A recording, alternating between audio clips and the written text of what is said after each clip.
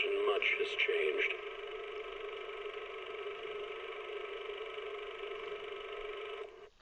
Whether it's yourself or the world.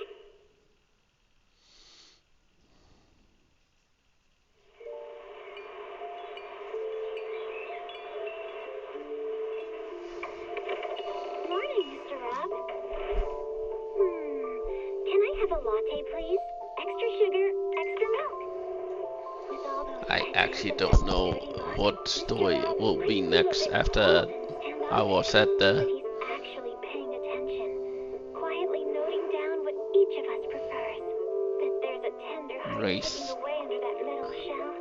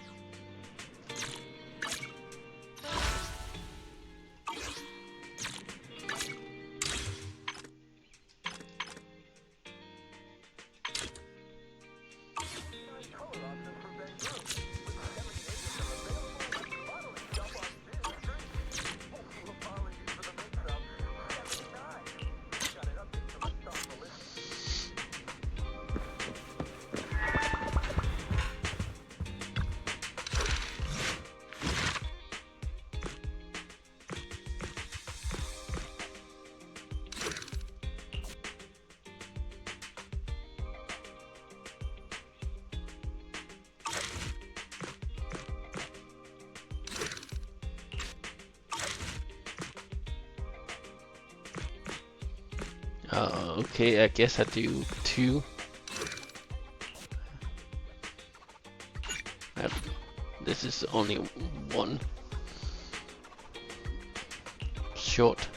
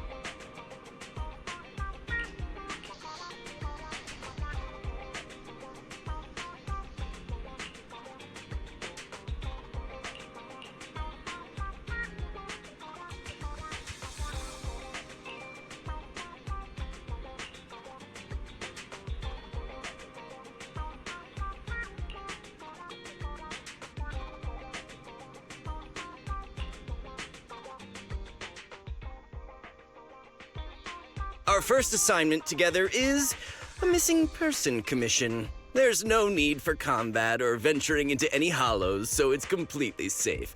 Honestly, I can't think of a better way to test your skills.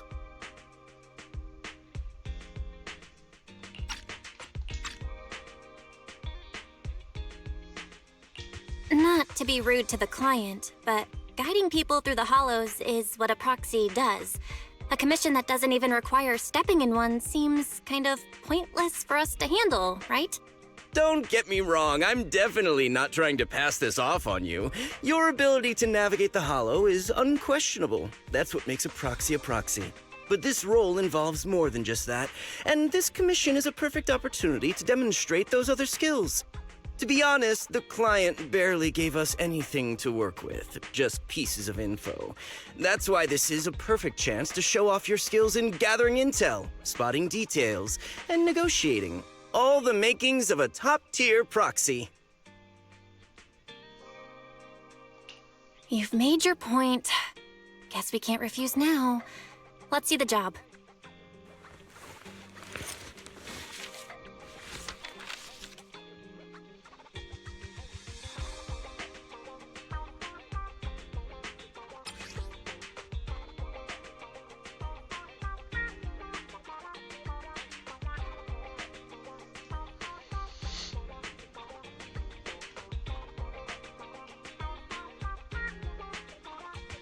The client has only provided us with these 3 clues.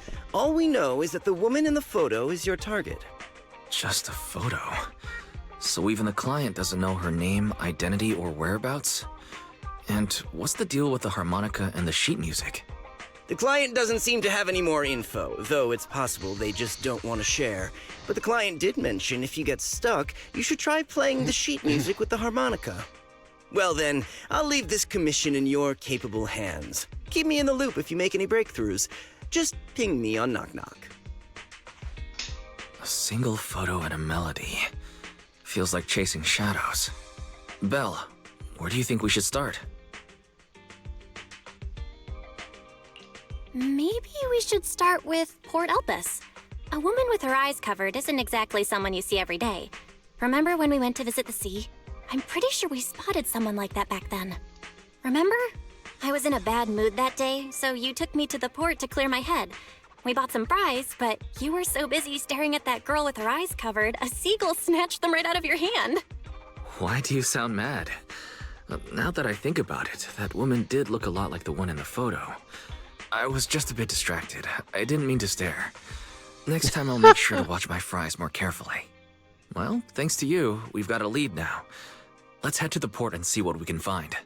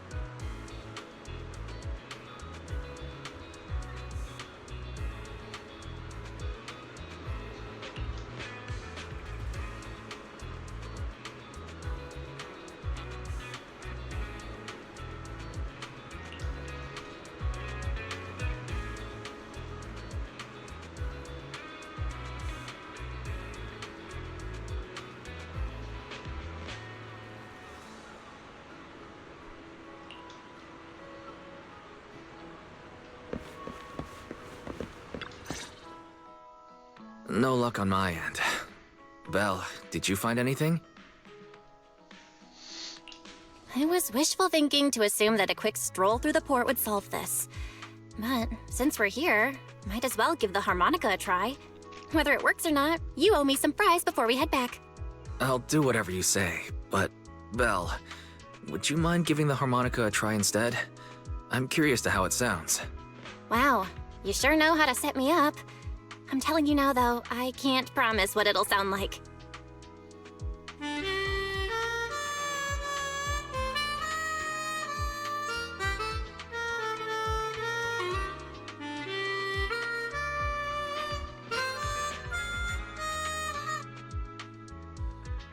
That's actually not half bad.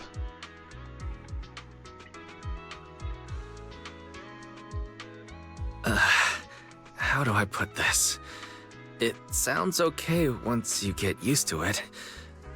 But nothing happened, so I guess we should just get some fries and head back. Excuse me. Were you the ones playing the harmonica just now? Sorry. My sister didn't mean to make such a commotion. We'll just... Wait. You're the one in the photo. Sorry about that. I didn't hear any footsteps, so I didn't realize you were right beside us. My apologies. Moving quietly is second nature to me. I didn't mean to startle you. If I may ask, where did you learn that melody?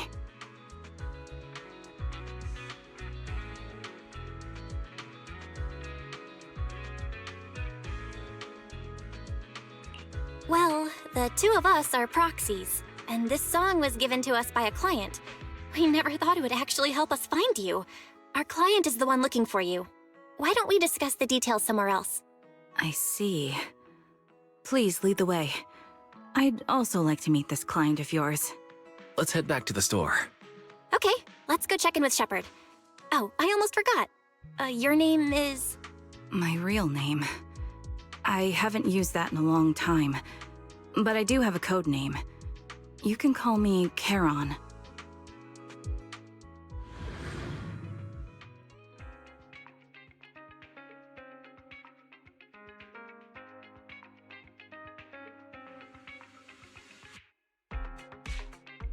Miss Charon, I just reached out to the information broker who posted the commission. He should be here shortly, and you'll be able to meet the client soon.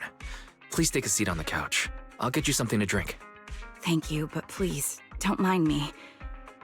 By the way, the second row from the top on your TV wall, third unit from the left, it has a connection issue. You might want to check it out when you have time.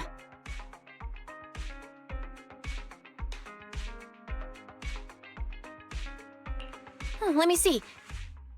You're right. How did you know? No wonder there's been some lag lately. I rely on my hearing. I lost most of my vision in an accident. I can just about make out the outlines of my surroundings. To move around like an average citizen, I've trained my other senses to be extremely sharp. I heard a faint buzzing sound. By moving around the room and noticing the change in sound, I was able to pinpoint the location of the faulty TV.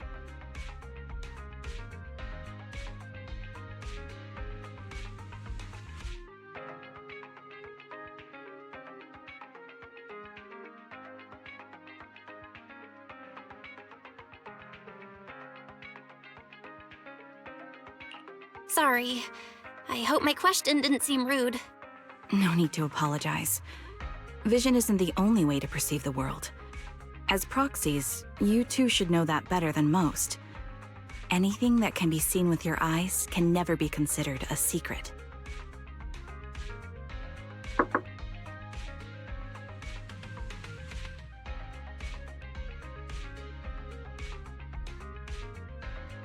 It's me again! You two found the target already? Wow, Phaethon, you guys are incredible. If you're always this fast, you could take on anything.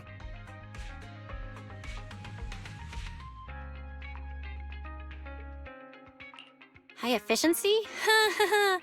It's nothing really. By the way, didn't the client come with you? Charon here would like to meet them. Where to start? It's great that you were able to find the woman in the photo, but there's a new problem. I can't get in touch with the client anymore. There's been no reply from his Knock Knock account since yesterday. I brushed it off at first, but there's still no reply today. Just when I thought he might have skipped town, his account suddenly sent me a location, the edge of a hollow. Who sends something like that in normal circumstances?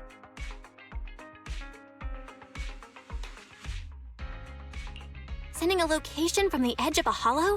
That's anything but normal. And the client hasn't responded at all? Either way, I'll keep trying to reach the client. I hope he's alright. Let's stay in touch for now. We won't be wrapping up this commission for a while. Sorry, but I overheard your conversation.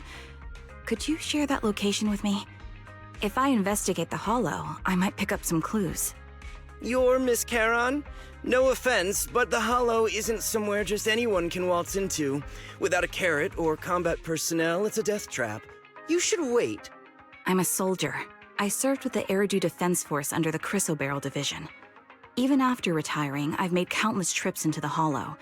You can trust in my combat skills. The heart rates of you and the two proxies here seem to have just spiked. Don't worry. My military days are far behind me.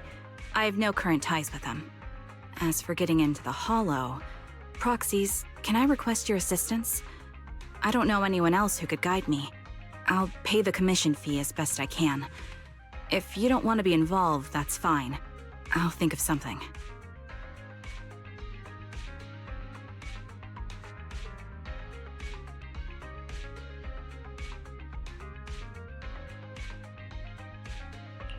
We'd like to find the client ASAP too. I mean, who's gonna cover our commission fee otherwise? Besides, if we said no, you'd just head into the hollow alone, wouldn't you? How did you know? So that was your plan? You just remind me of how Wizen I used to be. So desperate to find someone that we didn't even care if we were ready or not. Well, since Miss Charon wants to continue to investigate, I'm willing to act as the proxy for no additional fee. You can relax, Shepard. I see. That works for me. With the client still unreachable, my hands are tied. Please, look into the hollow, and be careful. I'm really sorry for troubling you both. Finding this client is very important to me, so I may have acted a bit out of line just now.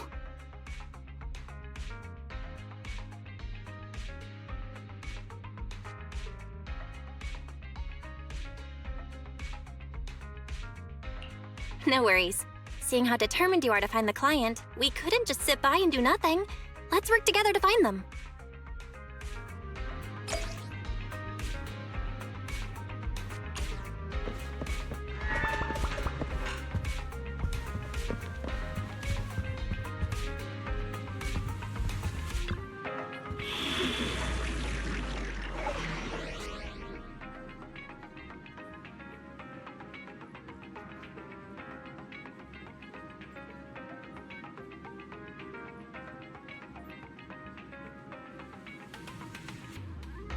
I actually noticed her mask changed color.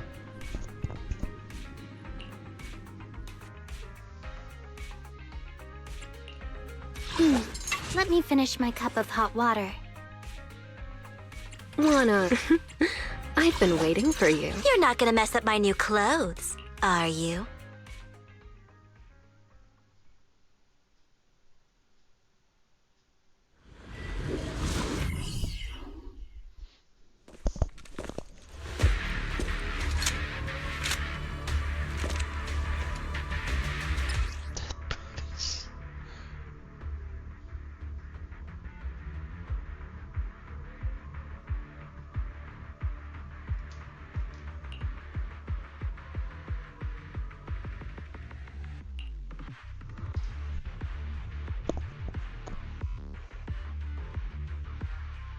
Miss Charon, I need some time to calculate the hollow route. Justin for win. Please wait a moment.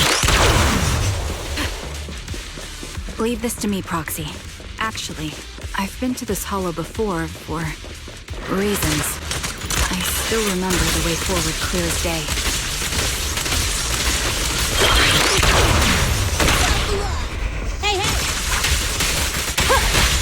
Oh? Why don't you wait just a little longer? Calculating a path doesn't take that long. Got your back. It'd be more efficient to retrace a path I've already walked. Please come with me, Proxy. The path ahead. It should be right around here. I wasn't here too long ago. Chance! Get away from me! One moment, Proxy. I might have misremembered. I just need to think. I'm sure you're well aware that hollows undergo periodic spatial distortions and reconstruction.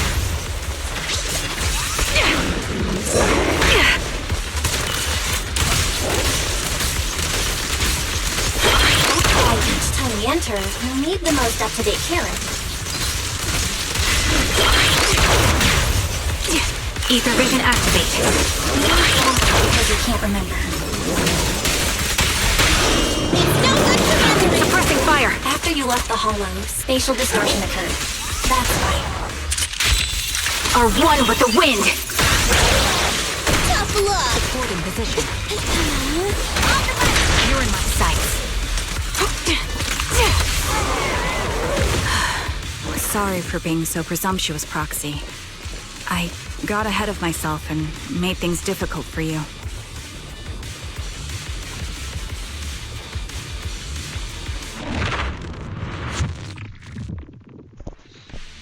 By the way, Miss Charon, how are you so fluid when you move and fight?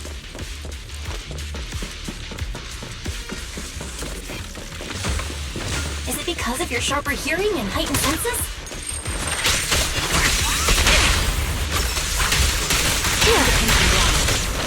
That's one part of it.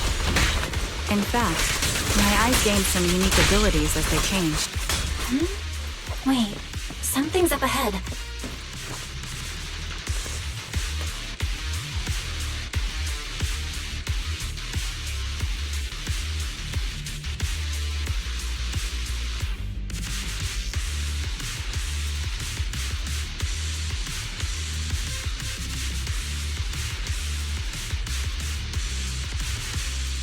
What could have happened?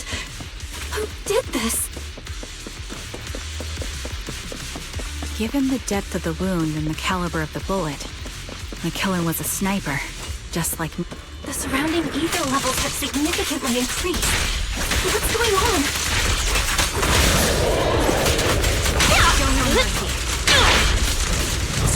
Hold on. Let me find what's causing the ether level increase.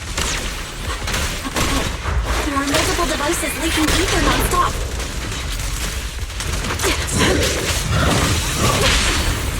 A little gift for ya. Neat and tidy! Those are high-pressure ether storage tanks, filled with highly concentrated ether.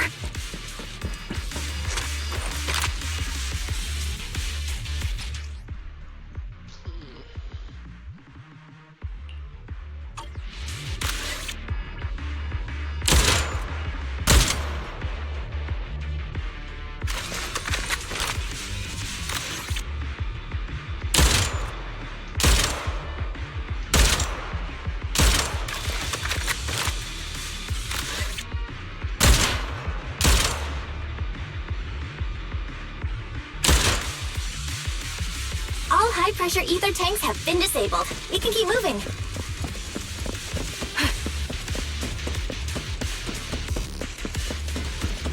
Wait, Charon? Proxy, there are 4 people over here. They're all still alive. I'm not detecting any ether fluctuations from any other life forms nearby.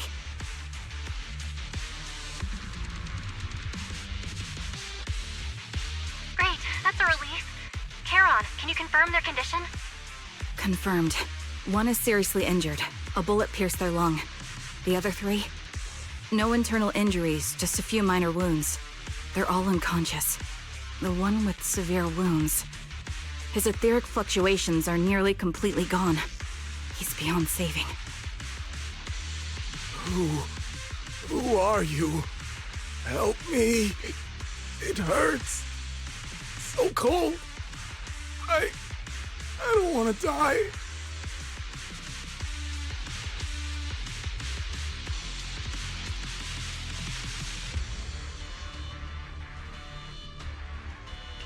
There must be something we can do.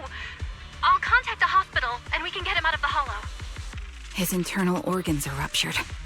He'll bleed out long before we can get him out. No rescue team can beat the clock when life fades this fast. Am I dying? I just want to go home.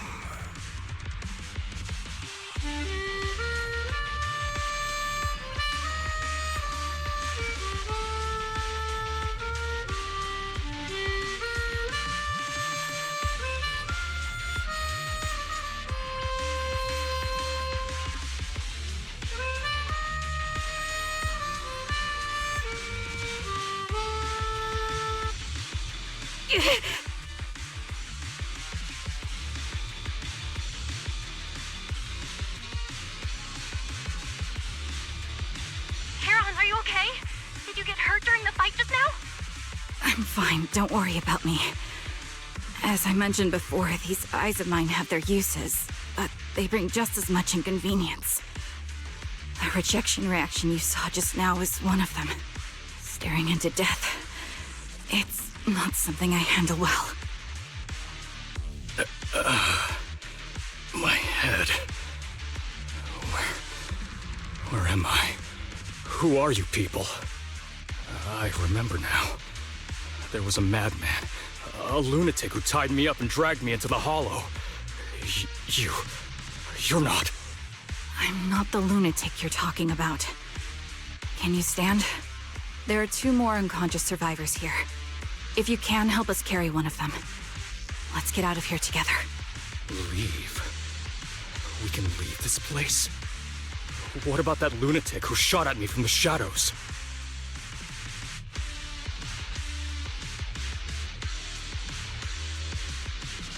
The culprit should be gone by now. Heron, let's get the survivors out. Follow me.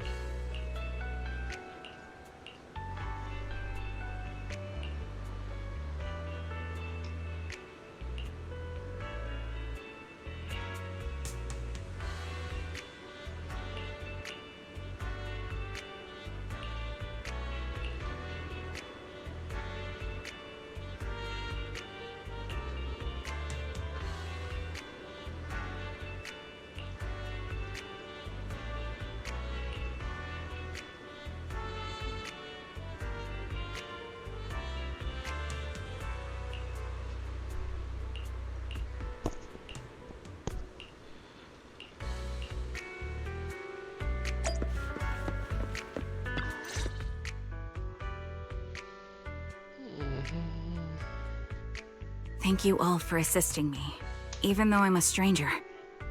You've given me valuable information. It's the least we can do after you saved our lives. If there's anything else you want to ask, go right ahead. I do have some questions left to ask. Before that, could the three of you introduce yourselves? I'd like to see if there's a pattern to how the killer chose their targets. I'll go first. My name's Zoe. I used to be a soldier in the Defense Force, but now I'm just working a regular desk job at a private company. Don't let that fool you, though. I've earned my stripes.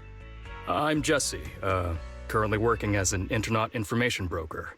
I'm still pretty new at it, though, so I can't think of any reason someone would target me. My turn? I'm Erin. I was also in the Defense Force, but now I'm unemployed. Actually, I have a question for you all. Did you see my friend when you were in the Hollow? She's about my height, with shoulder-length blonde hair and a mole under her eye. We were kidnapped together, but I can't find her anywhere now.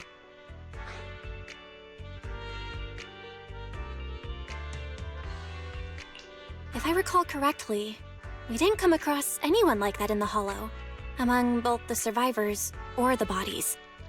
It's all right. I'll keep looking. I hope she's okay. We were always inseparable. We even planned to visit Scott Outpost together for Remembrance Day. I never thought something like this would happen.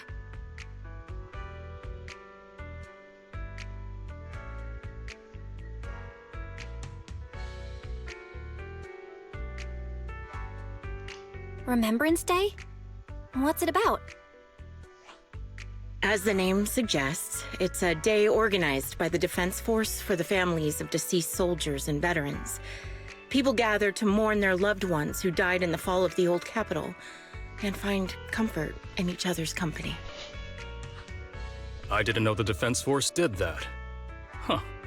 Maybe I should go check it out. If I can't find her anywhere else, I'll head to Remembrance Day alone. Maybe she'll show up there. Was your missing friend also a member of the Defense Force? Yes, she and I were in the same squad. Obsidian Division's Cartis squad. This sounds like a series of murders targeting the Defense Force. But Jesse wasn't with the Defense Force. No, you're probably not far off. Jesse claims to have been up front, but he neglected to mention he was once part of the Defense Force. Right, Jesse? Well, that's... I just don't like bringing up my past in the Defense Force. It's not like I'm trying to hide it. They're just memories from my time there that I'd rather forget. I was part of Obsidian Division's Noct Squad. That's the absolute truth. I was also in the Obsidian Division, Impera Squad. I don't know who those who died in the Hollow were, but it seems the killer really is targeting members of the Defense Force. Wait a second. If I remember correctly, during the fall of the old capital, didn't our three squads work together on a mission outside Hollow Zero? We did? I don't really remember.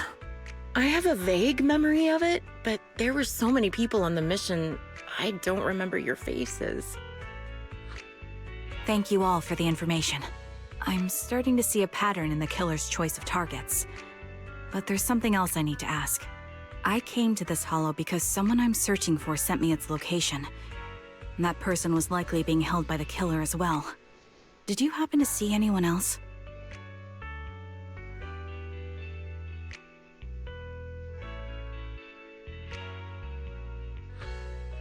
You're not giving us much to go on.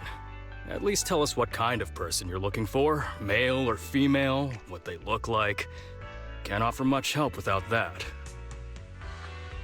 Sorry, I don't have much else to share. Even so, if any of you remember anything else that may be useful, please let me know. This is very important to me. You don't even know who they are, yet you're so determined to find them. Is it really going to be an issue if you can't find this person? Maybe. I've been searching for someone for a long time. They might be the key to achieving my goal. I see. Whatever happens, I hope you find them. If there's anything I can do to help, just let me know. Thank you. But please, prioritize your own safety. If the killer is targeting former Defense Force members, there's a good chance they'll come after you again. Stay vigilant. Of course.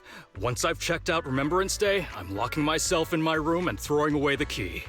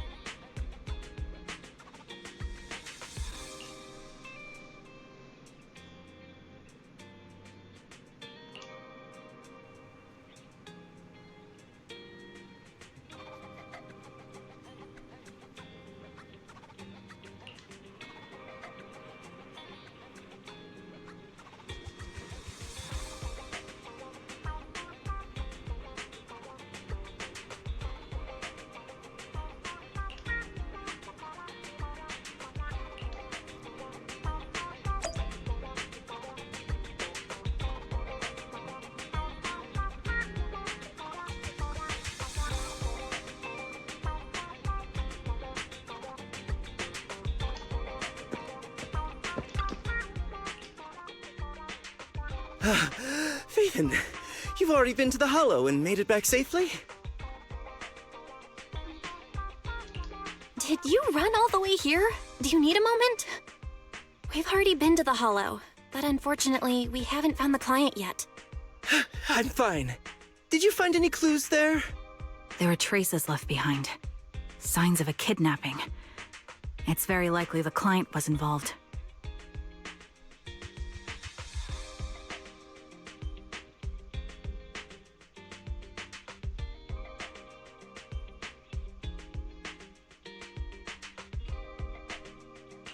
Yeah, it seems the client was kidnapped, brought to the Hollow, and later moved again. We're still looking for clues. But why did you rush over to the store? Did you find anything? Well, just take a look for yourself.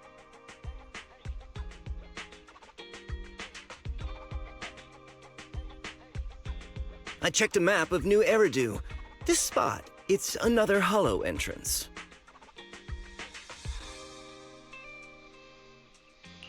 We've been chasing dead ends with absolutely no clues, and now one just appears out of nowhere? Something smells fishy here. You're sure it's just a disappearance for now and nothing more serious has happened, right? If that's the case, the situation is still manageable. No matter how shaky the clue is, let's keep investigating. Just be careful. Any casualties and this will become something beyond our control. At that point, stop the commission and contact me. I'll bring in some professional Hollow experts to deal with the situation.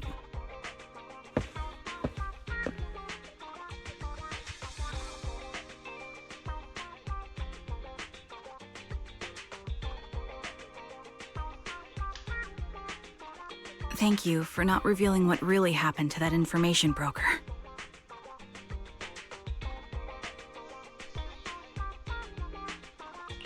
Don't mention it. But I have to ask, why are you doing this?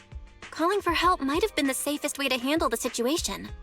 The killer is a sniper who has no qualms about taking lives. Judging by the victim's injuries, it's clear they know how to deal a fatal blow and how to inflict pain without causing death. Most Hollow Raiders lack experience dealing with snipers. If they encounter the killer, it's likely to end in a difficult fight, or worse, casualties. And besides, asking for help from others would only delay the search. The client is at risk right now, so I think we should follow the clues and enter the Hollow as soon as possible to ensure their safety. I helped you keep this from Shepard, but I have to admit, it's just too dangerous. What if this lead is a trap? Who even knows who's really behind the client's messages anymore? I understand, I really do. But what if we're late and something happens to the client? Why is the client so important to you, Charon? Would you be willing to tell us? Are you so set on finding them because they're connected to the person you've been looking for? The client's true identity might be the very person I've been looking for. And if not, they most certainly have some vital information. Since leaving the military, I've spent years searching for my missing teammates. They were more than just comrades who trusted me with their lives. To me, someone raised as an orphan, they were family. I've scoured countless hollows in every corner of New Eridu to find them, but I've never found a single lead. Until I met you and heard that melody on the harmonica. It's called Homecoming. My squad leader composed it. Only our squad knew it. And yet that client of yours not only knows the song, but also gave you the sheet music. Please, Proxy. This client is the only lead I have left. I'm certain my teammates are still alive. If this trail goes cold, I don't know when I'll get another chance to reunite with them.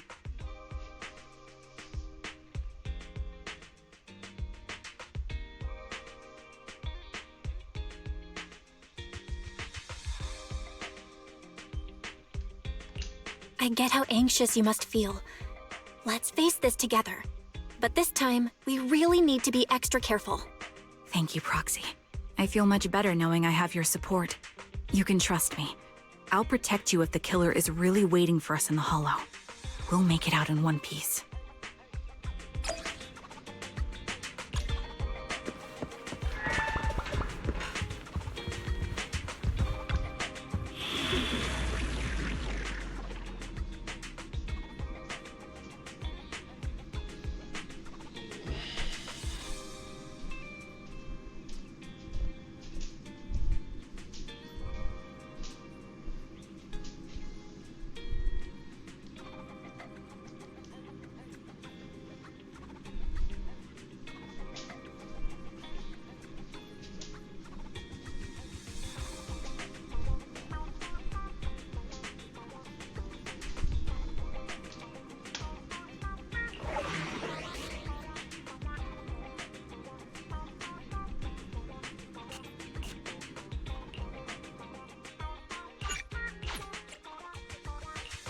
A new case to solve? Patrol mode activated. Wanna... I've been waiting for you.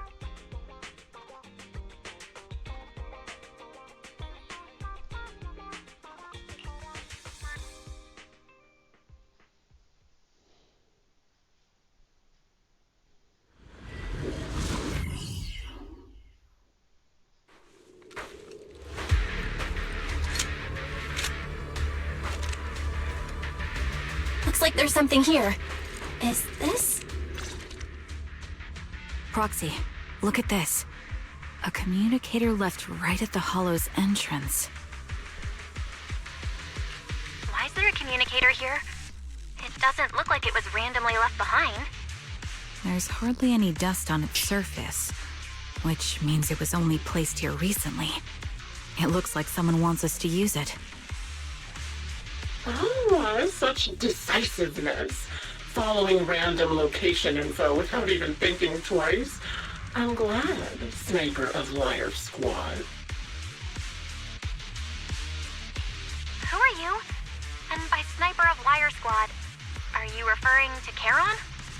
Sniper. Or should I say Charon now? Haven't you shared your past with our dear Proxy? If introductions aren't your strong suit, I'd be happy to show you how. You can call me Grim Vulture, the one behind this string of murders. You see, I've been working my way down a list, crossing off names. And now, Charon of Liar Squad, your name is next. Looks like you've done your homework on me. Just because my presence interfered with your plan, you've decided to take me out for good?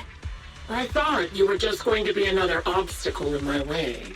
But now, with you in my sights, this must be some kind of destiny. I'm not sure what you're referring to, but I'm looking for someone. Given that you're waiting at the hollow entrance they shared, I'm guessing you have them. If you hand them over, perhaps we can make a deal.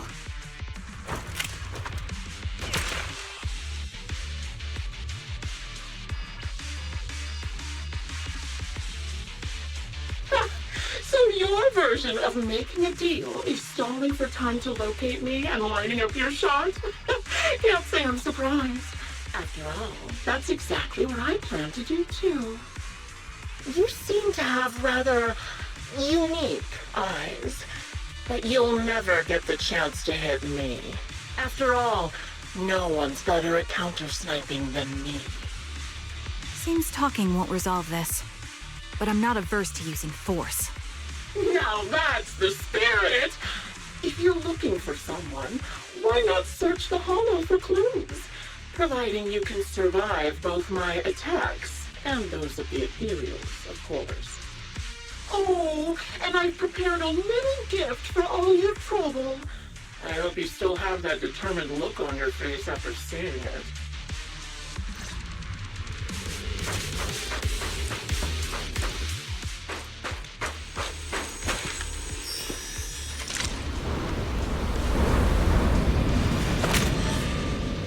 Watch out for Grim Vulture taking shots from afar. Recalibrating. Nothing we can do?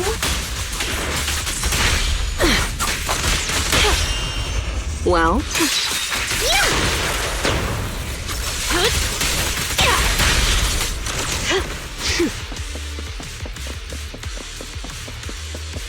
I found a box. Something feels off about it.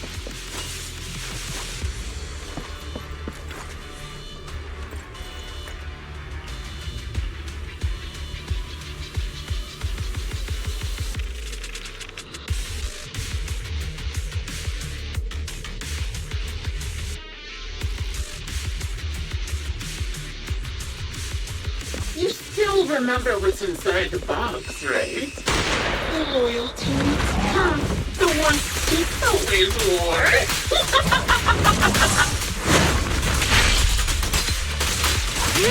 I'll pierce her through. Curious as to how he died. He took his own life. Well, it wasn't much different from being offed by ethereals. Another high-pressure ether tank. And a lot of ether...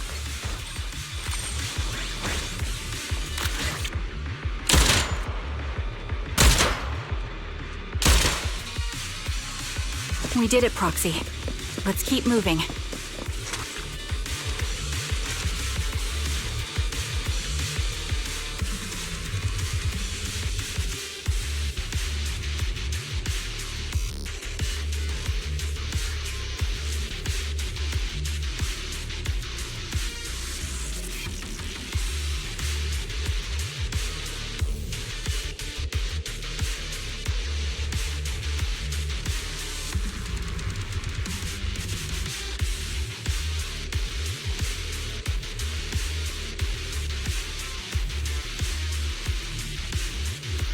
Acheron's favorite gloves. It wasn't easy getting my hands on them. Ether vision activate. As expected of such a famous, beautiful commander, even her gloves are stylish.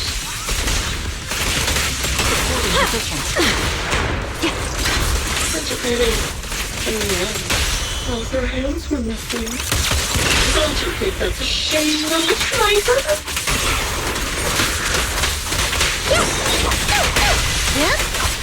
You're in my sight. Such beautiful hands, but they could no longer hold. material gnawed off her arm, and part of her leg as well. Don't hesitate. She still has the backbone. She stood tall. It's just as I said. She died from multiple fatal wounds. Even the most beautiful plant will wither without protection.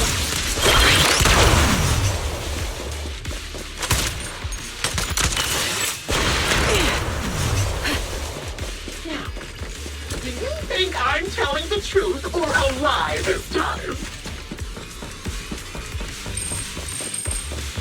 How long do you intend to keep up this game of cat and mouse?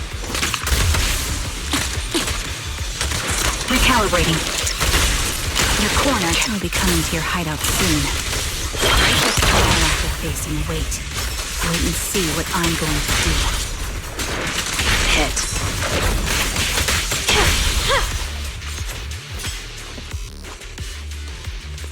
Good for you.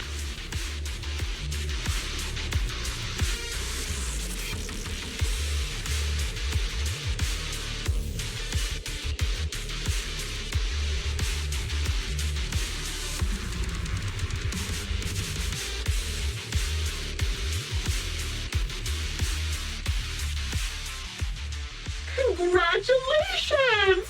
You found the third box. Inside is... Who was it again? Oh, right. A piece of bloodied fabric from Cocytus's clothes and some damaged engineering gear stained with Leafy's blood. There weren't enough boxes, so I had to cram them together. They're just a medic and an engineer. Not exactly combat material, right? Surely you're not mad, are you?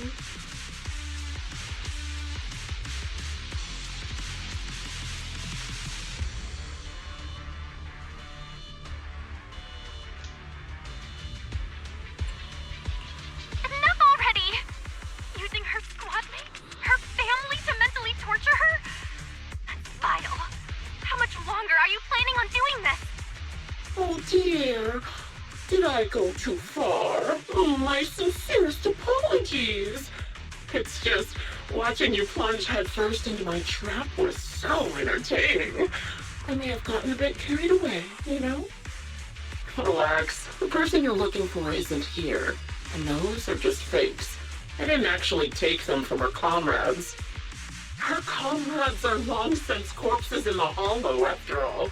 How could I possibly have gotten hold of their clothes?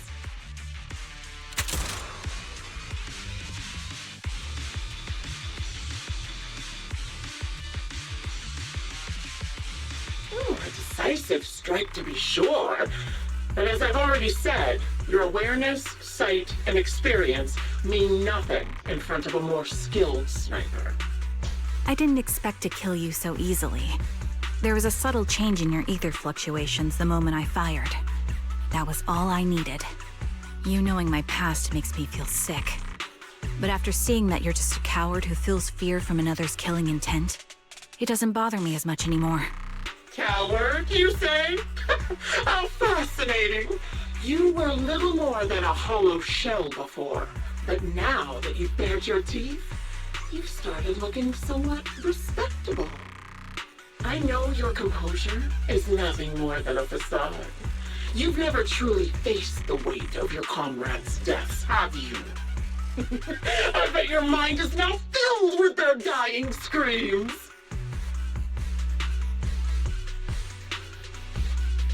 That's very mean.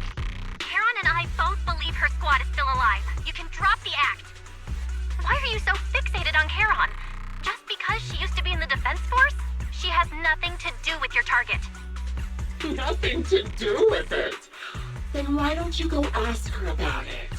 What surprises me more is you actually believe her teammates are still alive. Don't tell me she dragged you into all this danger without telling you anything. Shut up. If she won't tell you, I will. Those so-called alive squad mates of hers went missing during the fall of the old capital. I'm sure you know exactly what that means. When the old capital fell, countless Defense Force soldiers were either killed by Ethereals or became them. The surviving soldiers, struggling to defend themselves, never had the opportunity to carry their comrades' bodies out of Hollow Zero. Obviously, her squad mates, the members of Liar Squad, were among the dead. But since their bodies were never found, she insists they're still alive, even going as far as to deceive her own proxy. It's laughable. I didn't lie to the proxy. They're alive. I have proof. Someone like you could never understand. I could never understand? Huh. Do you think it's hard to understand your childish thought process? If you really have solid proof, why not tell me? Come on, let's hear it! My eyes. I lost nearly 90% of my vision during the fall of the old capital. But in return, I gained the ability to see what others can't. Every second of every day for years, I've seen my squad mates. Not as fleeting shadows, but vivid and lifelike. They've never disappeared. They're alive, waiting for me to find them. Why else would I have been given these eyes?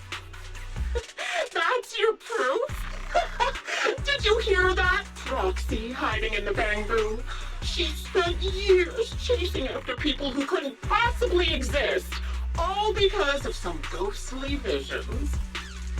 You'd rather believe those visions of your teammates are real-time projections than accept that they're dead. What if I told you the way I described their deaths before was the absolute truth? Will you finally face reality? Or will you keep fooling yourself, believing in ghosts? I guess you'll keep deceiving yourself, because that's how you survive. I'm not lying to myself. I really want to find your squad mates who have been missing for years and were officially declared dead? You couldn't protect them when the old capital fell, and now you're just making up stories to fool yourself. To give yourself some so-called reason to go on, to latch on to any stupid excuse. You're just a selfish, naive coward who did nothing and couldn't do anything when your comrades were dying.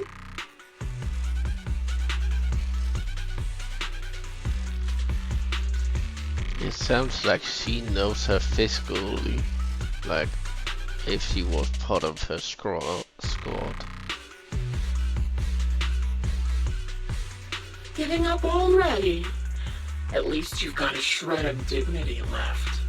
Nothing disgusts me more than a useless hypocrite. Enough of this. Time to die, coward. Charon is not a coward. Someone who'd enter perilous hollows just to find what they seek. Someone who'd play music to console a dying soul, despite the pain in their eyes, is anything but a coward.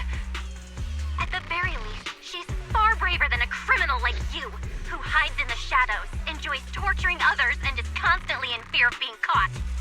Proxy, Your proxy sure has a way with words. I won't waste any more of my breath. Just die already.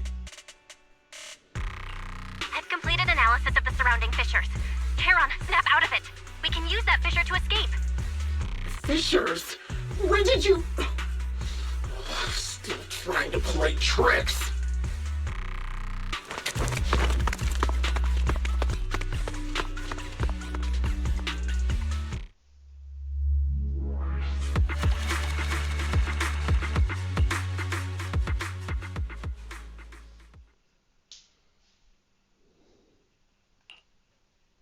Charon, do you want some hot cocoa? I'm sure you're exhausted after such a tough fight. You should get some rest. Thanks, but I'm fine. Don't listen to Grim Vulture. They'd say anything to get under your skin. Once we start doubting the truth, we've fallen into their trap. No, Proxy. I think Grim Vulture has a point. Maybe it's all just in my head. The things Grim Vulture left. When I touched them, I was reminded of the day the old capital fell.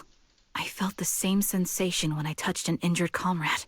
I tried to shake off that feeling, but the truth is, I I can't stop thinking about the possibility that all my squad mates are dead.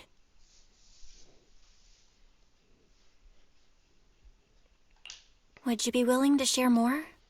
What really happened to you and Liar Squad on the day the old capital fell? That day, in the first hour Hollow Zero started expanding, Defense Force HQ thought it was just a normal Hollow disaster, and thought they could suppress it with the standard amount of troops. Liar Squad was among the first troops sent there. Before we left, our superiors promised reinforcements would be on the way to support us in combat, so we didn't need to worry too much about facing the Ethereals.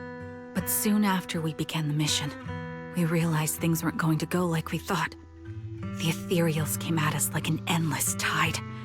The Hollow expanded beyond control, and more importantly, the reinforcements never came. The Defense Force troops outside the Hollow soon realized this was no ordinary disaster. Hollow Zero was devouring Eridu at horrifying speed. The reinforcement plan was called off, and the promised troops retreated. Honestly, even if they had come to help, it wouldn't have changed anything. I watched as members of the advanced force around me died one after another, or were corrupted into Ethereals. Our squad slowly lost the strength to maintain formation. I was a weak point in our formation. An ether shot fired by an Ethereal hit my eyes, corrupting them. Because of that and several other wounds, I shortly lost consciousness. I'm not sure how long I was out, but just before losing my vision, I briefly regained consciousness. The last thing my eyes saw was my squad mate standing in front of me, looking back. When I woke up again, I was already back at base. The higher-ups detonated the Shiryu pillars, and finally managed to bring Hollow Zero under control. I don't know who rescued me from the Hollow, but none of my squad mates had made it out. For some reason, the image of my squad mates being the last thing I saw has stayed in my mind. It must be some kind of sign. A sign that they're still alive. Don't you think? They must have continued fighting after I fell unconscious, eventually getting lost in some hollow and losing contact with the main force, left to wander between the various hollows of New Eridu. That must have been what happened, right? The Defense Force? Civilians? No one believes me. So I decided to find them myself. The reason behind these eyes, it's got to be to guide me to finding them still alive. Am I wrong, Proxy? Are these eyes pointless? I knew that's what you thought.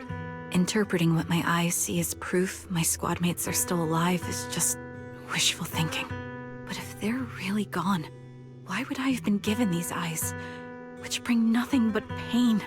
If they're truly no longer alive, how can I apologize to them in person? Tell them I'm sorry. Sorry for being so weak. Sorry that I failed to protect them. Their faces are all so blurry. I can't see their expressions. I can't even bear to look at them. If their final look at me was filled with resentment and disappointment, I wouldn't know how to handle it.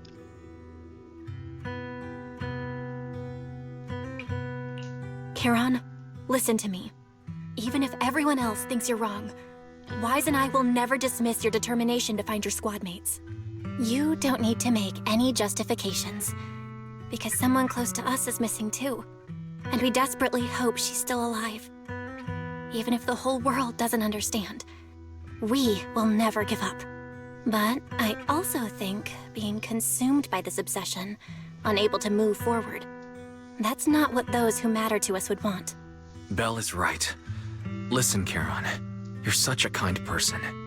Maybe that's why you feel responsible for protecting everyone and blame yourself when you can't do enough. But you don't have to carry it all on your own. Yeah, right now, the best thing you can do is trust us. We can be sure that Vulture hasn't killed the client yet. As long as we have that lead, there's still hope. We'll support you. No one can dismiss your determination or will. No matter how things turn out, we'll stand by your side and we'll face it together. Proxy. My ear is so itchy. I feel better now. At the very least, I want to keep investigating. I'm not just going to stop here.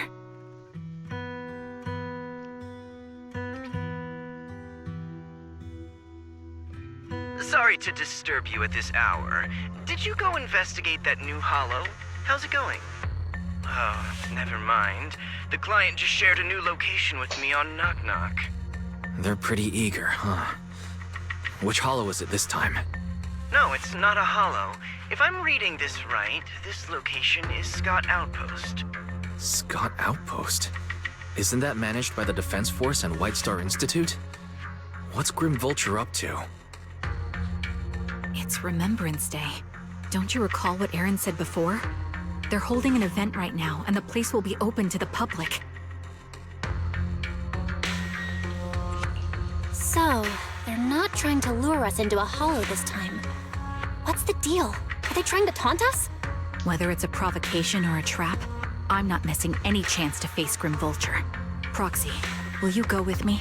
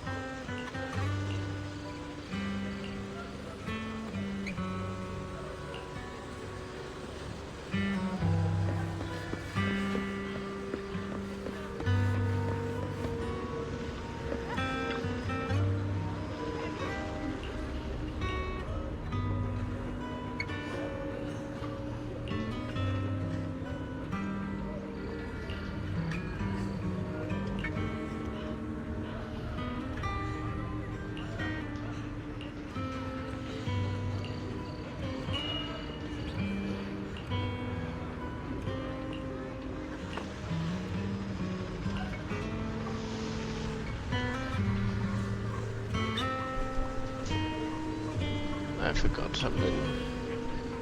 I forgot to grab a water bottle from my kitchen.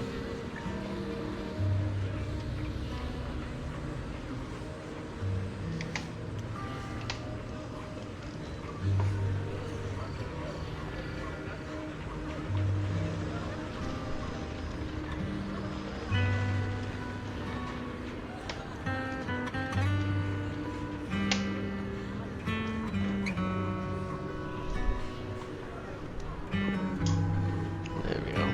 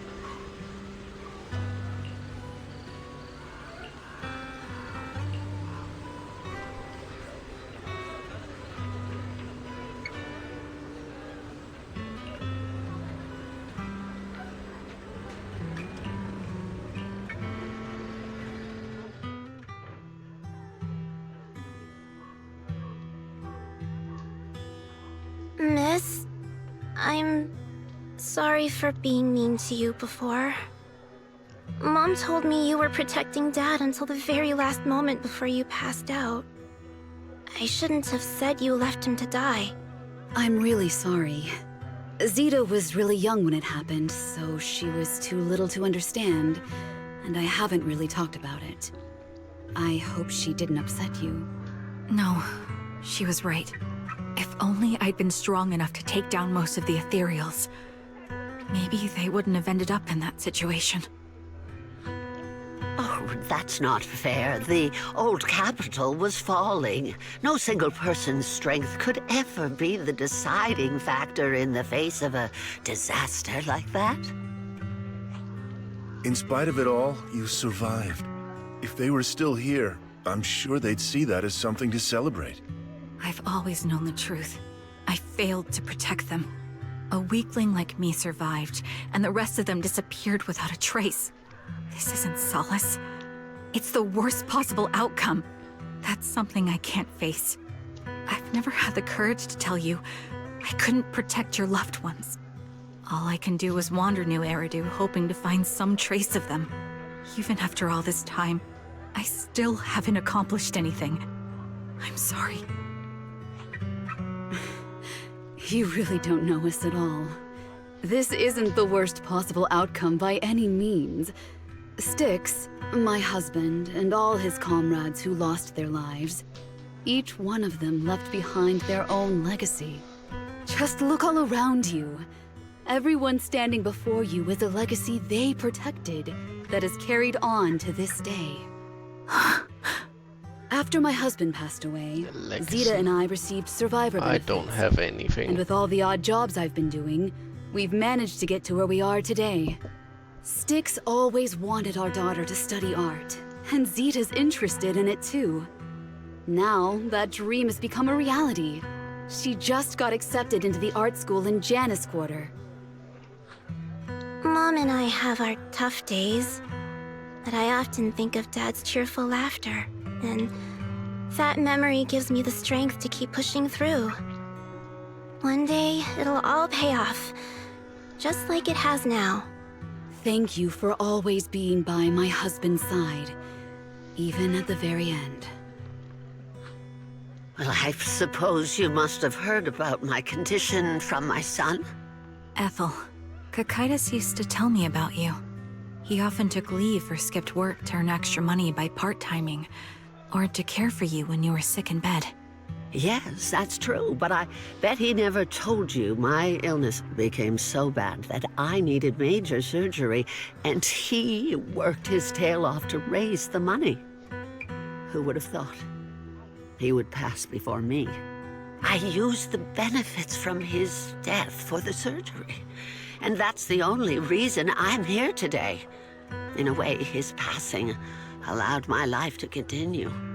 Every time I think about it, I feel like I need to keep my body healthy and live a few more years. The sights I see, I believe he can sense them from somewhere far away. When I was too weak to take care of him, it was you and your comrades who stayed by his side. Thank you for everything that you've done for him. As for me, well, I'm currently working as a fashion designer. A fashion designer? Is that because of Acheron? It is.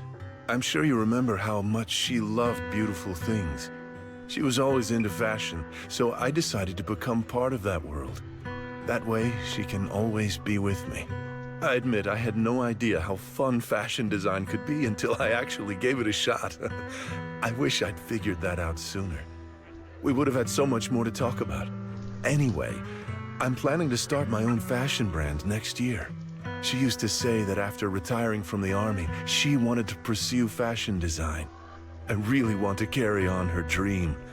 It feels like my life's purpose. You know, she used to talk about you when she came home for the holidays.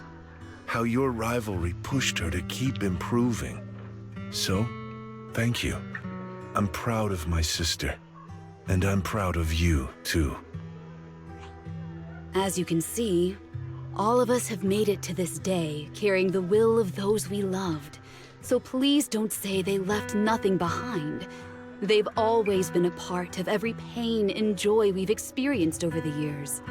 Please remember, everything and everyone in New Eridu is only here today because you all risked your lives in battle. Thank you. Thank you, everyone. It's been wonderful to hear about how you're all doing and to listen to these words. I'm so glad I decided to come here on Remembrance Day. Speaking of which, I wasn't expecting to see any of you. What brings you here today? I could ask you the same thing, Ethel. Last time I asked, you said you weren't coming. I only came because I suddenly got a DM from Nathan. He said he really wanted me to be here. I'm here because of Nathan's message, too. He was pretty insistent, so I thought he'd be here. But I've been looking around for a while now. I still haven't seen him. So it's the same for all of us. I responded to his message, but he never wrote back. Isn't that strange? Sorry, but who's this Nathan you're talking about? Nathan is Lethe's younger brother. Frankly, out of all of us, he's probably the one who wants to see you the most. He used to be part of the Defense Force himself, and... The day the old capital fell, his squad was responsible for supporting the forces that had already entered the Hollow, which included all of you. He's told us that story so many times. When they saw how bad things were in that Hollow, some of the reinforcements called off their plans and pulled back. He tried to stop them, but there was nothing he could do. He always blamed himself and wanted to find you to apologize. But the truth is, the reinforcements retreating was inevitable. Shortly after their retreat, headquarters issued the official order. We all lost someone in that disaster. And for a while, we resented the reinforcements for their decision. But over time, we came to understand it and eventually let it go. There was no avoiding casualties in that battle.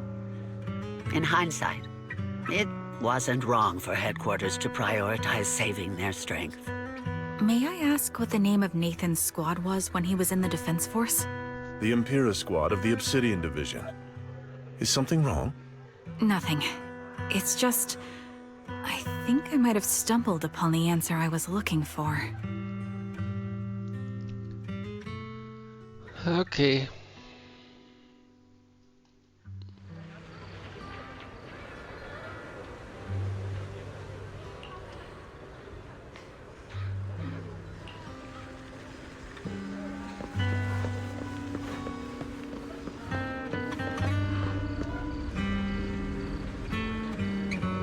Is that his twin? Is that Zoe on the podium? Is she here to speak for the soldiers? That seems fitting. She's cut medals after all.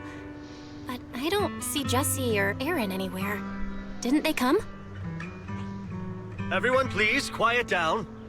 Zoe of Nemesis Squad, a representative of the veterans, will now deliver the Remembrance Day speech. Hello, everyone. I'm honored to stand here and speak on behalf of all of the soldiers of the Defense Force. Today, we gather to commemorate Remembrance Day, a day born from the tragedy of the old capital's fall. Many of us lost relatives or friends in the disaster, and I am no exception. Every member of my squad perished in that battle, leaving me as the only survivor. Losing the friends you cherish to the Hollow is a pain that never fades. It's a sorrow that will stay with us, now and forever. However, to the families of the fallen soldiers, hold your heads high with pride for your loved ones who gave their lives. They fought to the very last moment when the old capital fell. Death isn't the end, nor dishonor. It is their eternal medal. They gave their lives facing an unstoppable disaster, exchanging their sacrifice for the world we have today. In doing so, they fulfilled their duties as soldiers to perfection. Without the blood they spilled, Eridu would not have endured, and new Eridu would never have risen from the ashes. In honor of the wishes of the departed, look ahead, people of New Eridu. Our thoughts and remembrance of those who passed will be carried in every flicker of candlelight and in every bouquet of flowers.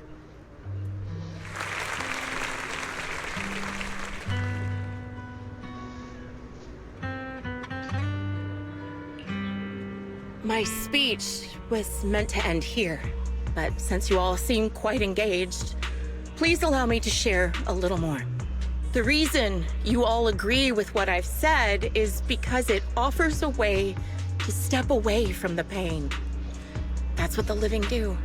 They seek ways to ease the weight of others' deaths so they can find a way to start over.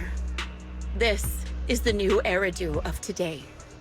A huge disaster consumed the old capital, and the people who survived it keep saying things like, treasure the moment and start fresh to numb themselves, hoping to forget the nightmare.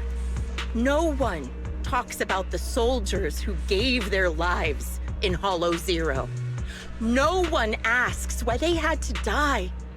The brave gave their lives battling the ethereal onslaught, while the weak survived. This is a new Eridu, built by weaklings. Its order founded upon their way of thinking. Your applause makes me realize you all accept this logic. Each of you had loved ones who sacrificed their lives in the fall of the old capital. And now, you're thankful that someone has encouraged you to move on from them. What meaning does the sacrifice of those who died have if you all choose to forget? Have you never thought about why your own loved ones had to die? And why no one is responsible for their deaths? Miss Zoe, there's not much time left for your, Open your eyes! I'm speaking to those who have lost loved ones! If death is the medal for the fallen, then pain is the cross the living must bear. If you fear its weight and run from the suffering, the soldiers will never find peace in their eternal rest. To tear the wound open once again, so you'll never forget the searing pain! That's the real meaning of Remembrance Day! I don't agree. Charon, I didn't expect you to be here for Remembrance Day. How are things going with your search? Seems like you have something to say. Among the people standing here, there's a woman who raised her daughter with the survivor benefits left by her husband. Another who's been able to carry on with her life thanks to the final efforts of her child. And yet another who's found purpose because of the influence of his late sister. The will of the deceased lives on in every person here. The soldiers who died during the fall of the old capital fought for this. The future that their loved ones are making for themselves now. The old me might have agreed with what you said, but someone taught me that pain and hardship can lead to hope. They helped me see that hope could be inherited, not just destroyed when life fades. That's why I believe the departed didn't leave us wounded or with a heavy cross to bear, but with a melody. Each of us holds a harmonica that plays the melody of life. At first, it may sound awkward, but it will eventually flow smoothly, taking on our own style, until it merges with our soul. You seem quite certain about what you're saying. Tell me then, what kind of melody is left behind by those we've lost? I'm not sure. I can't picture the exact melody, but I trust the answer I've chosen. And I trust everything I've seen and heard. A vague and insubstantial answer, isn't it? I was right about you, Charon. From the moment we met, I knew we'd never really understand each other. I'm sorry you feel that way. Everyone, I apologize for taking up your time. My speech ends here. Please feel free to continue with your visit.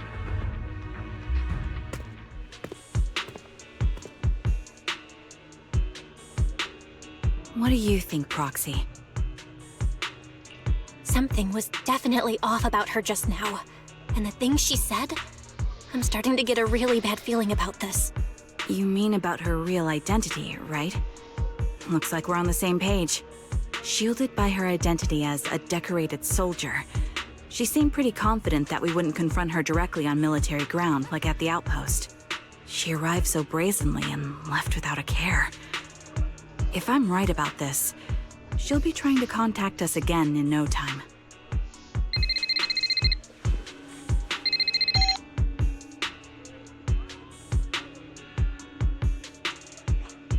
Looks like you're a little busy, so I'll keep it short. The client just sent me a location via Knock Knock, along with a picture of several unconscious, tied-up individuals. I'll send you the location shortly. It should be an entrance to the Hollow in Port Elpis. At this stage, I don't have any further requests. My only hope is that you'll proceed with caution. A location with a picture of the hostages. Looks like Grim Vulture is losing patience and wants to put an end to all this. Charon, what's your plan? With everything that's happened, no matter what you choose, I'll stay by your side till the very end.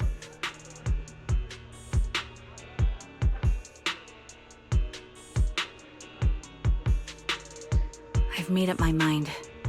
Proxy, please accept my official commission. Help me venture into the depths of the Hollow to rescue the client and any other hostages. It's time to put an end to this. It's up to me to stop Grim Vulture. Stop her from crushing everything in front of her with that heavy cross.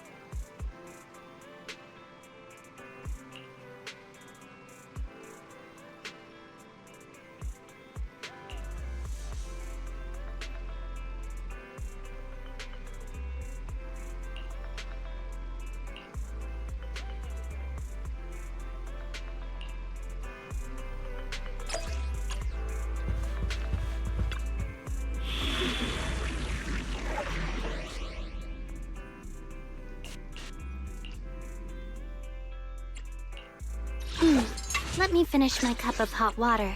Wanna be my research subject? I've been waiting for you.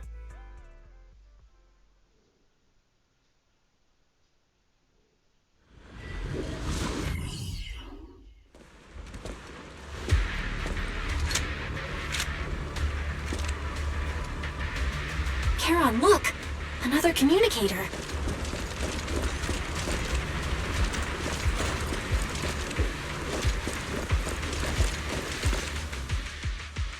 Another communicator.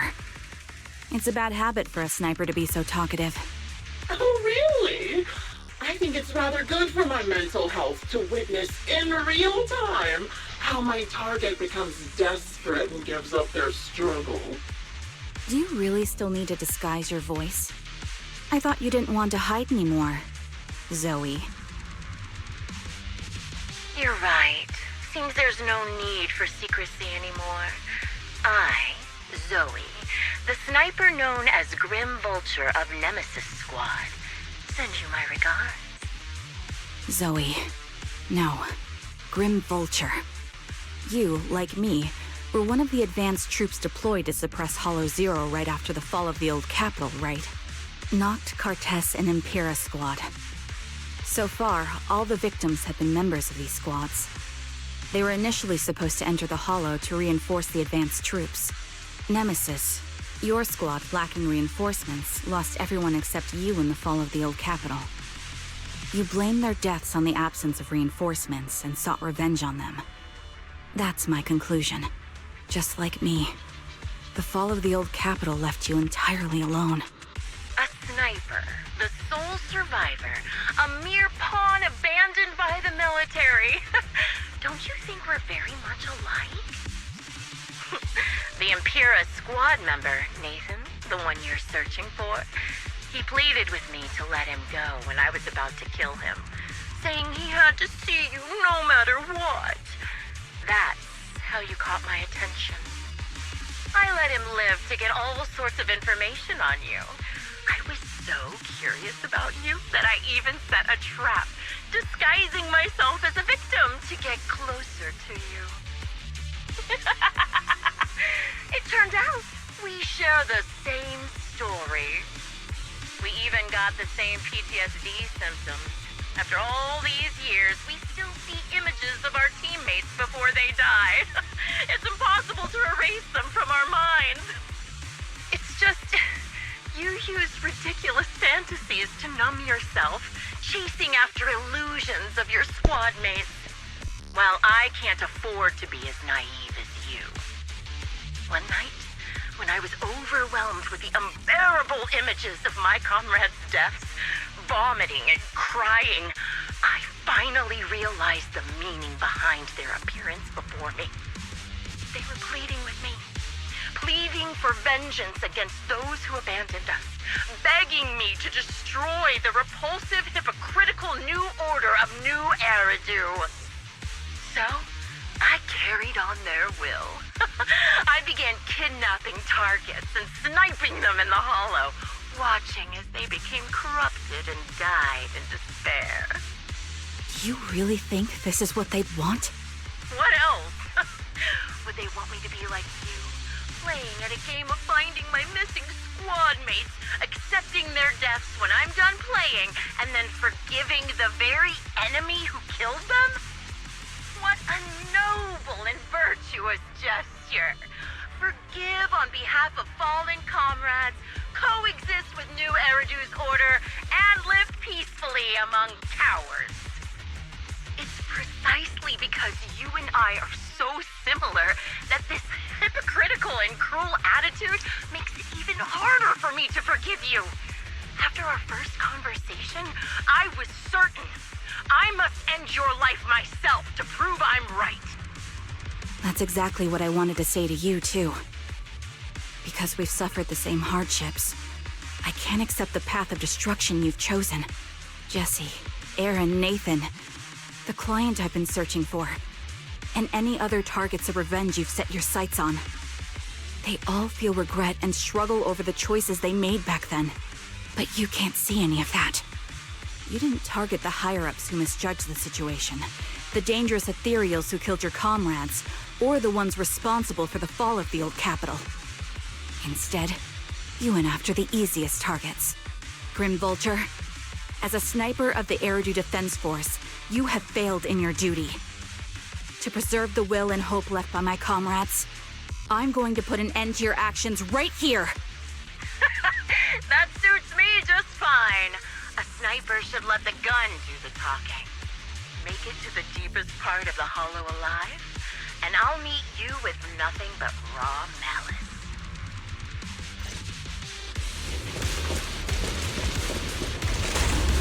Since you made it here, let me reward you with a few things you don't know. Noct, Cartus, Impura, and many other squads. Did you know the reinforcements that were meant to back us up ended up deciding to retreat?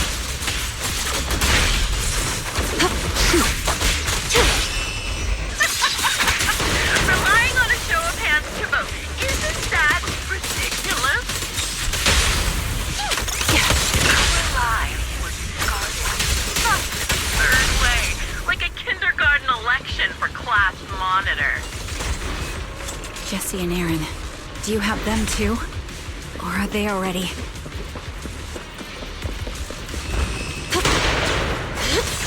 You still care about them? Or should I say... I'll make it painless. It looks like I haven't made enough of a threat to your life, and you still have the time to worry about them. Don't regret.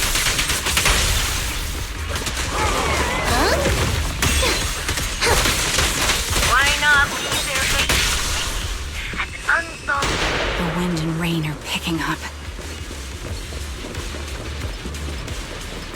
This extreme weather is perfect for sending in your Greg. Don't you think? No one will hear your screams and cries if you die.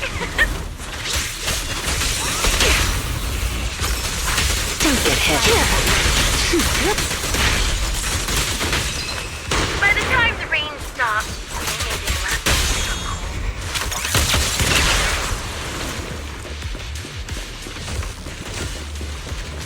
I wonder. You made it. Part of the hollow squad. But its determination deserves praise. Now, time for the final showdown with your green line.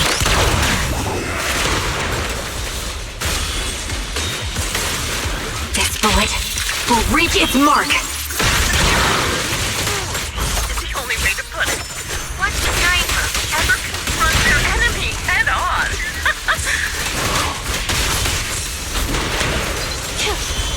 Round them up. I've prepared a little gift for you. This is your requiem. I made it. Dangerous material by abducting and corrupting a high-ranking officer.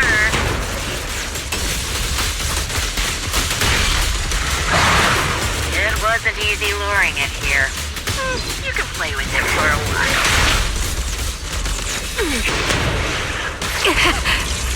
As for me, I'll watch you from above, waiting. Then I'll put a bullet right.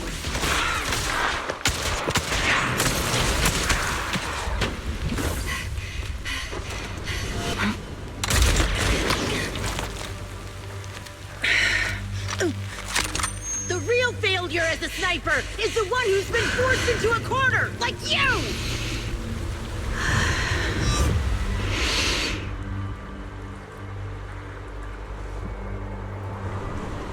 The wind. It's shifting.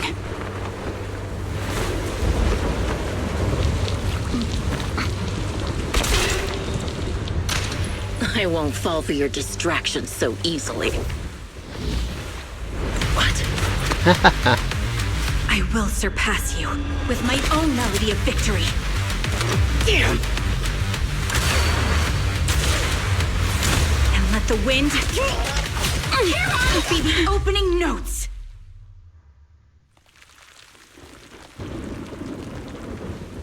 They both hit you. No! Wake up! Oh, she got hit in the shoulder. What's this?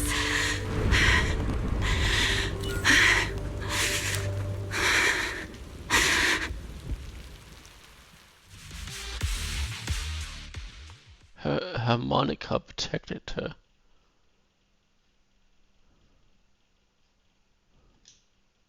Just you? Where's your friend, the proxy? The proxy went to rescue the hostages. I want to speak with you alone. A sniper should always monitor the changes to their surroundings, factoring the environment into their tactics. Being blinded by the intent to kill and failing to take this into account was your downfall. Didn't expect to be lectured by a youngster. What a disgrace. When my view was blocked, I realized you'd used the visual blind spot to reposition. So I adjusted my aim accordingly. But I still couldn't hit you. Your prediction and accuracy were spot on. I was just saved once again by this. By both this harmonica, and by my former comrades. Are you trying to say that this is destiny? That it's the will of my companions guarding me? I lost to the wave of ethereals, to the military's betrayal.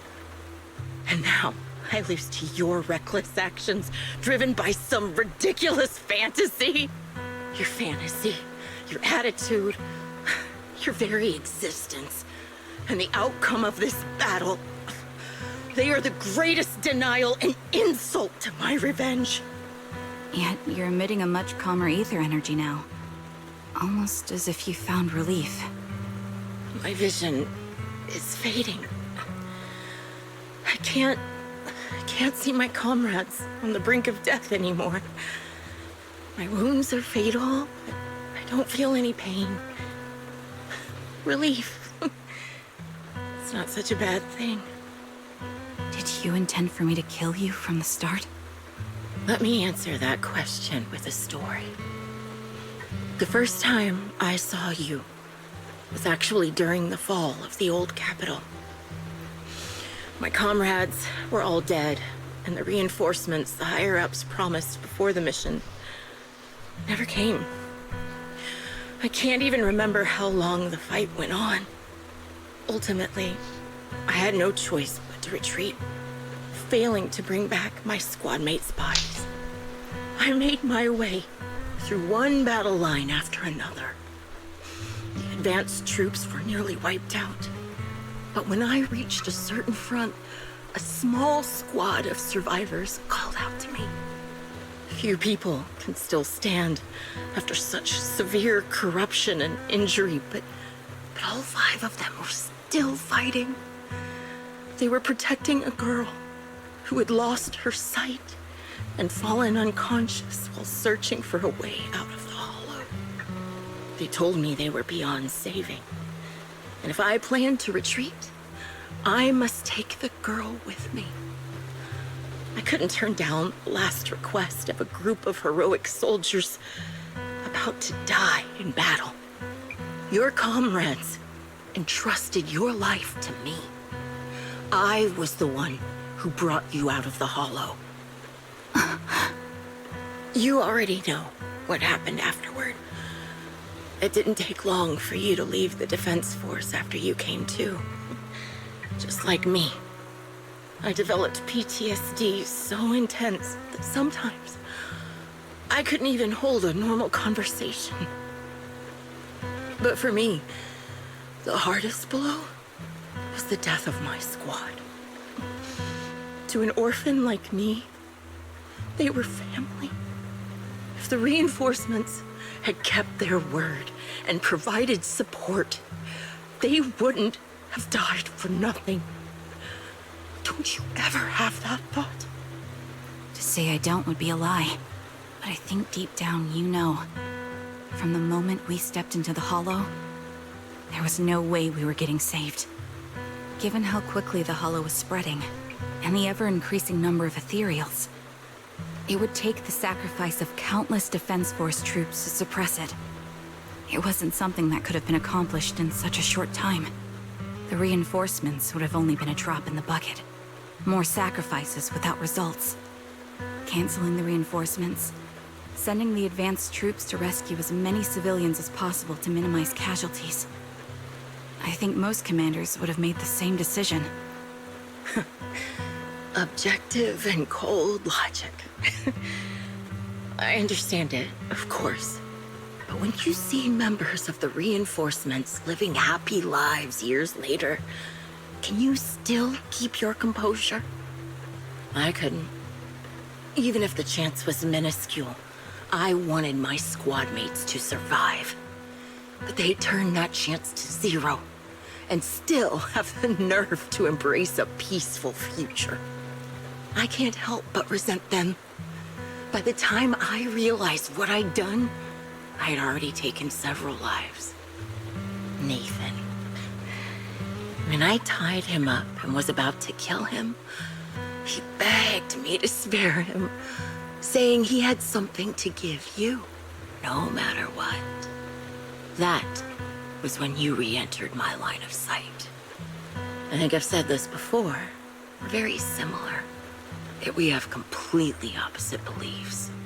After meeting you, I became even more certain. In the face of suffering, I chose destruction, while you were destined to choose to protect. But you're still entangled in your obsession with your squad mates. If this continues, you'll eventually sink into a void of despair.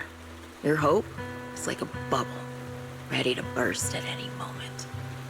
The version of you I want to kill is the complete one, who can firmly reject my answer. If you haven't found your answer yet, then I'll be the one to push you forward. I kill you, or you end me. Either way works. But after seeing your growth, maybe I'd prefer you to step over my body. That's the final answer. Why? Emptiness and doubt. No matter how many targets of my revenge I took down, nothing changed. Aiming my gun at former comrades, drowning in hate and rage, all it left was a hollow emptiness. But you're different. You've gained unconditional trust from the proxy. You have the courage to fight through my trap. And eventually, you'll have a melody that's uniquely yours. My belief has faltered. I finally remember. My squad mates were fools, just like you. You're right. They would never want me to become this way. I talk about carrying their cross. But in truth, I never carried their will. So be it. Take the hostage and go. A villain stained with the blood of others deserves nothing but a miserable end. I'm looking forward to how long you'll be able to protect those in front of your eyes.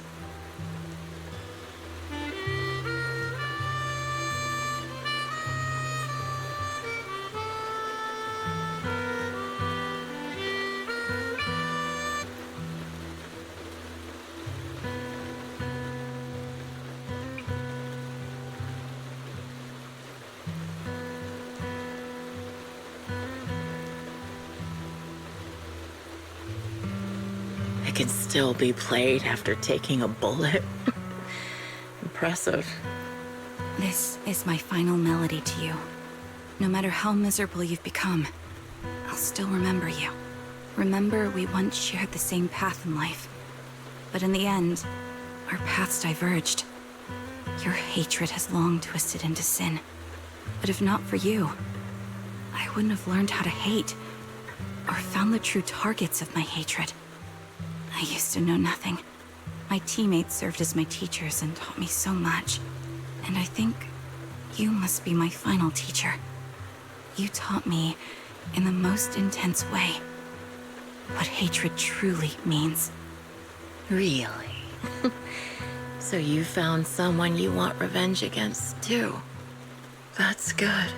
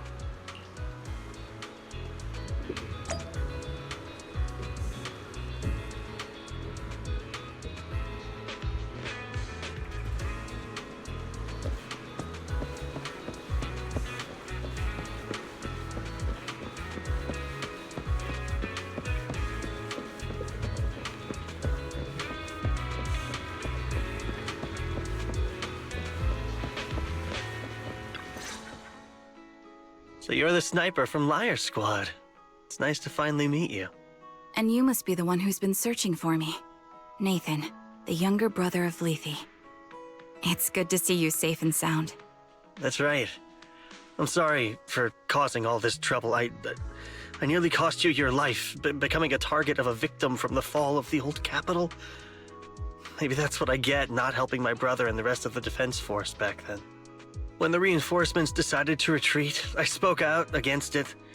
I had family among the soldiers already in the Hollow, but I didn't have the courage to take that step. The one that might have cost me my life. I'm sorry.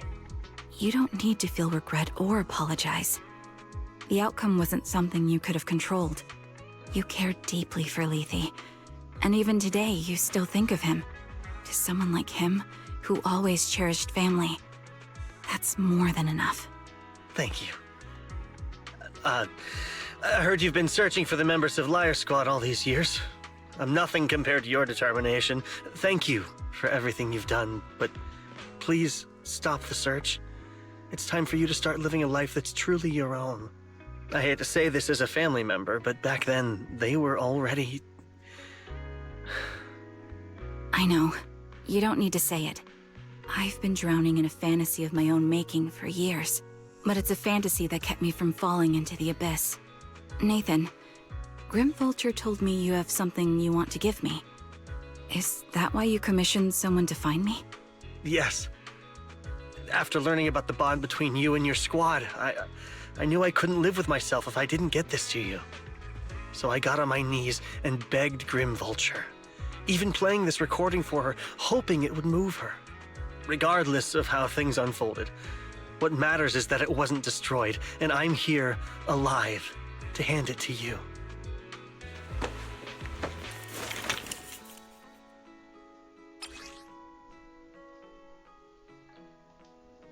I found this while going through my brother's belongings. It's been tucked away for years. There's a recording on it, and I think it's a gift Liar Squad made for you, but never had the chance to give you. Thank you so much. Do you mind if I listen to it now with the proxies?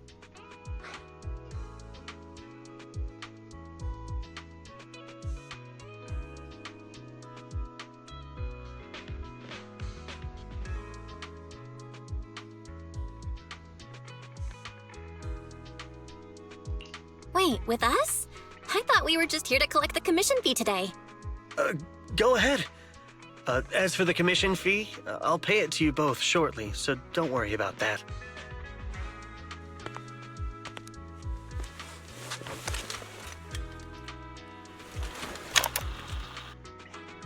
Hey, hello? All right, it's a recording.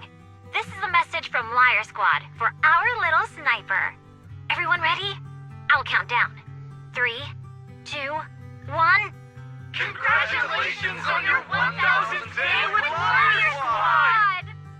Hey, you guys are totally out of sync. Captain, can we redo this? The anniversary gift has to be perfect. That's our assault specialist, Acheron. She has a strong sense of aesthetics, prioritizing beauty in both combat and her daily life. She taught me a lot about makeup and fashion. Oh, she won't care if we're a little off. Forget the re-record. Let's just get it done and order the cake. We don't want him to sell out. That's our medic, Cocytus. He's usually lazy and a bit of a smooth talker, but he's actually very capable and kind. He taught me a lot about unconventional negotiation tactics and ways of handling things. You two, stop arguing during the recording. I've already ordered the cake. If you keep rambling, we really will have to re-record this. Cut the chatter already. And that's Styx, a reliable artillery specialist. He's the oldest in the squad. He loves sharing photos of his daughter and reminiscing about how he wooed his wife. The way he won her over inspired me a lot. All right, let's all calm down. Wouldn't want to get on the captain's bad side.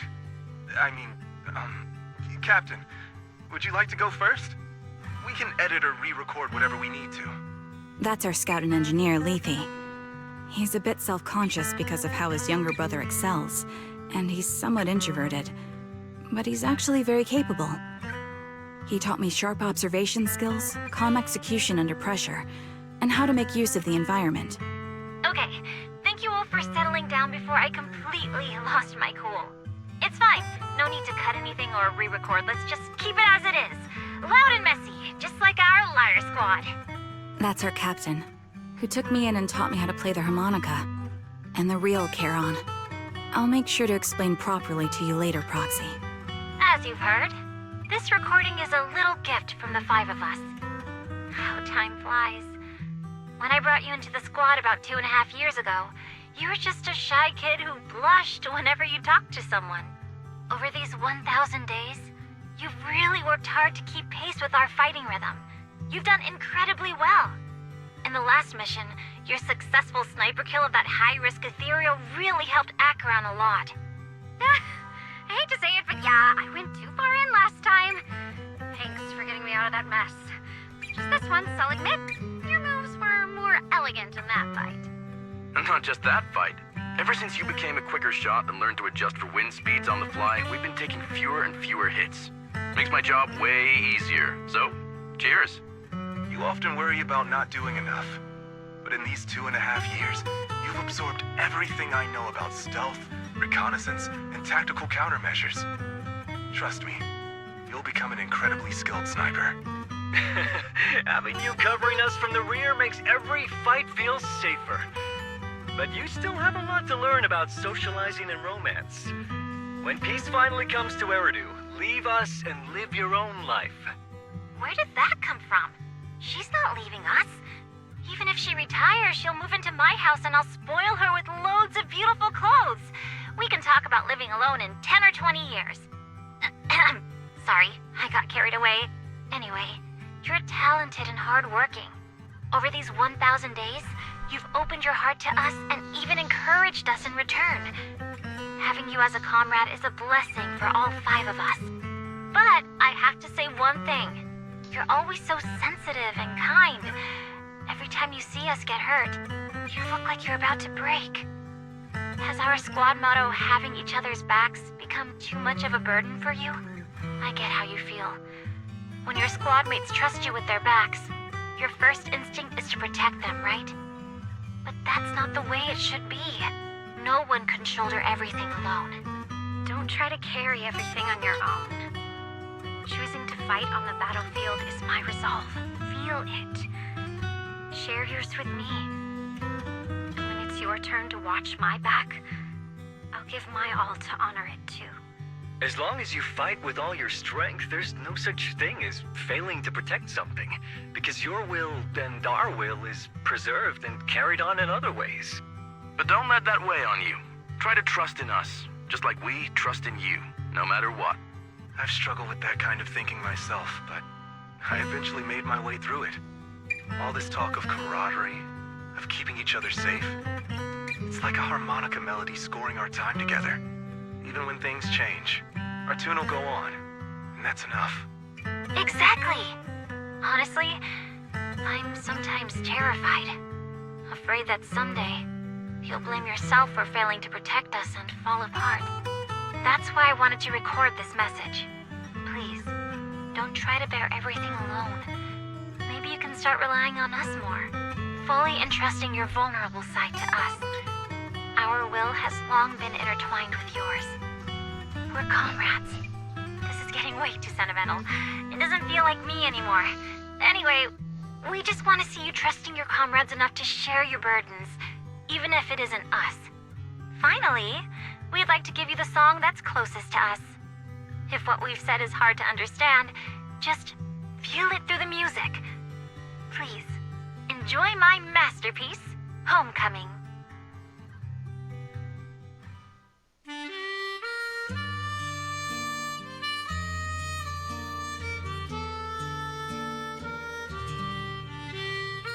Proxy, do you remember? I was once terrified of seeing the look on their faces. Yes. Can you see them clearly now? Yes. Crystal clear. As if I've returned to the exact moment of parting. So this is our last glance. This is the answer you wanted me to find. Thanks, guys. For everything.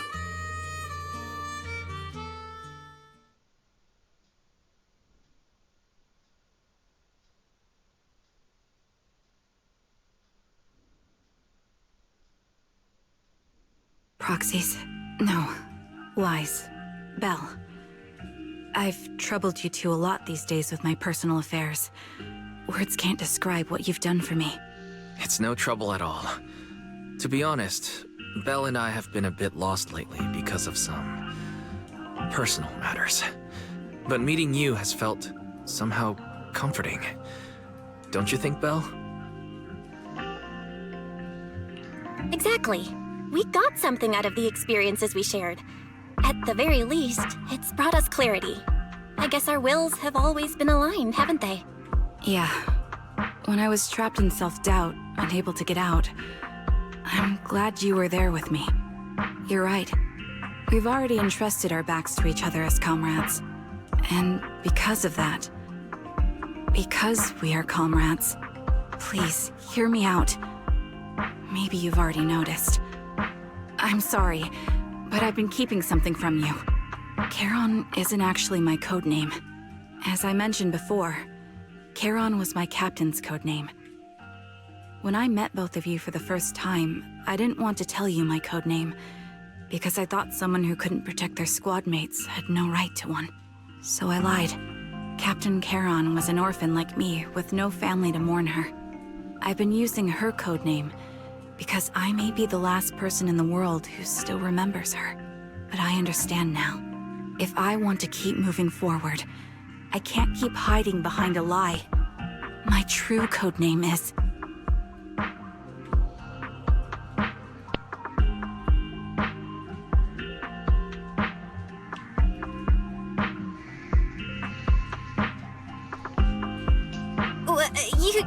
You don't have to tell me right now. At the harbor, Nathan spoke to you privately. Was he offering you a chance to return to the Defense Force? Yes. He said he still has a friend in the Defense Force who's currently forming a new squad. And if my goals align with theirs, I could consider joining them. So, what's your decision? Where will you go next? After everything that's happened, I think I do share the same goal as that friend of his and the new squad they're building. So I'll head back to the new Eridu Defense Force and keep chasing my new goal with a new team. Your new goal? Are you going to look further into the fall of the old capital? Yes. My encounter with Grim Vulture has made me realize this should be the true form of my vengeance. I'll uncover the real culprits behind the old capital's fall and make them pay for their crimes. If the ferryman who leads me to the truth demands a price, I'm willing to wager my life. I have a gut feeling the masterminds will reveal themselves again soon. To protect the city my comrades cherished and sacrificed their lives for, I won't allow such a tragedy to happen again. By letting the will to protect guide my hatred, I now have a clear aim toward the truth. That's what I thought.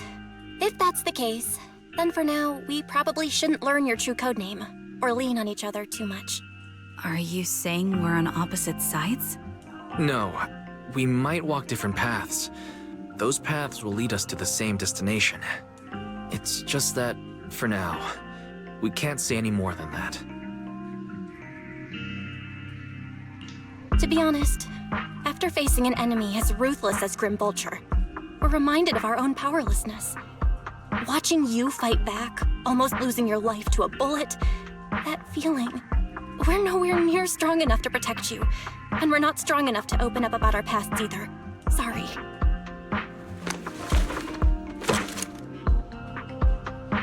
If this is your slightly selfish principle, I'll respect it. You were once my proxies, and I'll keep this memory locked away as something I cherish. If, as you say, our destination is the same, then we should continue on our separate paths, striving to grow stronger. The next time we meet, I'll reveal my true codename. I hope we can become true comrades. I want your presence to forever remain in the melody of my life. Yes, it's a promise. We'll meet again, Charon.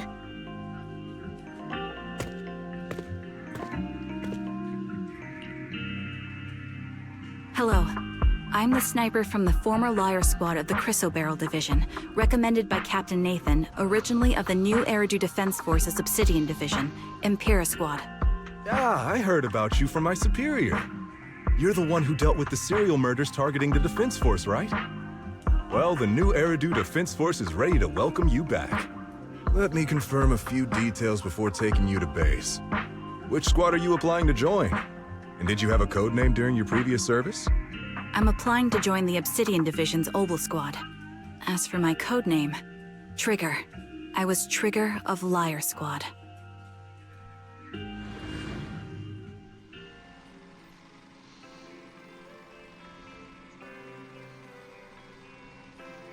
Huh.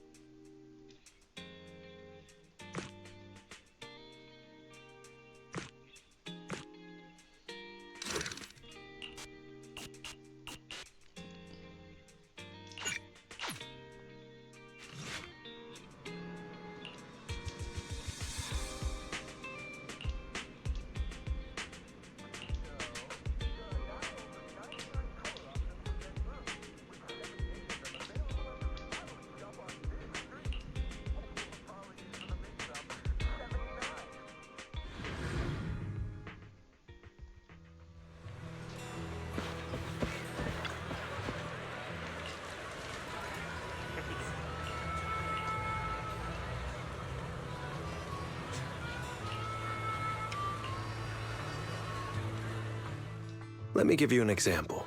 Say your gang gets into it with another gang, and you get sucker punched. But not long after, the two gangs make peace. Wouldn't you still be a little pissed? Yeah, not just a little pissed. I'd be mega mad. Exactly. That's what settlement days are for. In the Outer Ring, nobody just lets stuff like that slide. Even though Caesar's the new overlord now, there's still some unfinished business between the gang members. They've got 3 days to settle their beef by challenging each other. After that, it's time to let it go and move on. In these challenges, both sides put something on the line. Kind of like a wager, and winner takes all.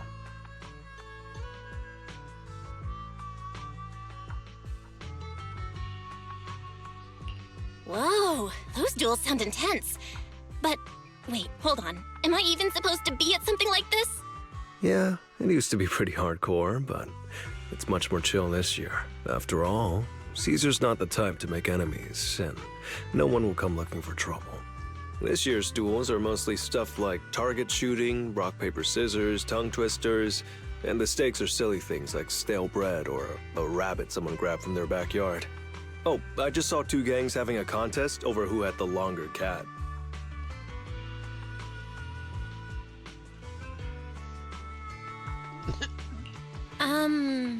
Sounds more like a fair. Pretty much. But hey, Caesar's having a blast, so I guess that's just the new Overlord's vibe. Since you're here, Proxy, if there's anything you're not happy about from our last job, now's the time to settle it.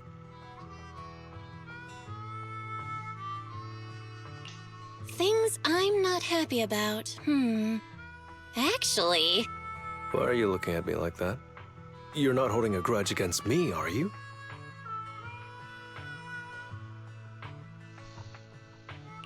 You stepped on Eos's foot back in the hollow. Boy, that really hurt. Oh, really? Sorry. I'll watch where I'm stepping next time. But hey, that's a perfect excuse for a nitro-fuel drink-off. What do you say, Proxy?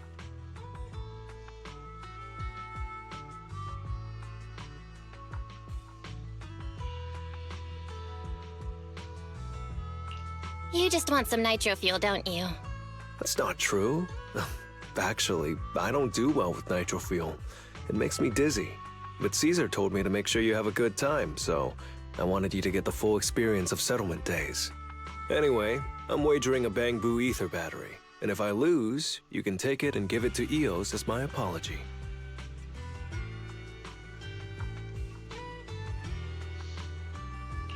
All right. Then I'll bet a discount coupon for our video store. All right. I'll go queue up at Steel Tusk. There's gonna be a lot of people buying nitro fuel today. Take your time looking around. We'll meet up at Steel Tusk later.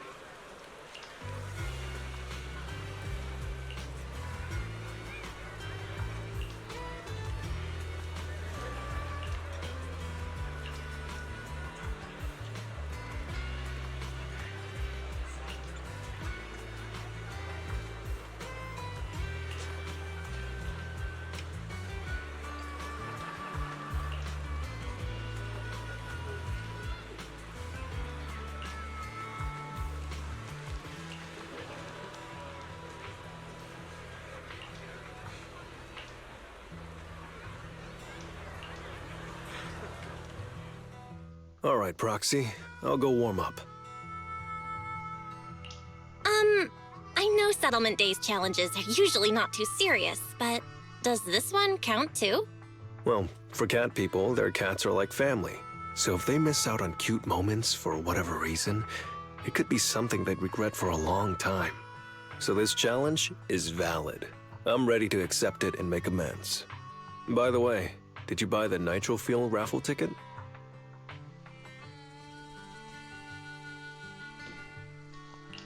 Nitro Fuel raffle ticket? What's that? Sounds fun. It's just a little extra fun to spice things up. You can buy tickets from the Nitro Fuel vendor and place your bet on who you think will win before the match starts. And by the way, if you bet on me, oh, you'll have all the Nitro Fuel you can drink tonight. But if you lose, you're gonna cover my Nitro Fuel, right? There is no if. The champion never loses in the ring.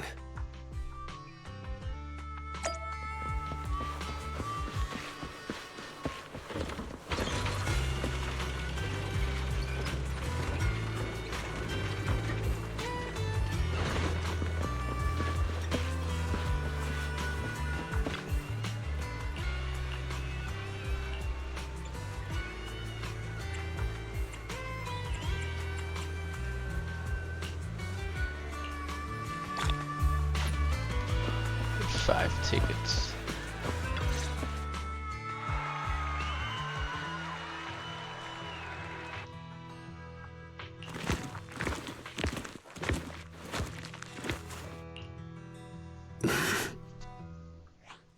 So, you're the one sent by the Sons of Caledon, huh? I'm challenging you, and I'm betting this brooch. What's the matter? You scared? I knew the Sons of Caledon didn't deserve the title of Overlord. What a joke. Hurry up! Fight me or scram! If you're afraid, say something nice to flatter me, and I, Andreas, might let you off easy. Does this brooch mean a lot to you? Of course. Pompey gave it to me himself years ago. It's my badge of honor in the outer ring. But whatever. A pup like you won't get it. To wager something so precious. You must be ready to fight like your life depends on it, yeah? Huh? It's just a stupid brawl for kids. So stop sounding so dramatic. I'm not losing to you. Don't wager your honor if you're not serious about this. Oh, quit stalling. You're just scared. How about both of you bet something else? No need to risk something so valuable, right? What do you think, Lighter? I'll bet my boxing gloves. And if you match me with something similar, then we've got a deal. Then, I'll match you with my gloves. I'm gonna teach you a lesson either way. All right. I, Lighter, of the Sons of Caledon, accept your challenge.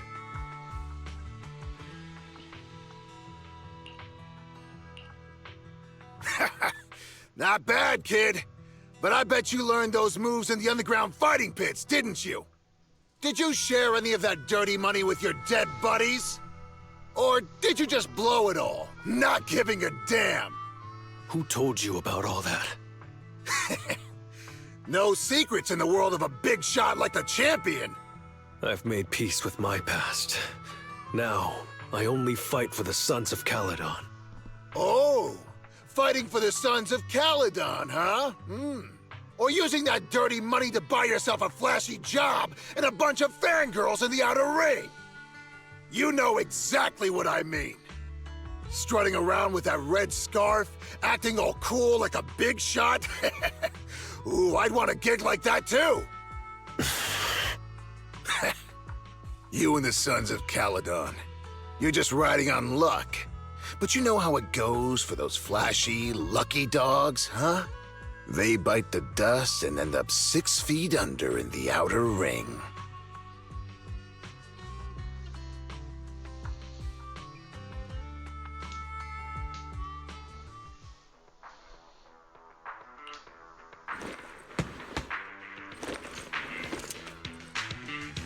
You don't recognize the new Overlord, so taking your bet doesn't mean anything.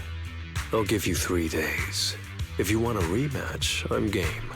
Anytime, as many times as you want. Oh, hey, the sun's about to set. Who's up next?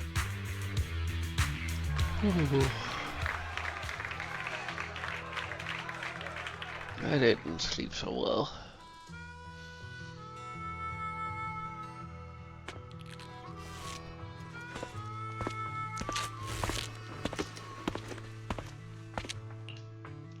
Didn't think you'd stick around till the end, Proxy. Of course. I bought those nitro fuel raffle tickets, didn't I? So, did you bet everything on me?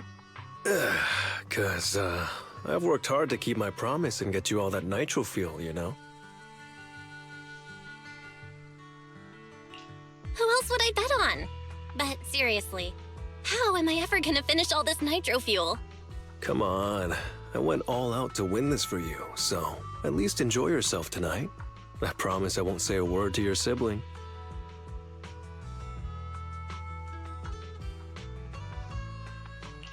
Wanna join me later? I've got something I need to check on first. I'll be back later. Go ahead and grab your drinks from Bernice. I'll catch up if I finish early.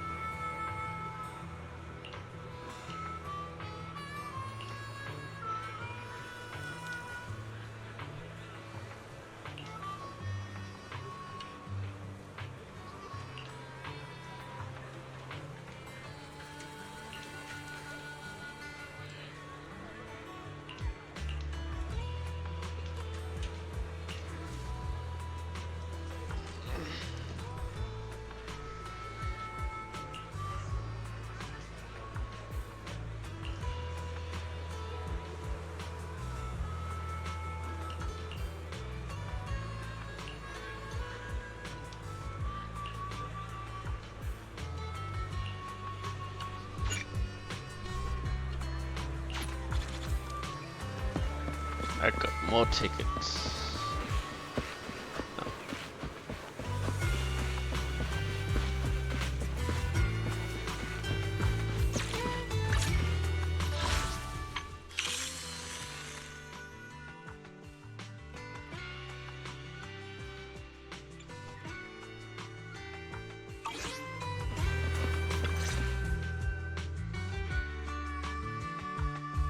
What brings you here, Proxy? Bernice asked me to pass on a message when I was grabbing the nitro fuel. She said Big Daddy wants to see you. Oh, sure. I'll be back in a minute. I've got something to tell Big Daddy, too. Remember Andreas? I had a feeling something was off, so I came here to keep an eye on him. I saw him answering a phone call, arguing with someone, and then he mentioned something about the Hollow. I'm gonna go back and do some digging on this Andreas guy. I always thought you're the red scarf who steals all the spotlight. I didn't think you'd be watching what's going on behind the scenes. It's because Andreas brought up some things from my past. So yeah, I'm being more cautious. I'm pretty sure we've never crossed paths before. And I've never talked about my shady past since I came to the Outer Ring. It can't just be a coincidence that he knows about it. So it's all true. I had no idea that you'd been through so much later. Yeah, if it weren't for my past, I wouldn't be wearing these sunglasses all the time. Sure, I get lightheaded around blood, but it's mainly because of a bad eye injury I got in an underground fight. My injury was pretty severe. I had to keep my eyes covered and live in the dark for a while. Even though it's all healed now, if I don't keep it shaded, it feels like opening up old wounds again. And, never mind. Anyway, I hope you don't mind me always wearing sunglasses when we talk. Ah. I always thought you were just trying to look cool. But don't worry, I'm totally used to it. You're funny, Proxy. By the way, why did you become the Red Scarf? Because Big Daddy paid off all my debts, and I needed to repay his kindness. Plus, Red Scarf sounds pretty cool, don't you think?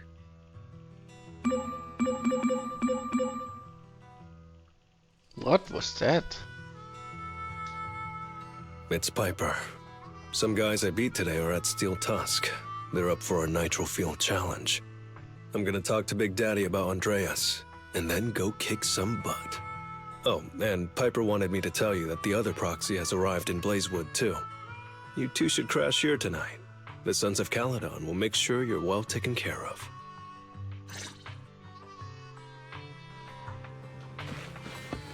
Okay.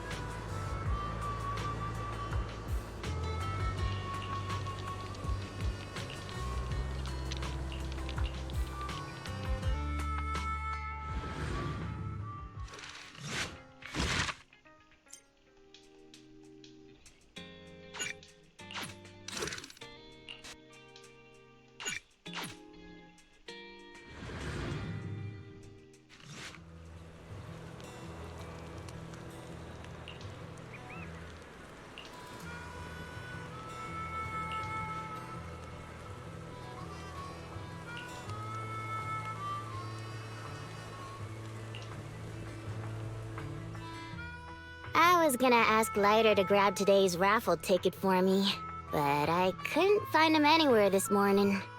I thought you were out partying all night. I didn't expect you to be up so early, Proxy. Do you think Lighter's in trouble? It is settlement days after all. Nah, don't worry about it. Lighter goes off by himself all the time. Nobody really knows what he's up to. Big Daddy never said anything about it, so I'm sure he's not getting into any trouble. Maybe he'll be back in the afternoon. Well, little ol' me needs to go catch some ZZZs. If you see Lighter, tell him to drag away those guys who passed out by Steel Tusk, will ya?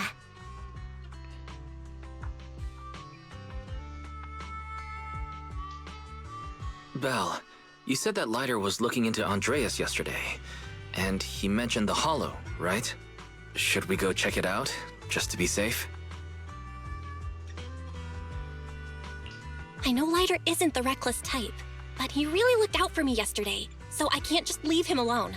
Let's check inside the Hollow and look for him.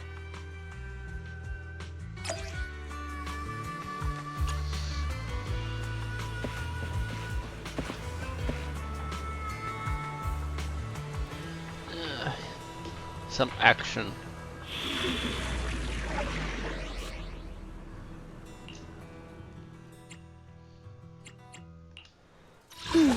Let me finish my... I've been waiting for you.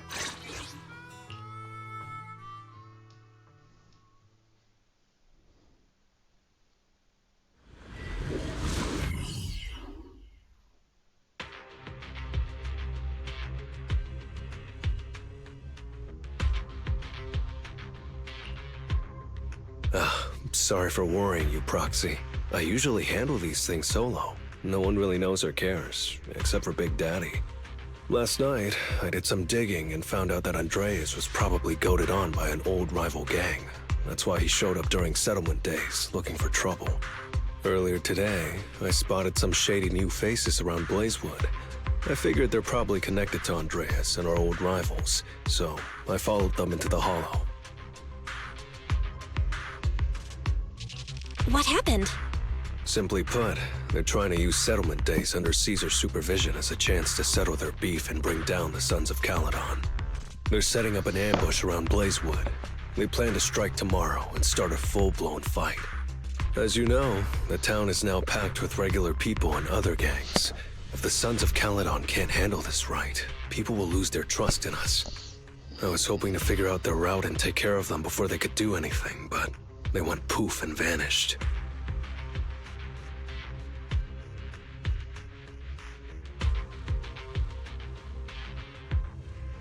It's too dangerous for you to do this alone, Lighter. Yeah, but during settlement days, everyone's got their own roles to play. Honestly, I didn't want to drag you into these Outer Ring disputes, Proxy, but I'm glad you're here, or I would be stuck with no clues.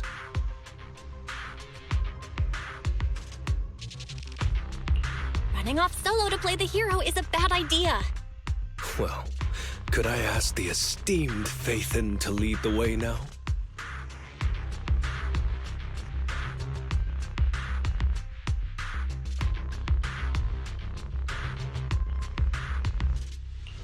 You got it. Leave it to me.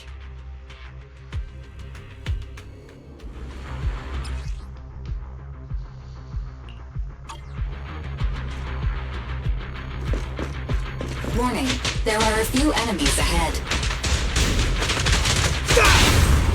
This won't hurt. Dodge. Behave. Gotcha now.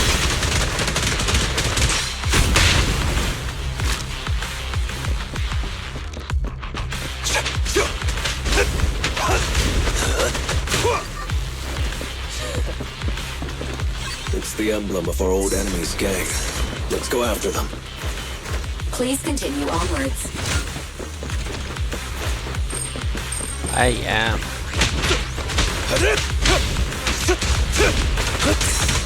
Watch. This won't hurt.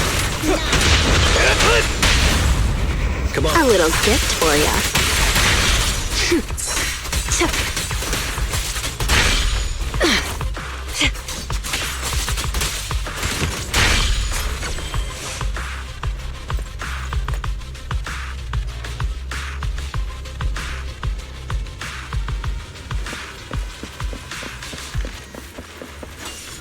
Speculation. The enemy is behind the debris.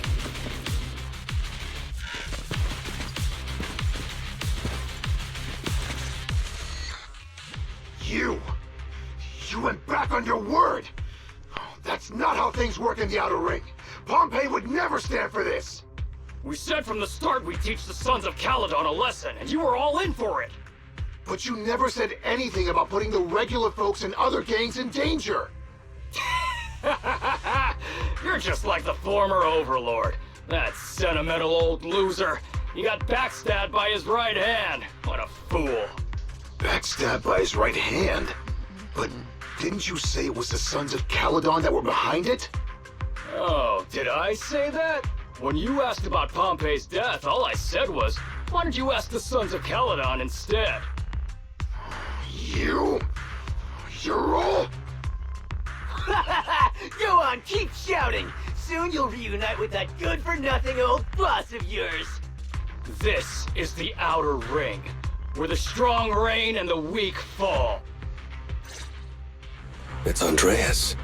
Turns out he really was tricked by them. Proxy, you better hurry.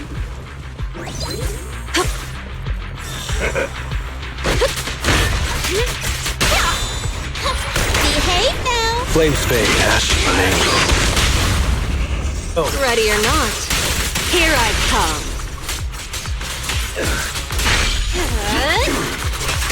Hurts, don't it? No escape.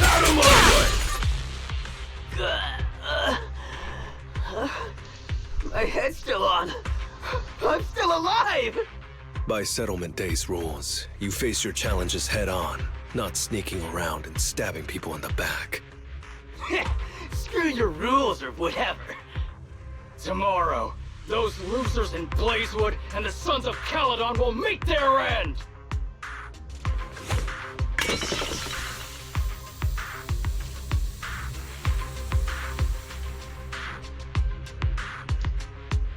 No need to chase them, Proxy. Nailing a few minions won't change much. Their main force isn't around here. If only we knew which direction they'd be coming from tomorrow. Even if you did, what difference would it make? The Sons of Caledon will be out in full force tomorrow. With all the gangs around, some of them might try to pull something. Who knows? The Outer Ring plays by its own rules. It's all survival of the fittest. And backstabbers are a dime a dozen. Even Pompeii didn't make it. And neither will your new overlord. So, you know their plan? Did you hear anything I just said? If I hadn't misunderstood you guys, I wouldn't even bother explaining all this. I challenge you. Huh? You can just punch me if you're pissed. Now that I know you're not tied to Pompeii's death, I'm not interested in wasting my time on you guys. If you lose, you tell us everything you know. If you win, oh, I'll tell you the last words of the late Overlord. You know Pompeii's last words? Mm-hmm. So, will you accept my challenge? Out of my way! Andreas, the challenge isn't over yet. You don't have to tell me! Take that!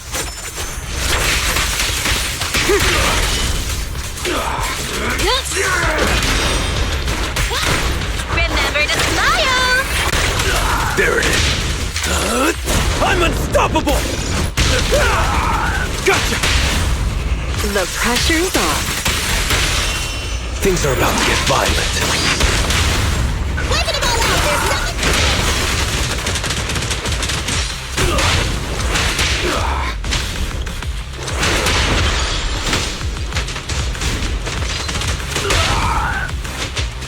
Next round.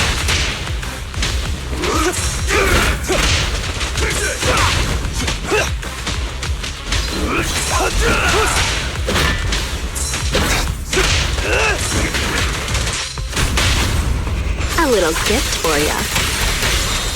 It's no good surrendering! Watch and learn!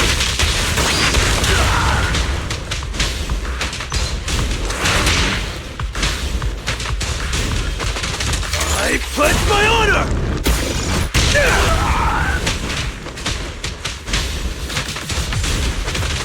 It's you or me.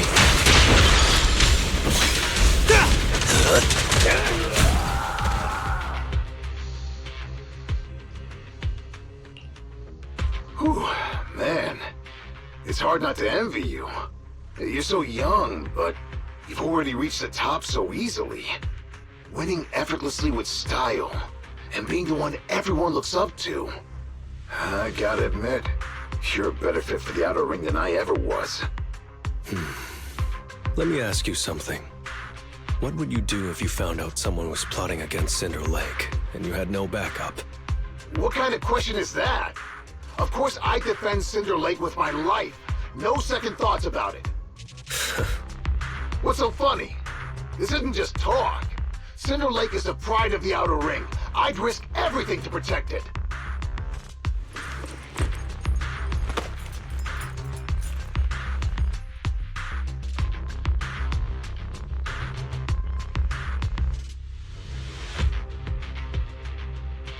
You must protect Cinder Lake.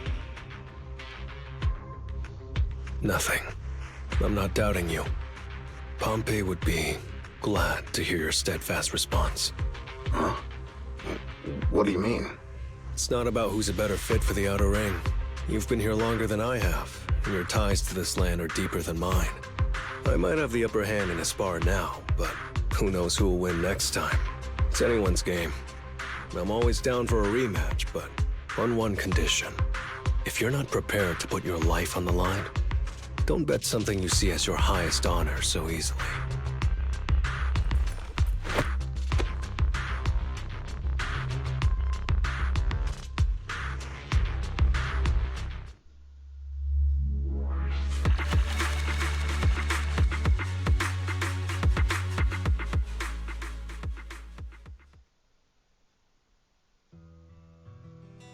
Thanks for today, Proxy. Lucky you were there to guide me. Otherwise, I wouldn't have learned about their plan. Are you planning to handle this on your own tomorrow, Lighter? Well, like those guys said, if the Sons of Caledon go all out on the last day of settlement days, it'll look like the new Overlord doesn't really command respect from the other gangs. And the folks in Blazewood might worry that the Sons of Caledon's old enemies will keep coming back to cause trouble. So, I think it's best if I handle this on my own. Besides, when Big Daddy pulled me out of the underground fights, we agreed I'd deal with any old grudges and enemies from Caledon's past.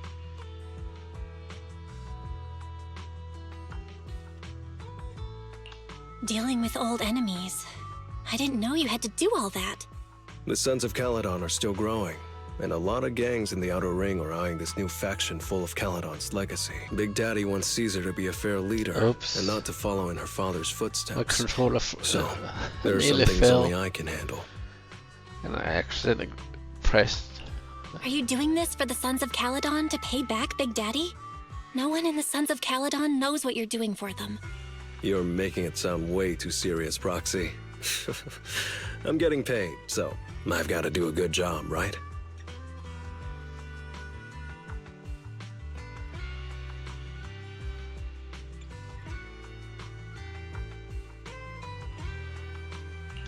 Well, at least let me guide you through the Hollow tomorrow. Don't be so quick to turn down my offer. After all, I'm a proxy, and it's my job to ensure my clients get back safely. I can't afford to lose such an important client like the Sons of Caledon. Looks like I'll have to bring my A-game tomorrow. Can't let the red scarf of the Sons of Caledon embarrass himself in front of you. See you tomorrow, Proxy. You.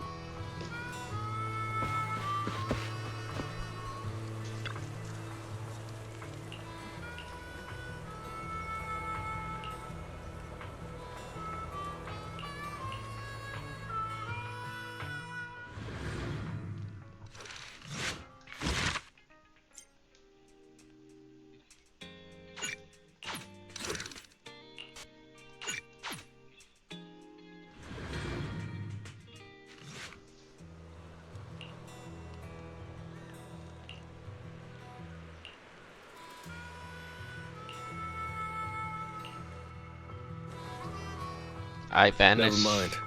They're gathering to cross the Hollow now. We should intercept them before they cause any trouble in Blazewood. Sure thing. I'll get you the shortest route through the Hollow.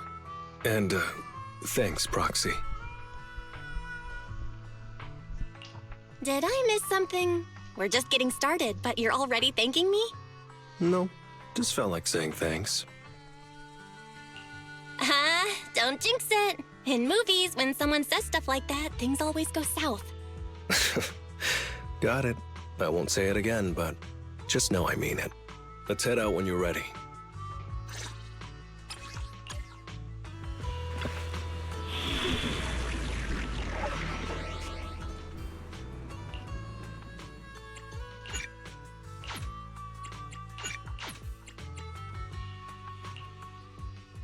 Just him. Oh, it started to rain. Yeah, rain heavily.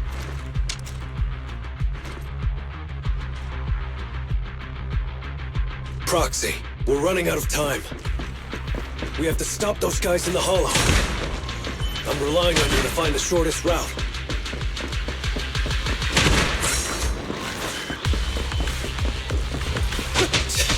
What a drag. Take the shortest route, and I'll handle any enemies along the way.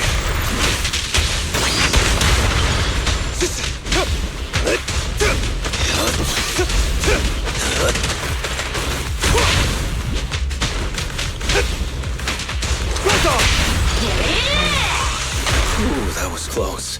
I almost stepped on Eos's foot just now.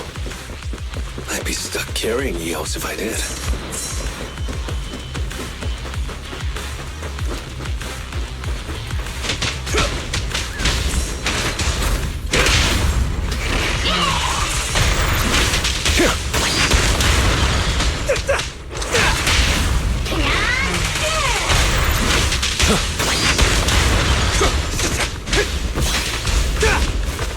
going, Proxy.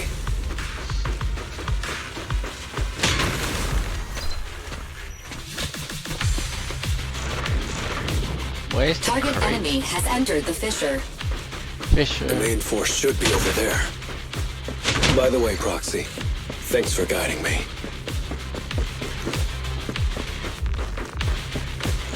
No problem. Ah, there.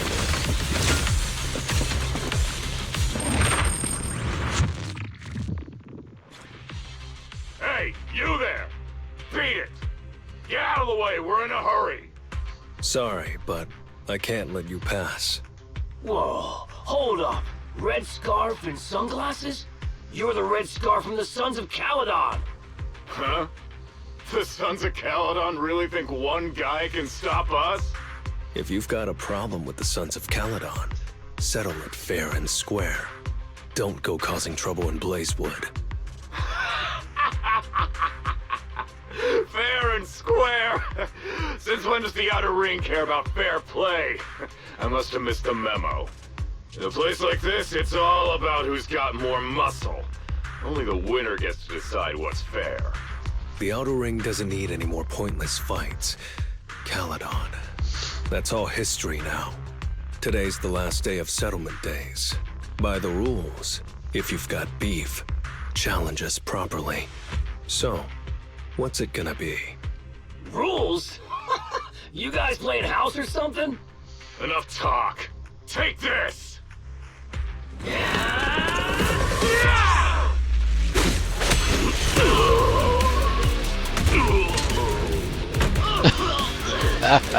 Oh, there's so many.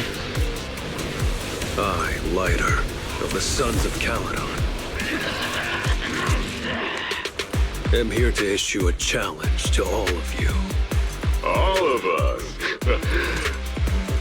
What are you putting up? I bet my red scarf. Fine. We'll stake our bad blood with the Sons of Caledon. Don't quit right away. Challenge accepted. I'll take on all of you. So bring it.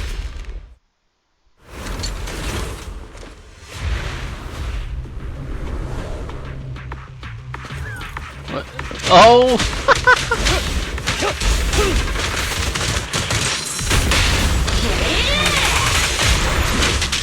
That's cool.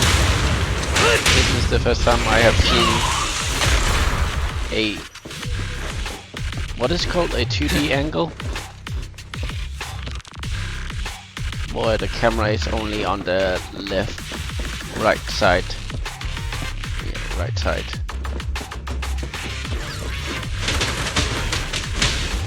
I pledge my honor!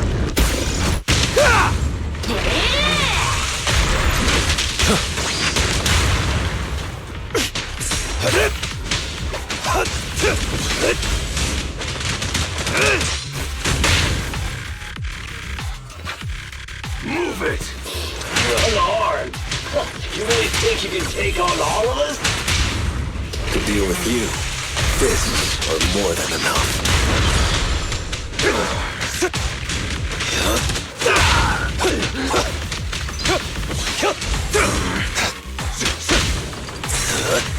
I'll take you. What's your honor really worth?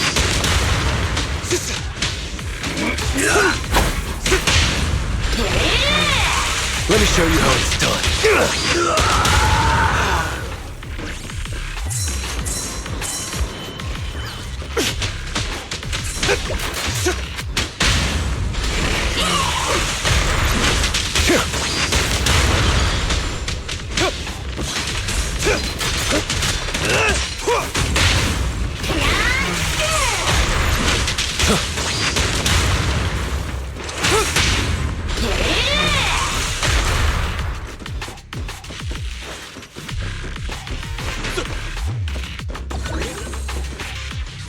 Coming through! You're in bad shape. You still put those fists up. No one to talk? Cowering all the way back there. Well, I'm done warming up. I hope you can make my red scarf even brighter.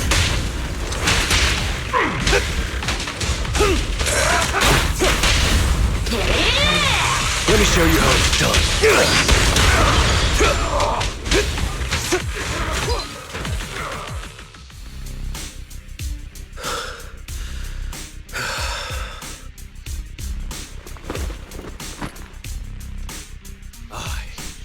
Lighter of the Sons of Caledon have completed the challenge as promised.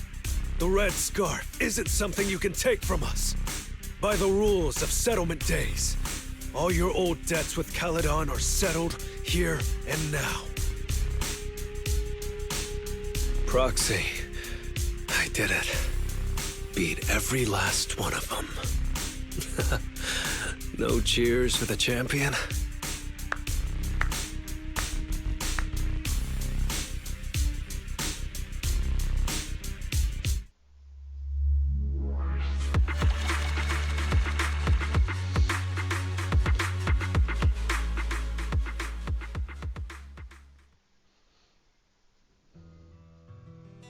Oh, I'm so tired. Gonna take a breather here. You're in no rush to take Eos back, right? Even if I was in a rush, there's not much I can do about it, right? Well, I could always lower the seat and Eos can hop on my bike and drive me back. Still cracking jokes, Lighter? Sounds like you're not that tired. Maybe you should join me on another commission. No. I'm seriously wiped out. Please, give me a break. Not gonna lie, seeing so many of them today was pretty scary. Wait a minute. You thanked me before we went into the Hollow. Were you planning on doing something reckless then? Nah, I wouldn't call it reckless. I wouldn't be betting this red scarf if I wasn't ready to put my life on the line. Why would you go that far, Lighter? Remember what Andreas brought up the other day, Proxy? It's all part of my past. Because of my poor judgment, my mercenary companions lost their lives. I was filled with regret, but I knew that even giving up my own life wouldn't change anything. I took out a huge loan to support their families. Those were some tough times.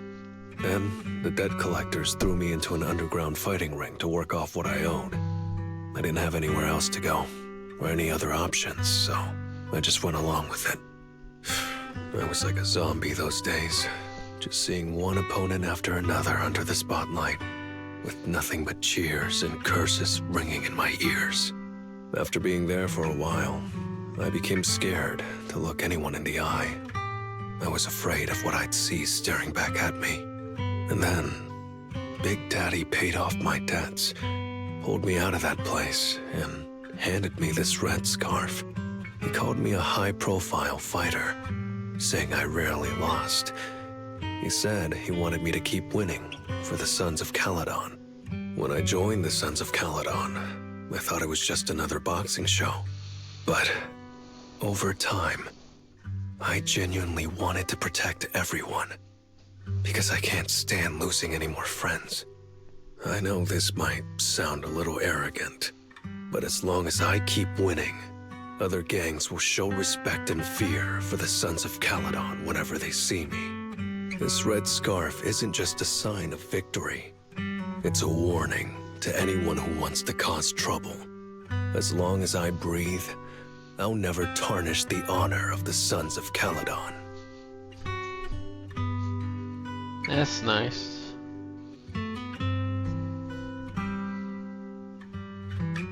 Wait, what? I have my people. A home I want to protect. Sorry for making you worry, but thank you. I'm glad that besides this red scarf, you've also gotten to witness my small moment of glory.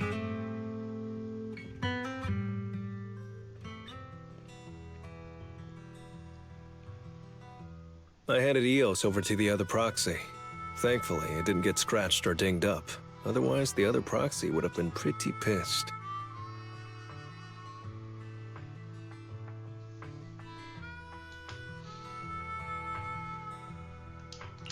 And what about me getting pissed? I can be pretty scary when I'm mad, you know. Well, settlement days are finally over. These 3 days really flew by. Yeah. You're terrible at changing topics later. Yeah, well, I never know how to react when my friends are upset.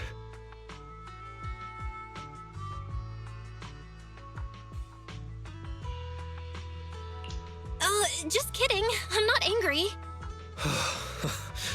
Whew. It's getting late. Are you heading back to 6th Street, Proxy? Oh, I'm not trying to shoo you away or anything. Just saying, if you're planning to come back and visit the Outer Ring again, give me a heads up next time. I'll pick you up from the video store. Now that I think about it, it's always been Eos that's been riding with me. But next time, I want you to see our sunset with your own eyes.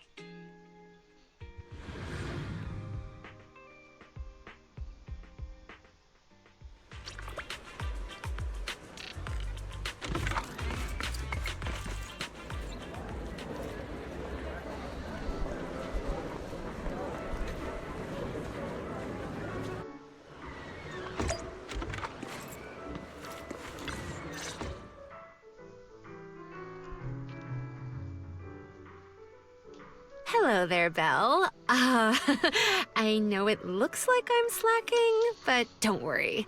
I officially took the day off. Nobody said you were slacking. Wait, you took the day off to see a movie? Huh, so you're not here for the... Oh, well then, Miss Haley, mind explaining the promo event? We have a very serious movie critic standing here. Welcome to Gravity Cinema! I'm Haley, the box office clerk. We just opened a newly renovated theater today. To attract more movie enthusiasts like yourself, we are holding a series of promotional events. The first 100 customers today will receive a Gravity VIP card. As you watch more movies here, this card will level up, allowing you to unlock a variety of gifts and better discounts. Oh, and the first customer to watch every movie in our lineup gets an exclusive bonus reward. A 10% discount on all movie tickets and one free movie every week. Amazing, right? No way we'd miss out on a chance like that. The first 100 customers get a VIP card, huh? Am I too late to join the club? Nope. You're still in time. I'm number 52, so there's plenty more left. You're here, so might as well. True. Okay, I might as well get a ticket too. We should watch it together. Great. Come on, just hop in line behind me. Any film catching your eye? I haven't thought about it yet. I got too excited for the whole first 100 thing. Same. I was only here for the perks. Honestly, I didn't even check the showings. We can pick one together. Work's tiring enough. How about something fun and chill to unwind? Sure.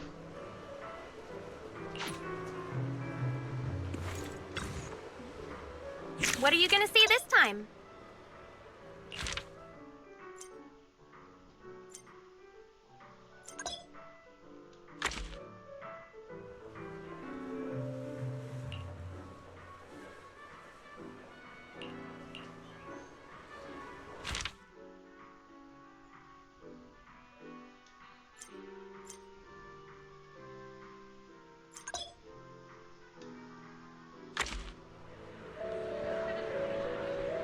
So how does this work? I hope I don't get a copyright.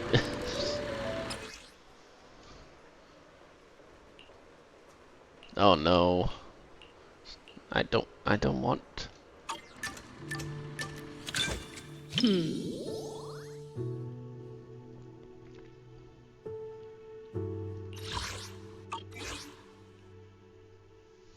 The kids at the arcade keep talking about this movie. I'm curious to see what's so great about it. Okay, there's voice lines.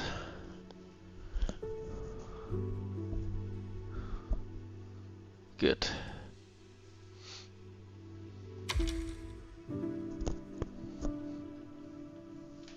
What an interesting friend.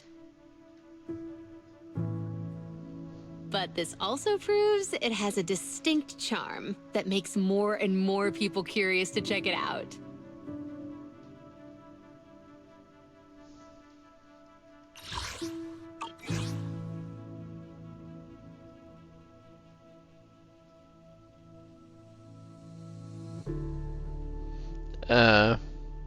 That's our manager. You know how to set the right expectations before watching a film. So oh, I picked the professional and right one. thoughtful. Okay, A is that option. Oh my god, this is... You get just as hyped up when recommending stuff as those kids do. Your mouth just won't stop running.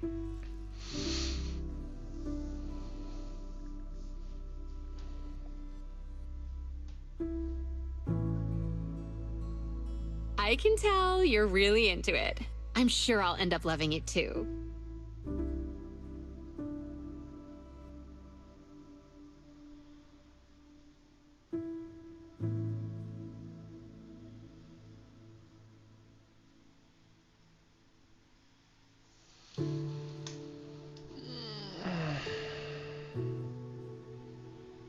Is What's wrong?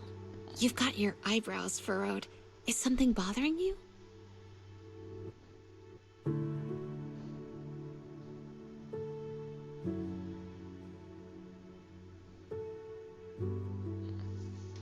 What's wrong? Come on, tell me. I cannot even read. Is that so?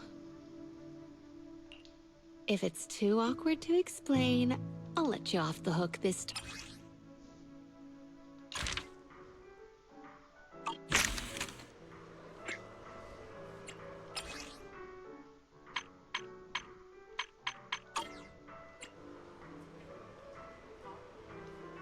Hope you enjoyed it. Hell no. I'll do that in my own time. That takes too long.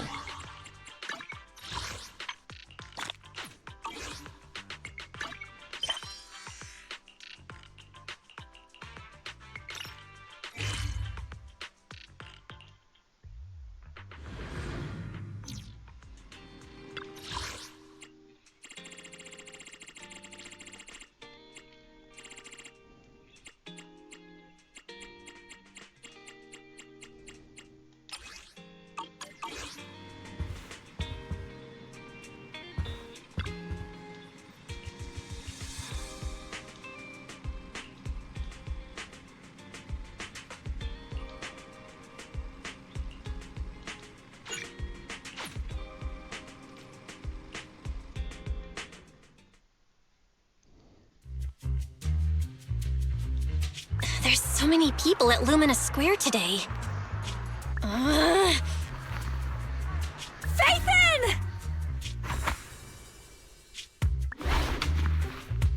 No, that's not Phaethon, it's Nullface. It's not surprising you confused them.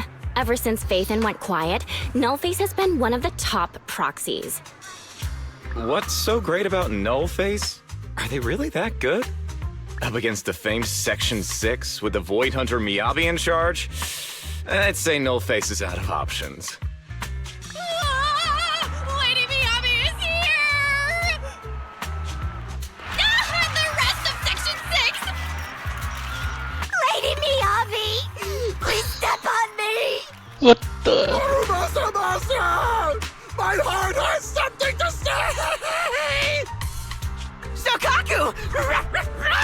Dog, wanna be my... No, that came out all wrong. No wonder it's so crowded. They're all fans of Section 6. Looks like they're hosting an event here. Should we get out of here? We don't want to be another notch on Section 6's belt like Nullface. What are you talking about, Belle? We're law-abiding citizens. What's wrong, Deputy Chief? It's probably just my imagination, but I feel like something is about to happen. Oh.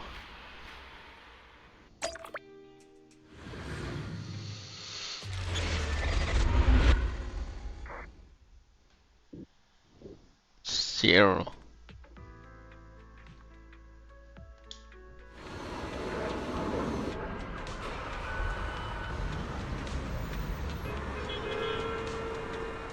Oh, the new area I have not seen. Oh god, no. Oh, worst timing. My head just went overload with dizziness.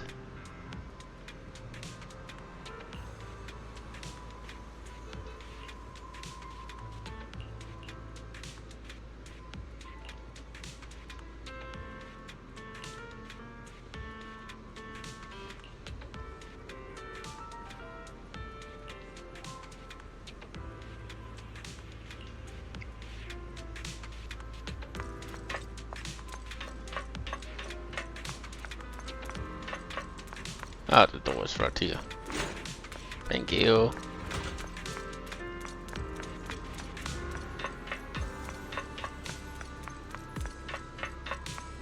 I need to check.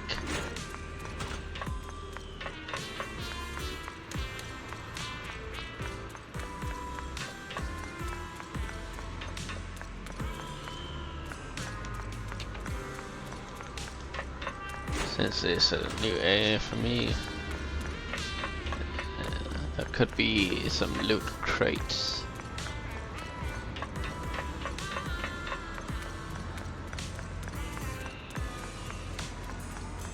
Don't looks like there's any.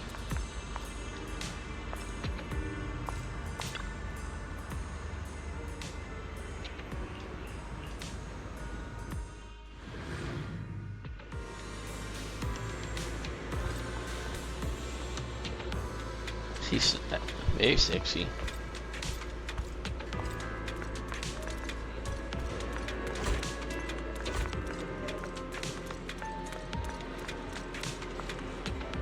Ah, this is their office.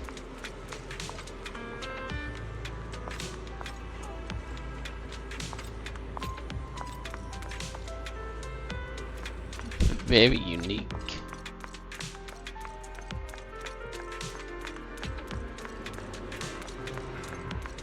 I guess this is hers.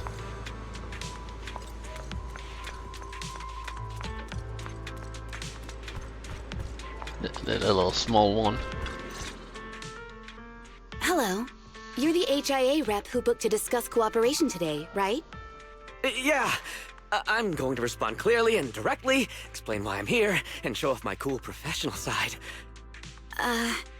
Did you mean to say that out loud? I'm so sorry. That's me. I'm me. I'm the HIA rep. Yes.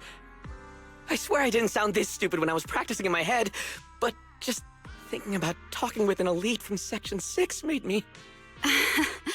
Please relax. We're no different from any other task force. Except... Yanagi, can I skip the next chief debriefing? I'd like to continue my training of never attending debriefings. That training will only get you complaints and a bonus cut. You have to attend the debriefing, Chief. Nagi, what's this lunchbox with "bury a meal" written on it? Is it a snack? Can I eat it? No, you can't. That's medicine. Asaba brought it to use as proof when he was pretending he had a stomachache to get a sick day. What? Deputy Chief, how did you know I was faking it? I mean, how could you accuse me of that? Because the sick leave request you submitted last week had a photo of this exact same box. I've rejected tonight's leave request on behalf of the Chief, so don't forget about your night shift.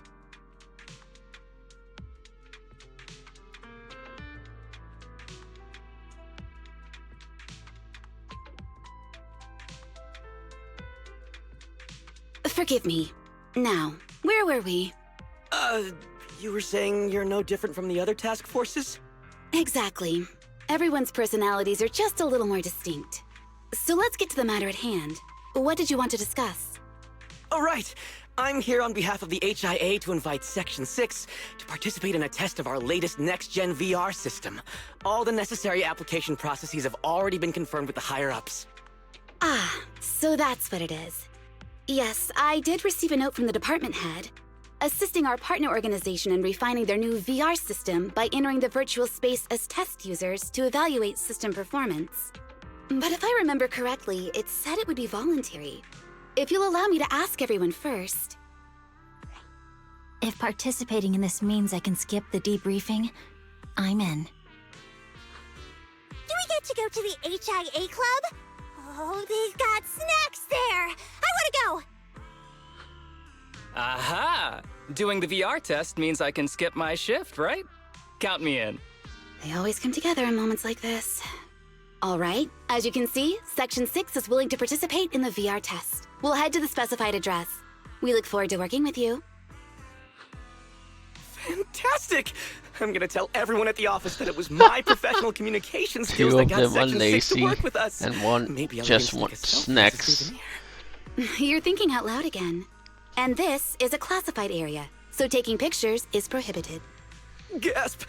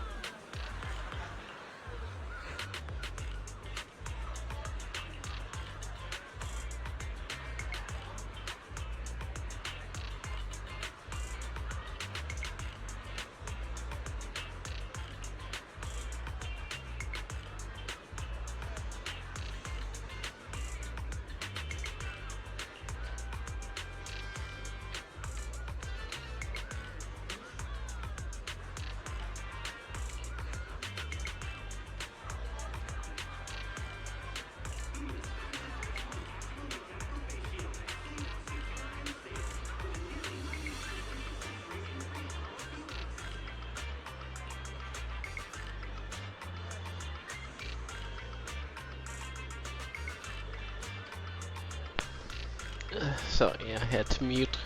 I had a phone call. It lasted for a little bit while. My family want to invite me to... What is it called in English?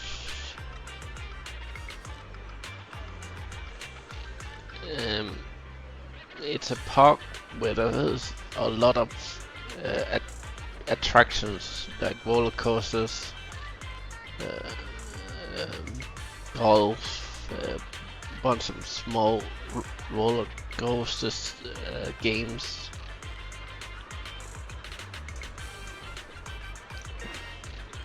A theme park, I think.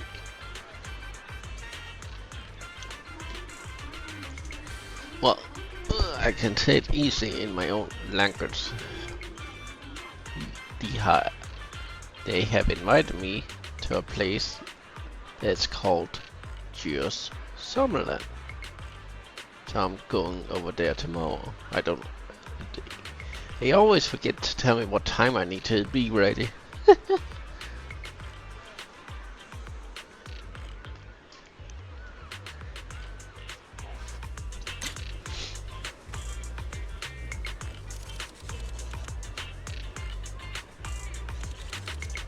That's cute. Wait, who's taking the picture?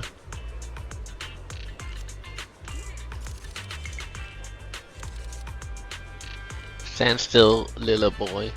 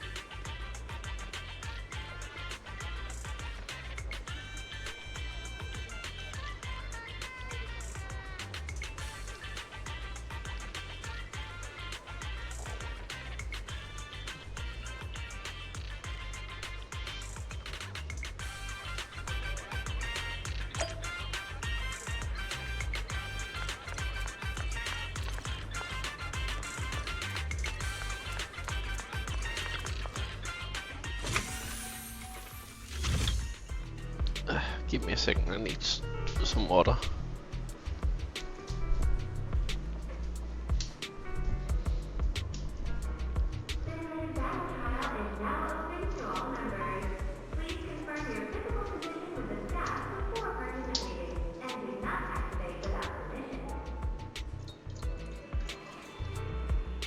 That's the first time I have heard that.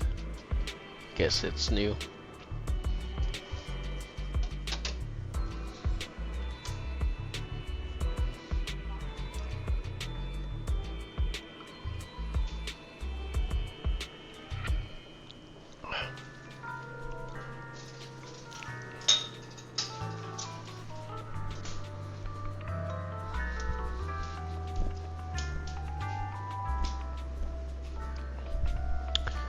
Just taking a cold glass of cola.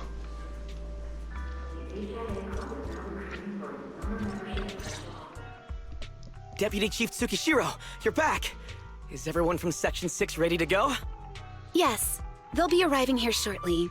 Since we have some time before we begin, there's something I'm curious about and would like to ask you if that's all right. Of course! Where would you like to start? Here's my electronic medical record with all my physiological information, and here's my knock-knock ID. Just scan it to add me as a friend. No verification needed. And this is my... Oh, hold on. You misunderstand. I'm not interested in you personally. I just wanted to ask a few technical questions about the test. I see. Sorry about that. I got a little excited there and misunderstood.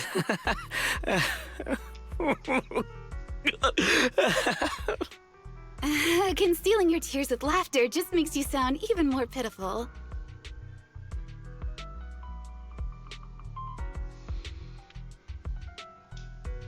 Our mission is to collaborate across departments to help the HIA test their latest VR system. Basically, the core feature of this new VR system is its unprecedented deep sync with sensory nerves.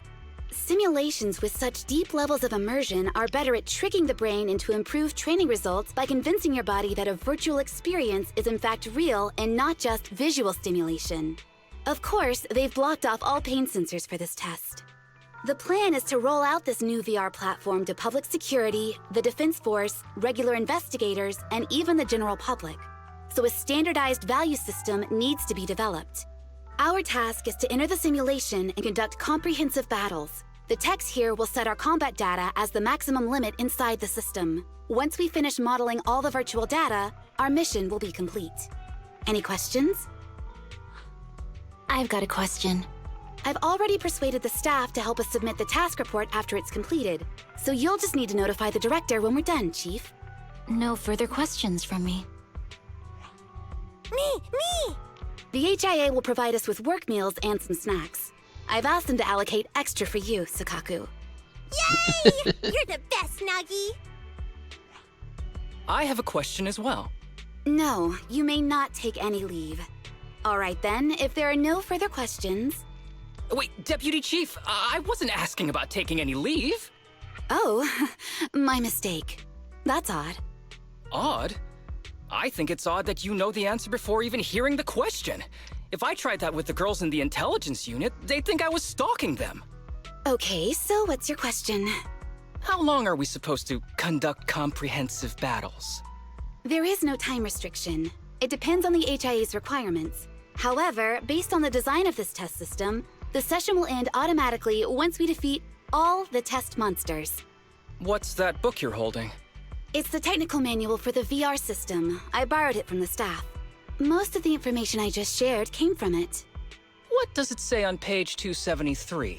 It covers the 3 methods for initiating safe mode within the system and an analysis of their applicable scenarios. That's weird! You said that without even flipping through the book! Did you memorize the whole thing? If you keep this up, you'll start losing your hair. Yanagi, I want you to be the executor of my estate after I retire. It's a little early to be planning for that, Chief. All right, let's put the strange questions aside and get ready to start testing. Nagi, are there any unknown dangers in this virtual world? Don't worry, the HIA staff will be with us every step of the way. And also, I'll be here. I'll take care of everyone. She's so sweet.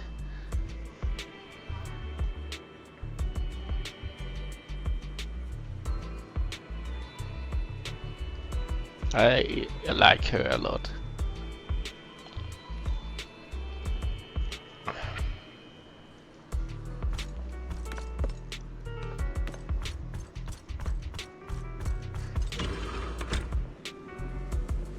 Ah, she's over there.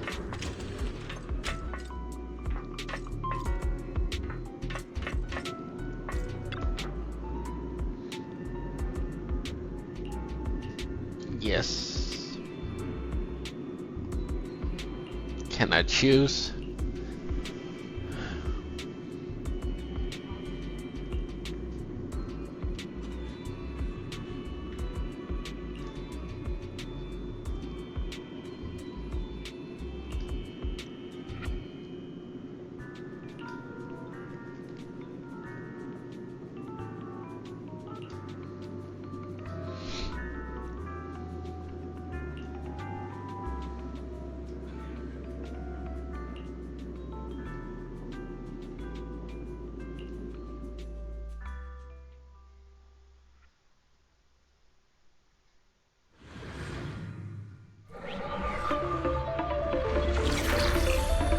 Okay, this is cool.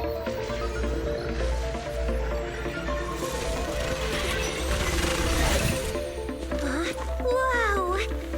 This is so cool! It feels just like being outside! Oh! And I've got this! Huh? Let me see that. It's got a realistic weight, too. All right, then.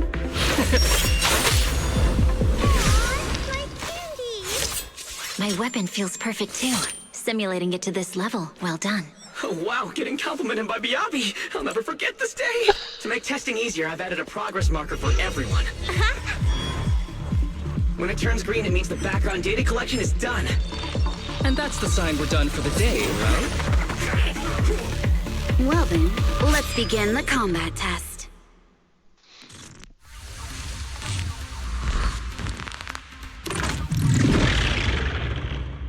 I know her. The first batch of test targets has been deployed. So it's rebels. They talk less than actual rebels, which is good.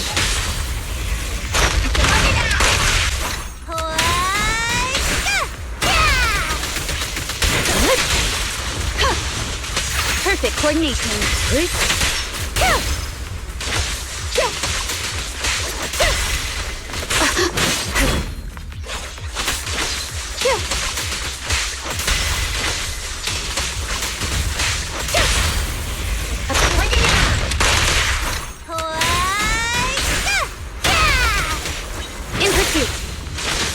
The second batch of test targets has been deployed. Here's public security too. Evil Mist training program for hologators? I've always wanted to see what they can do. Around and around and stop! Perfect coordination.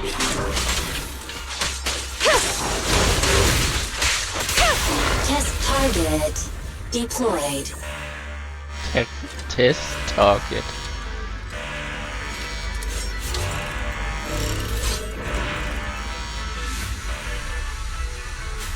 What's going on? The data has been collected, and that concludes the test. Thank you everyone for your cooperation. That was a solid combat simulation. Almost too real. The downside is, it ended too quickly. Now I have to sit through that meeting when we get back. I'd much rather slack off here than work overtime. Wait, that's not right. Even though my body's resting, my mind's been working overtime. I haven't slacked off at all. This is cyber overtime. Mental exhaustion.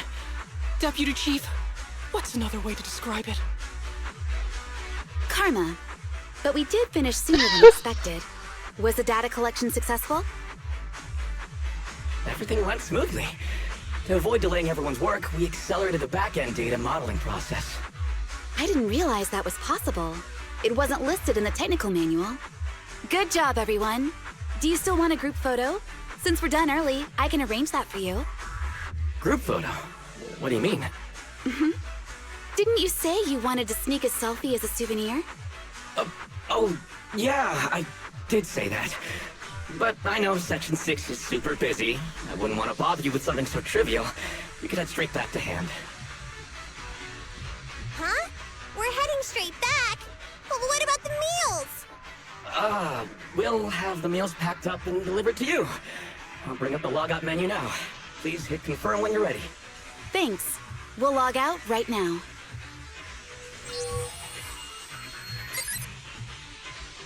You have now logged out of the system.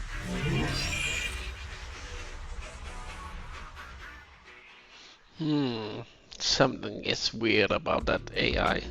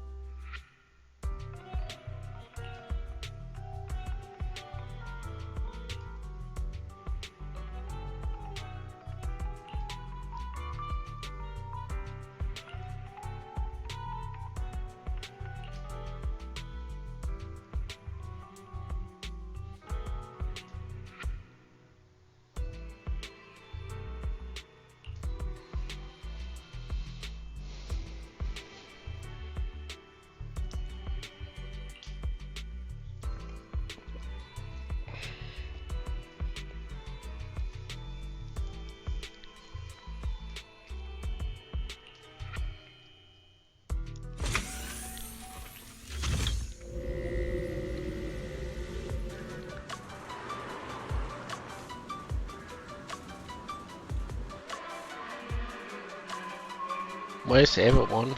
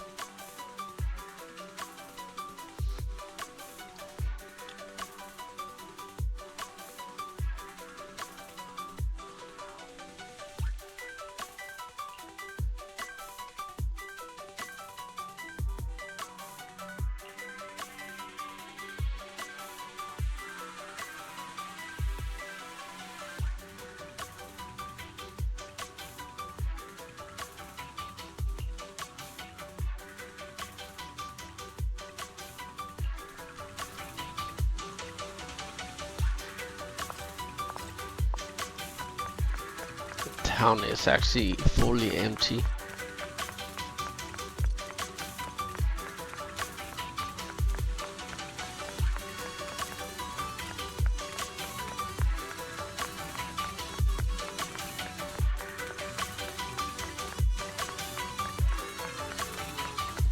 No cars.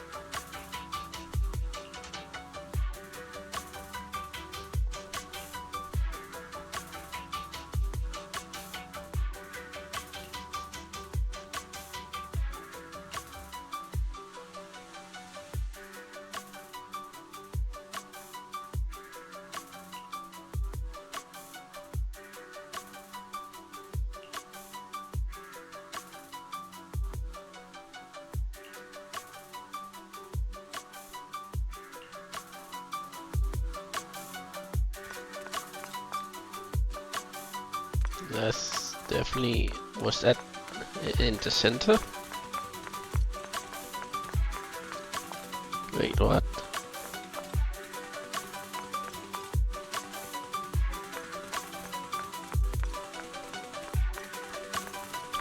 Oh, okay. Oh, I see it now. Everything is off.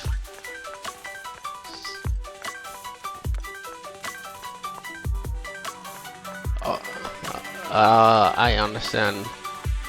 Yeah, still into the virtual world.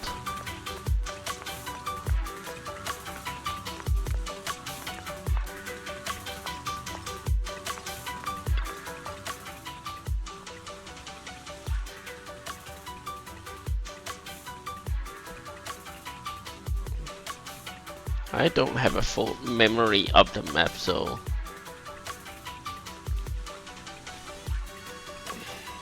I don't recognize everything.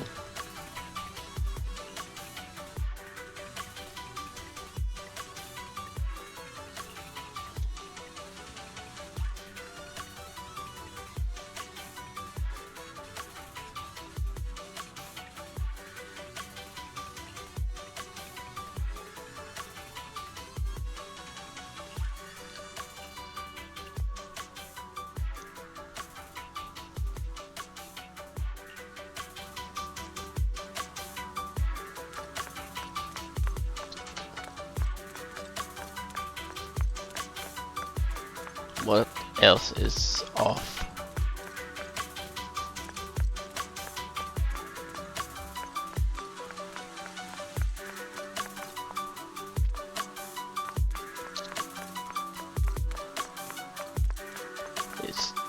It's difficult to tell.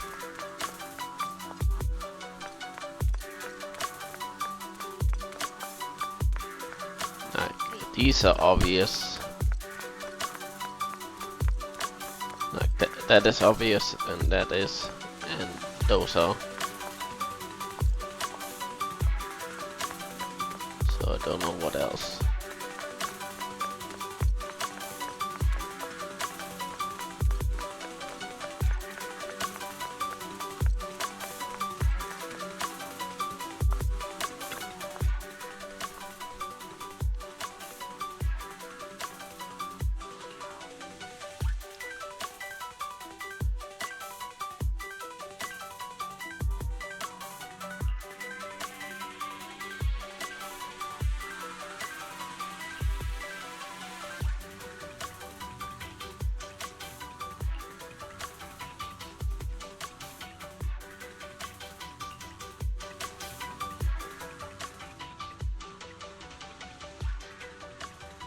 It's just like being inside a hollow.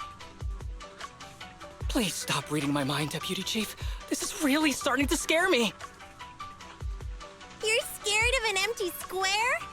No, I'm scared of how many times your mommy has seen right through my leave requests. My mommy? I've only got a sister. Let's share our findings on the investigation. Chief, have you got anything? Nothing. No matter how much I wave my sword around, nobody's coming to take a group photo or a selfie. I couldn't find anyone either. Feels like I'd be hiding until my tummy started growling if I played hide and seek here. Uh-huh. My tummy isn't growling. Why? I've been running around investigating all day. Why am I not hungry? Am I sick? So, Kaku, do you really need to bug the Deputy Chief with stuff like this? Want to hear my theory about what's going on? Go on. New Eridu has been hit by a deadly plague. Everyone must have been evacuated from Lumina Square while we were running those combat tests. As carriers of the virus, we've now been quarantined and cut off from everyone in this big empty square. He got slapped.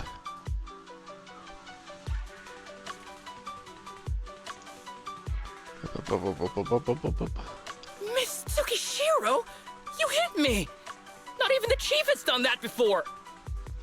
Chief, put your hands down. That wasn't an invitation for you to hit me too. Just because I was talking about the plot from a movie I watched last night doesn't mean you had to hit me. My apologies. Did that hurt? Huh? And you're asking me if it hurt? You sound like one of those mean homeroom teachers. Wait. No, it did not hurt. That's weird. They're I still didn't feel in the anything. simulation. Just as I thought. This empty square we're in, the lack of fans hounding our chief, Sukaku's tummy, Asaba's lack of pain. Instead of assuming thousands of people could be teleported away, let's begin with the assumption that the problem here lies with us. Are you saying we're actually... Yes, we're still in the virtual environment. For some reason, we haven't been able to log out. I see. That explains a lot. Our brains? Are they in danger? Don't worry. Just in case, I can activate safety mode for everyone. I still remember the method outlined in the technical manual. I'm sorry for running my mouth earlier, Deputy Chief. From now on, I'll fully support you memorizing the manual, and I'll buy you the finest hair conditioner on the market. Okay, get me the latest shampoo from Carliche. All right, team. Let's head back to the HIA Club and try to find another way of logging out. Okay.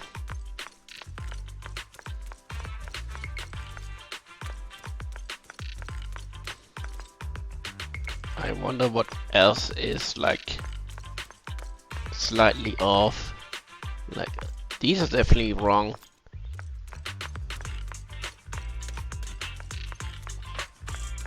But I don't see anything else.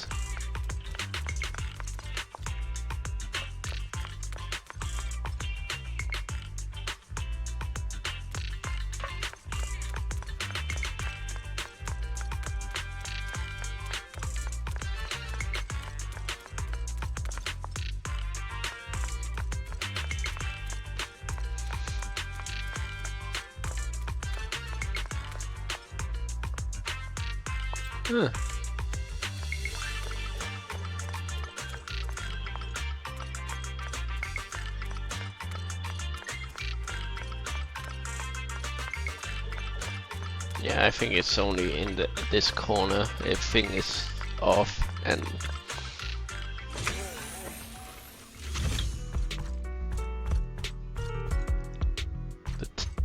the towels as well. Safe mode activated. All right, you're up. Sukaku, come here. Okay, Nagi.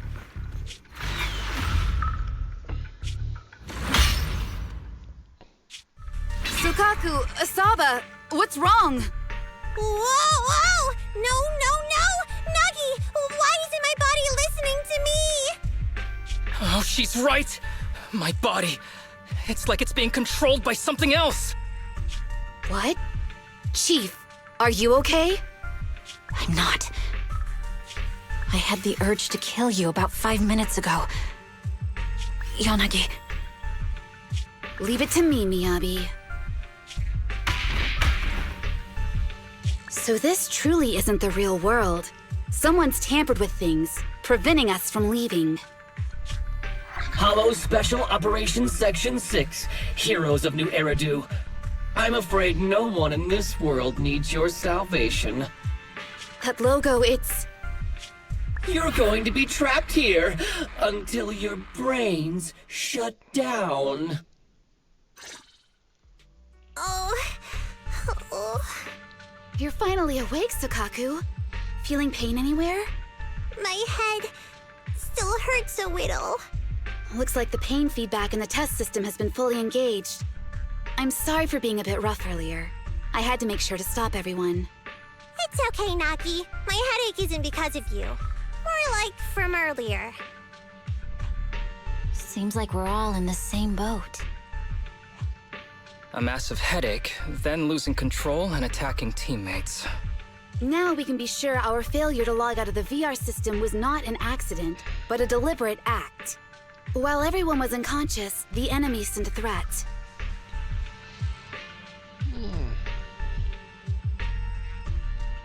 That was brazen. Any idea who it could be? It's just speculation at this point, but the fact that the enemy was able to display information in front of us proves they've gained partial control over the VR system. So waiting for rescue isn't a good idea. But if we act recklessly, we might fall into the enemy's trap. But can they really set a trap without even showing up? This is a virtual world, and we're just data entities fully synced with our senses. Whoever controls the system is like a god here. They can do whatever they want. The enemy delivered a threat at the risk of exposing their identity. Or perhaps that's what they want us to believe. What do you mean? As long as we can't figure out what they're capable of, the enemy will seem like a god. They flex their power to scare us, leaving us wondering what they can do within the system. That's their plan. They want to restrict our movements and keep us in check. How did you come to this conclusion, Yanagi? Our enemy threatened to destroy our brains by eliminating our data entities. Their attempt to seize control of our bodies and attack our allies was one such effort. But if they had truly seized full control of this system, they could have resorted to far more efficient methods. They could have simply destroyed our data, implanted a virus, ordered us to end ourselves, or even eradicated us along with this realm. But they didn't. So it's very possible they simply can't, because they don't have full control over this system. That's possible, but maybe they're just not as devious as you and haven't considered doing it. I'd say that's impossible, because they're up against us, Section 6. They can't beat us in the real world, so they've gone to great lengths to trap us in the virtual world. We have the most promising Void Hunter in New Eridu, so if I were the enemy, I'd want to take us out quickly. The more they bluff, the more it proves there's still something we can do. You're the most cautious person I know. I've never seen you take action based just on speculation. I think I'm the most cautious person you've ever met, too. What you've just heard are speculations from the most cautious of people. But I'm not taking risks because I'm reckless. Quite the contrary. The situation is dire, and we'll have to take the initiative to survive. It's been a while since you spoke to Harumasa in such a serious tone, Yanagi. This reminds me of our first days in Section 6. Everyone, do you trust me? Well, you've laid it all out, and I don't have any other ideas. Like Harimasa said, this is all just speculation without any solid evidence. If we're wrong, things could get worse, and there's no turning back. Aw, Nagi's tail is drooping. Oh wait! Nagi doesn't have a tail! But I have faith in you. As the chief, I'll take full responsibility for whatever happens. Just tell us what to do. Thank you, everyone. As for what we should do, I'm sure you all remember in the previous combat test, there were still 3 monsters left to defeat. Yeah. They said they'd already gotten the data they wanted before we could take them down, right? Exactly. And do you remember the briefing before the operation? About the rules I saw in the user manual? Once all test monsters are defeated, the test will automatically come to an end. Got it. So we need to go back to the test stage and finish off the last 3 enemies. This is the best approach given the situation, but I'm sure our enemy won't just leave them there like sitting ducks. They have partial control over the system and will stop at nothing to eliminate us. We're just ordinary officers, while our enemy has far more resources and room for error. Are you worried, Nagi? No. It's our enemy who should be worried. Are you hearing this, you shady coward?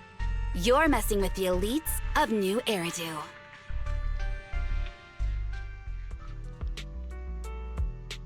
Okay.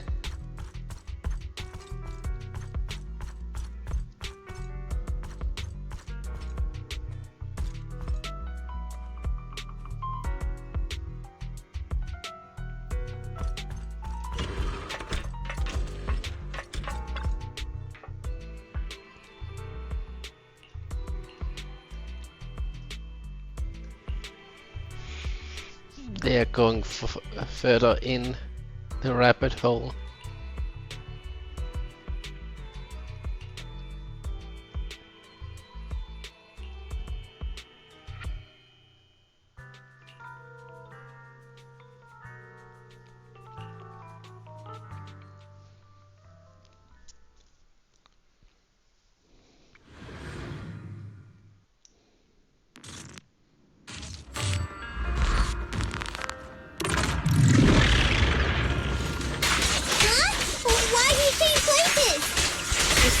The enemy has access permissions to allow them to change the stage environment.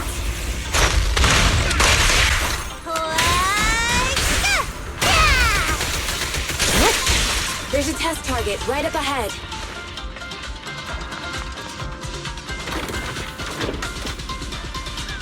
Huh. Still bouncing around. Did I miss? The feel of the strike is fine. The enemy is tampering with monster data in the background.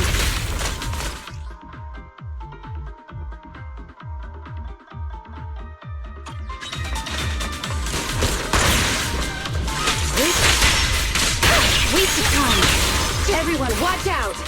These monsters are cheating!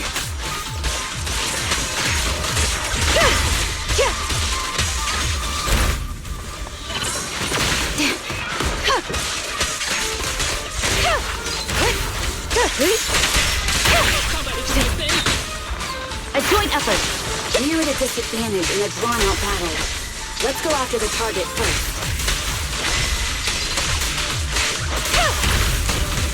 Resistance is futile.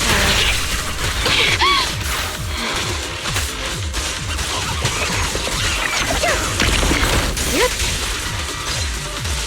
Yep. A joint effort. Around and around and stop!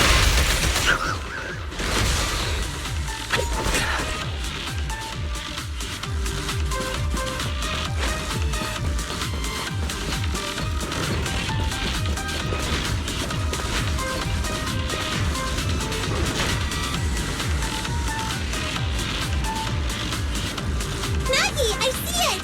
Hey,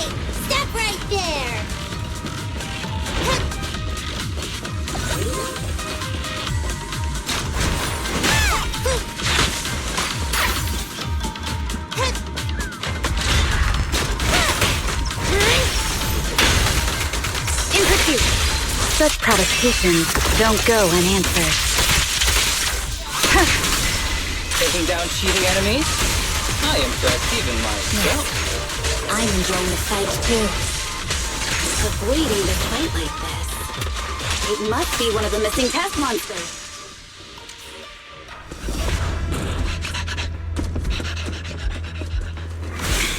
Found you.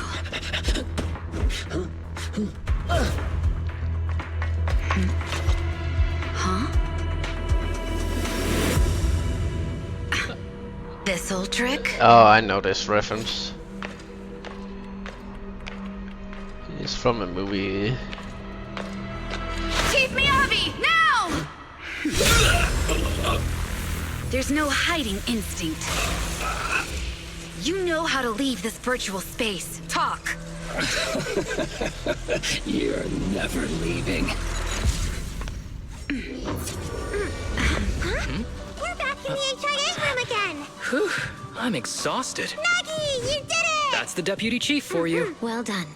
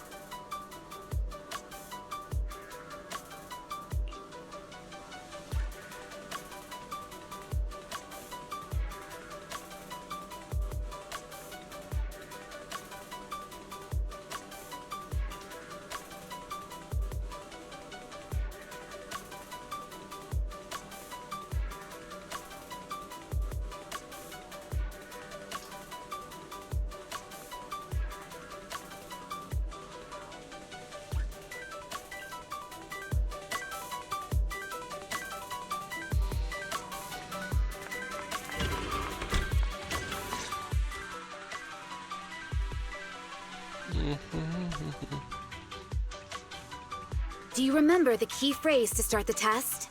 Yeah, it was that cool one. To feast on the city's delights.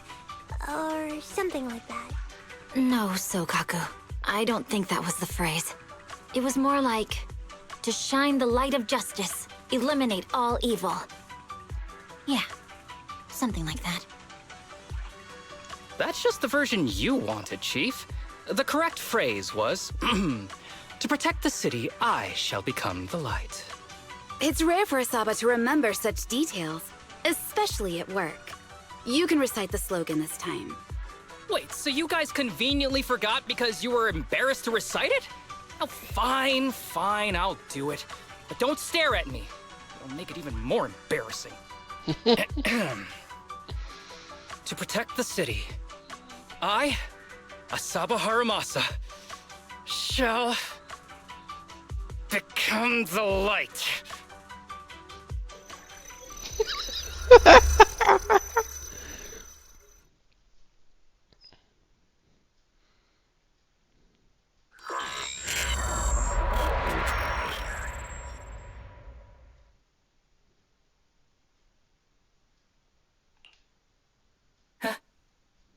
Why isn't the stage activated?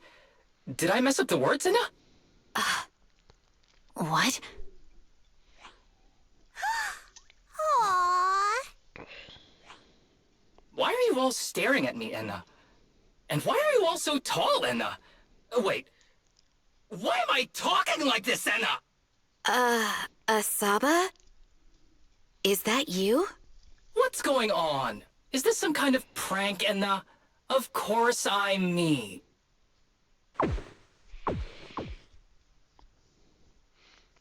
You tend to. Oh, that's hilarious. What? Enna? Harumasa turned into a bamboo. Hold on. No. Wait. But why? Where's my body? Is this for real? Did I actually turn into a bamboo, Enna? I mean, Sure, my old body wasn't perfect, but this... These stubby arms and this clumsy body... I'm totally useless in now! Aw, cheer up, Harumasa! You're not useless. You're the best! Now's really not the time for that, and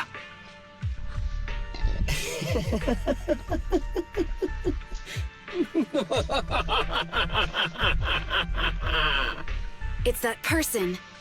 The know-it-all intel officer, dragging everyone down with her.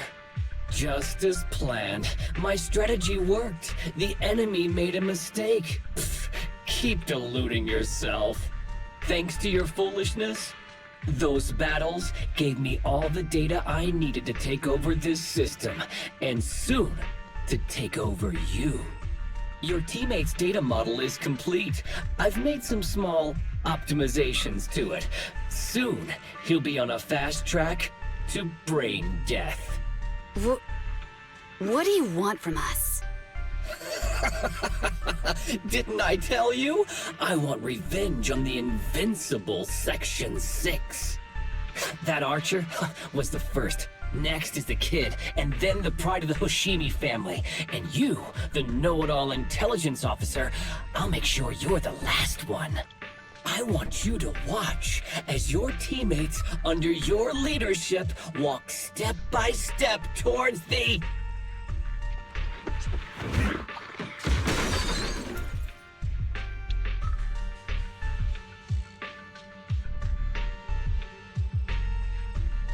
Why?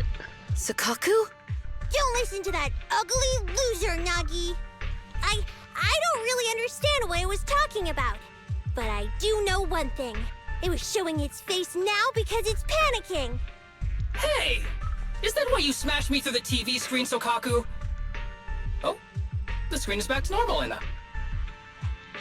I told you, I'm slowly seizing control of this system. Soon, I will be the god of this world. If I want it restored, it will be restored. And if I want you dead, you will die. I get it now. Too bad. It's already too late. That means you're admitting it yourself. You haven't taken over this system, and you don't have the power to change the rules. It's reassuring to see the rules in the technical manual still apply. If we kill all the test monsters, it will trigger the end of the test. We're heading in the right direction. You've provided me with very useful information. You think you're so clever. If that's your conclusion, then you're even dumber than I thought. Let's see if you're still smiling the next time we meet.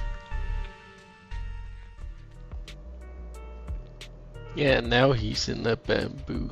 That's hilarious.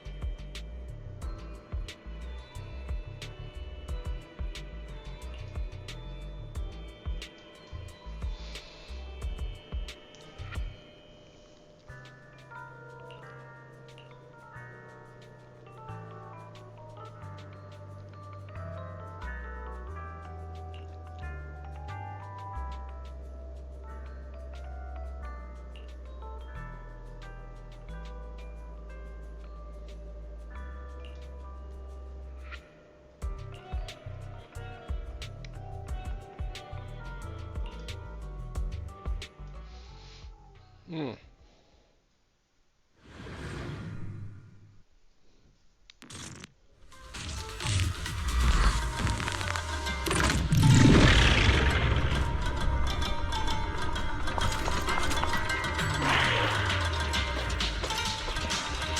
you sneaky little creep!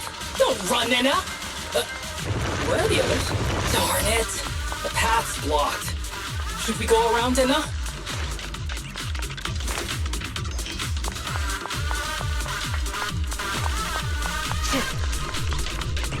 Blocked again! It's a dead end! Stay calm. Look around. The wall on the left doesn't seem very sturdy. Looks like we can break through it. Awesome, Enna! I get the feeling it's trying to lure us in, Enna. At this point, the only option is to catch up and take it down as fast as possible.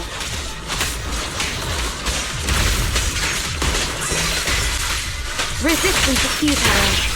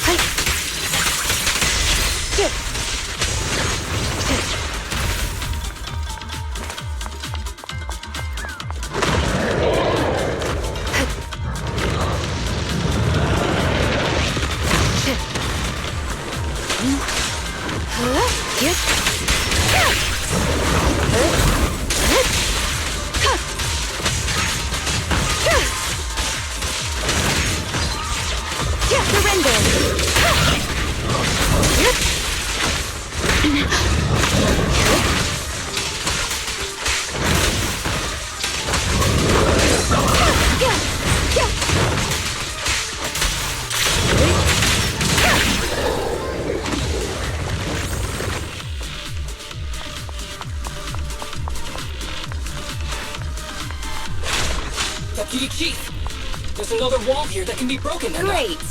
Let's take the shortcut as well.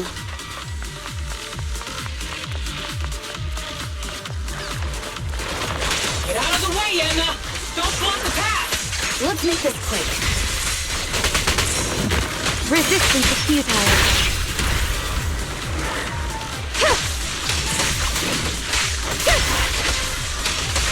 Such provocations don't go unanswered.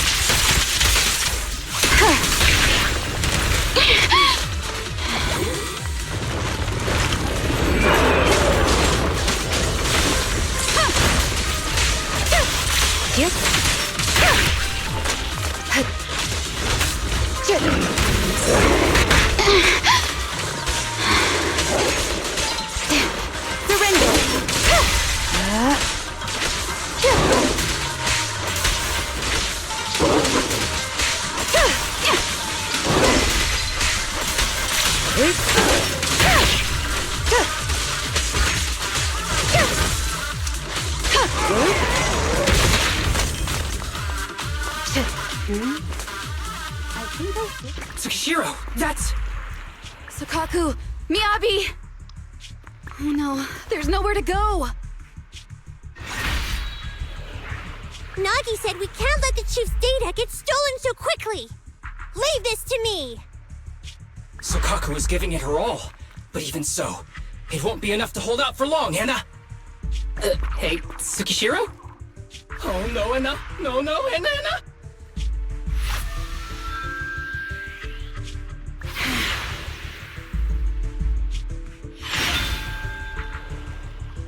Nagi!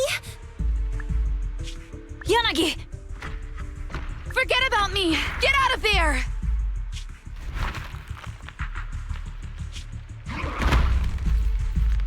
I told you your assistance is useless here. Really? Useless? Hurting people like this. The special monster we're looking for must be you.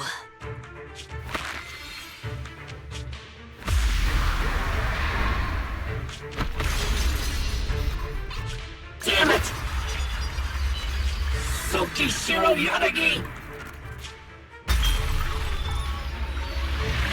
Stage complete.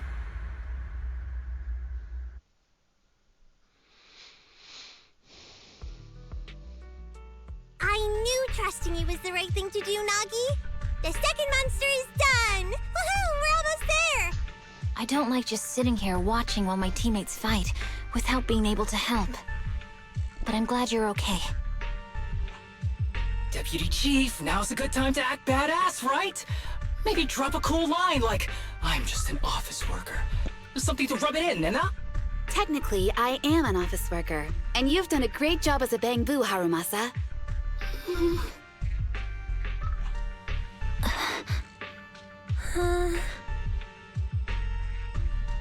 Huh? Why has everyone gone quiet? You! Curse you! A mere intelligence officer messing up my plans! You again? Seeing us destroy 2 of the test monsters meant you finally had to act? With 1 more to go, your plan is about to fail.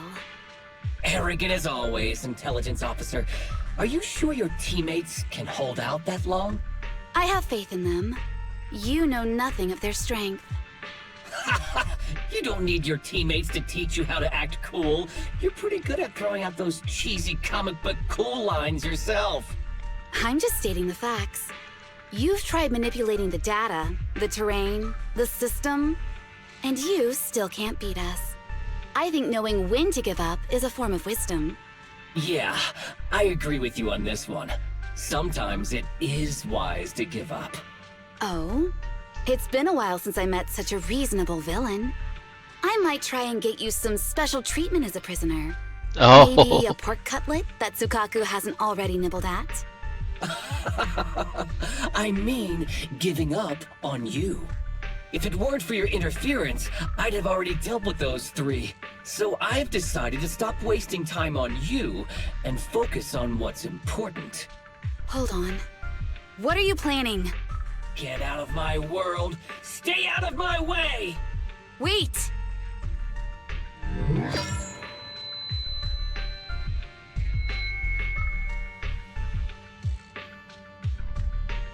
Wait! Miss Tsukishiro? You... Where am I? Is this? Ah! Mitsukishiro! You're awake! Thank goodness you're back. You're back in the real world.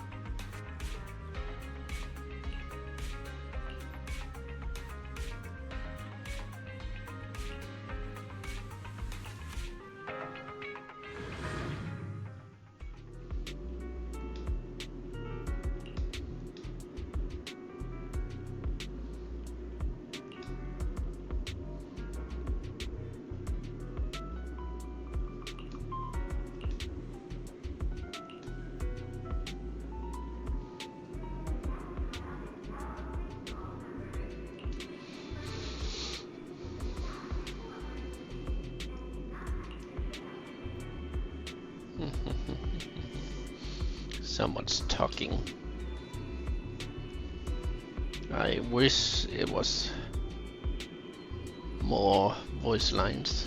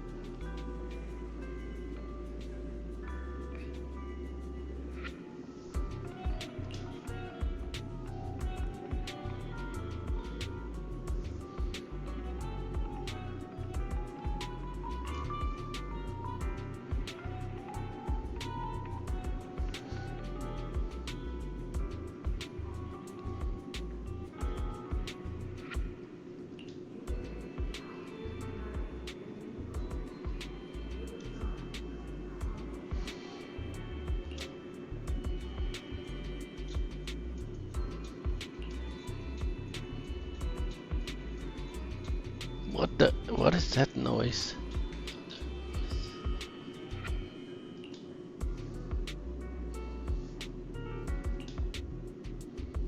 He's just screaming, I guess.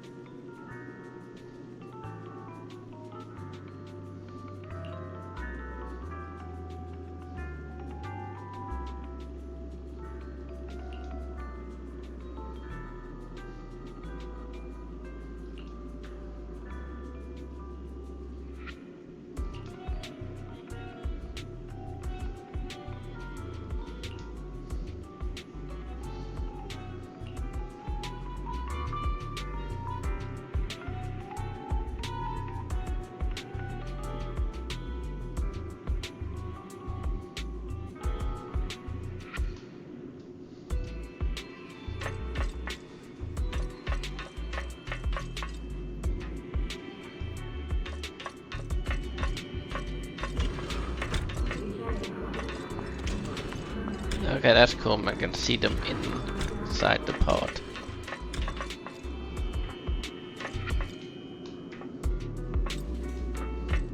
Let me talk to you.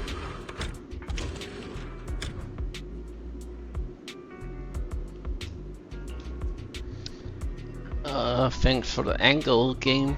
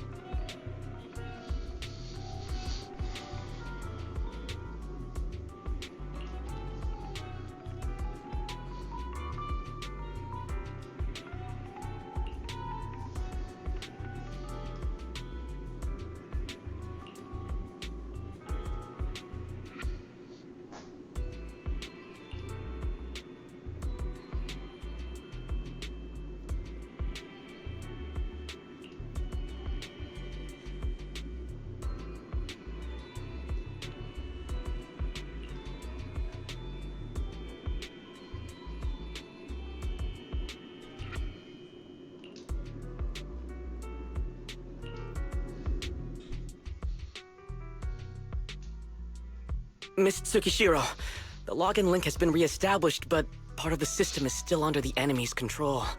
The message authentication information missing keeps popping up, so we can't log in. I have an idea that might be worth a try. What's that in your hand?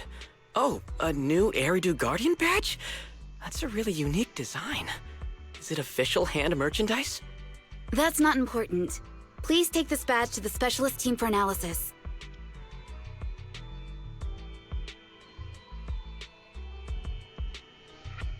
This is incredible. Wait, do you intend to log into the system wearing this? It's the missing authentication information, isn't it? Yes, but it's too risky. Once you log in, you won't be able to activate safe mode. Even the pain feedback protection will be disabled, and it could... There's something I'd like to confirm. What is it? Are the core system rules still in effect? I'm talking about the content in this user guide. This system creates an immersive virtual realm synced with the user's senses. Once all test monsters are defeated, the session will automatically come to an end. According to the specialists, these rules are intact, correct? Of course! These are the core rules governing the VR system. Our battle with the enemy has always been about gaining control of the system, and they have neither the ability nor the opportunity to alter them. Great. Then I'm going into the system. My teammates are still out there. Please assist me. I'm counting on you. That was so moving! I'm going to create a dedicated fan club just for you, and one day, I'll make sure everyone in New Eridu is a die-hard fan of Miss Tsukishiro! You're thinking out loud again. No, that's just what I'm saying out loud. My inner thoughts are way more embarrassing. If I were to say them out loud, you'd never look at me the same again, so I'll stop. But since you've made up your mind, I'll give it my all to support you.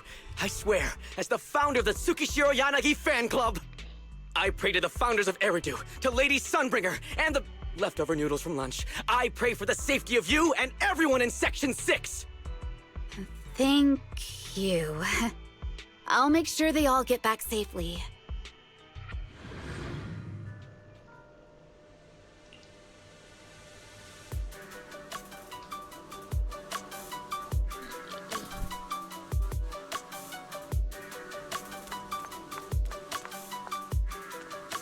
Oh, what has happened to the sky?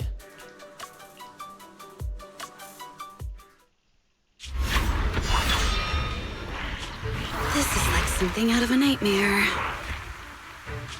So this is what nightmares are like. Wait, Chief, you've never had one? No, never. Miyabi's combat data collection progress is at 97%. Miyabi, there's no time! Please listen to me! There's no need. Have you already uncovered the enemy's secret? Yes, Chief. Miyabi's combat data collection progress is at 98%. You've got a plan to take them down, right? I do, Chief. Miyabi's combat data collection progress is at 99%. Then I'll leave it to you.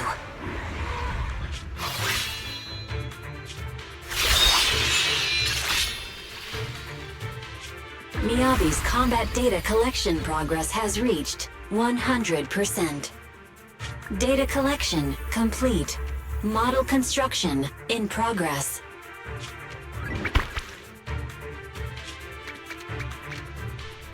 To protect the city, I, Tsukishiro Yanagi, become light.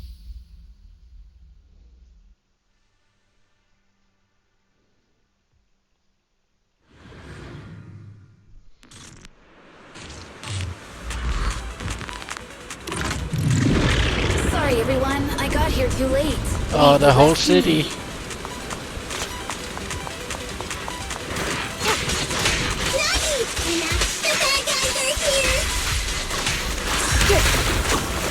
It doesn't matter how many cheating monsters show up. Yep. Impressive, Deputy Chief. You're not gonna put into a Bangalore penguin.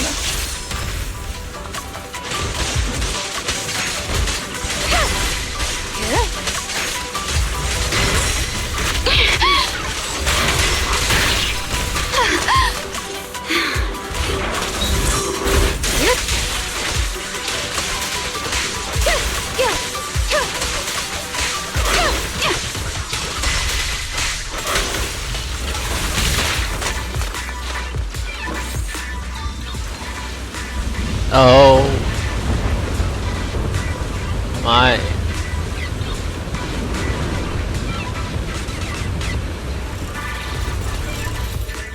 If only I had a bamboo sized sword. I'd like to join the fight too, Anna. Don't worry, Chief. Leave it to me. Good.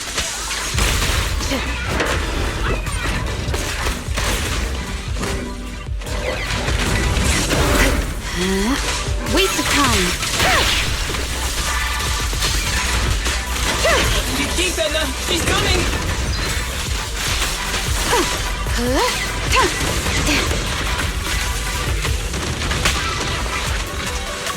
Nagi! Anna! The biggest thing to make her move!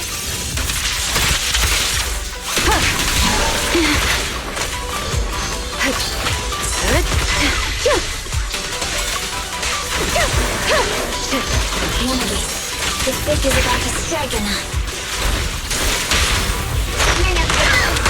We press on.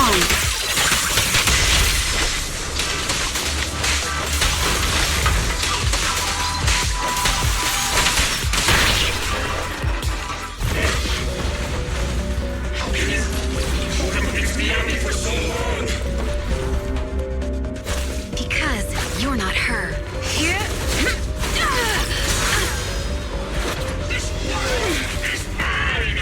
Here, I can fail countless times, but you can afford a single mistake.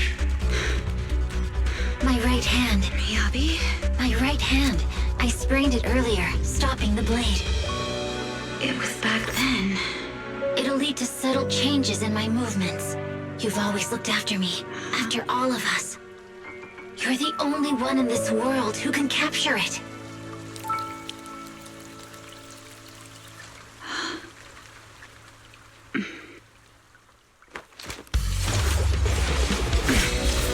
Thank you, Chief.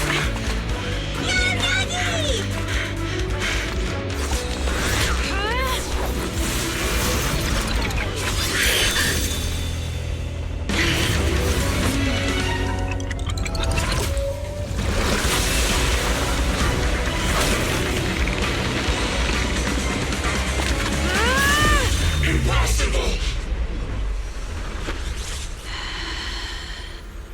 Checkmate.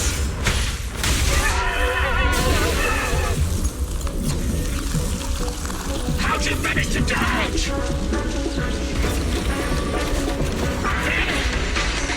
You're going out with me! You can go alone.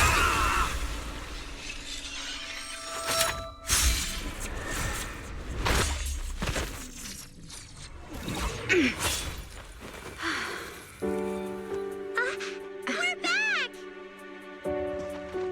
Nagi, you did it! I can finally clock out. Are you ready? Yep. Everyone's been light for so long. It's time to go back to being human.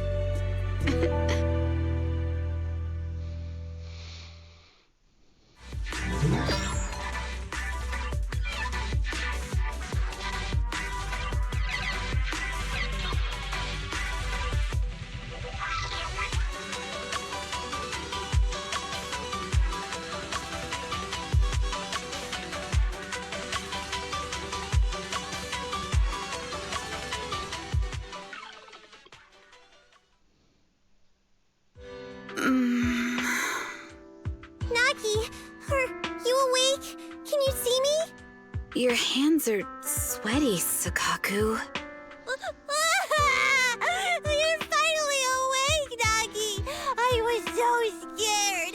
They said your mind used a force that exceeded your physical limits in there, and I thought it might cause your body to go haywire.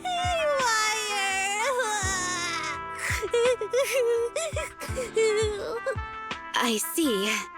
I'll steer clear of that power in the virtual world from now on. Noted. I told you the Deputy Chief would be all right. How do you feel? Sore all over? Maybe now you can relate to how I feel when I want to take a day off. I'm glad you're safe and sound too, Asaba. However, I think you're cuter in your Bangbu form. Deputy Chief! First you slap me physically and now you hit me with words? That's just cruel. Thanks to you, we're back in the real world, Yanagi. Your strategy worked, as always. Once you're back on your feet, will you help me draft my will? Now's really not the time for this, Chief. And what's with the will all of a sudden? In large families like the Hoshimi family, such things must be sorted early. Oh, though I'm totally overjoyed to witness this reunion, I'm afraid I have to interrupt. Just to be on the safe side, we need to give everyone a quick medical checkup.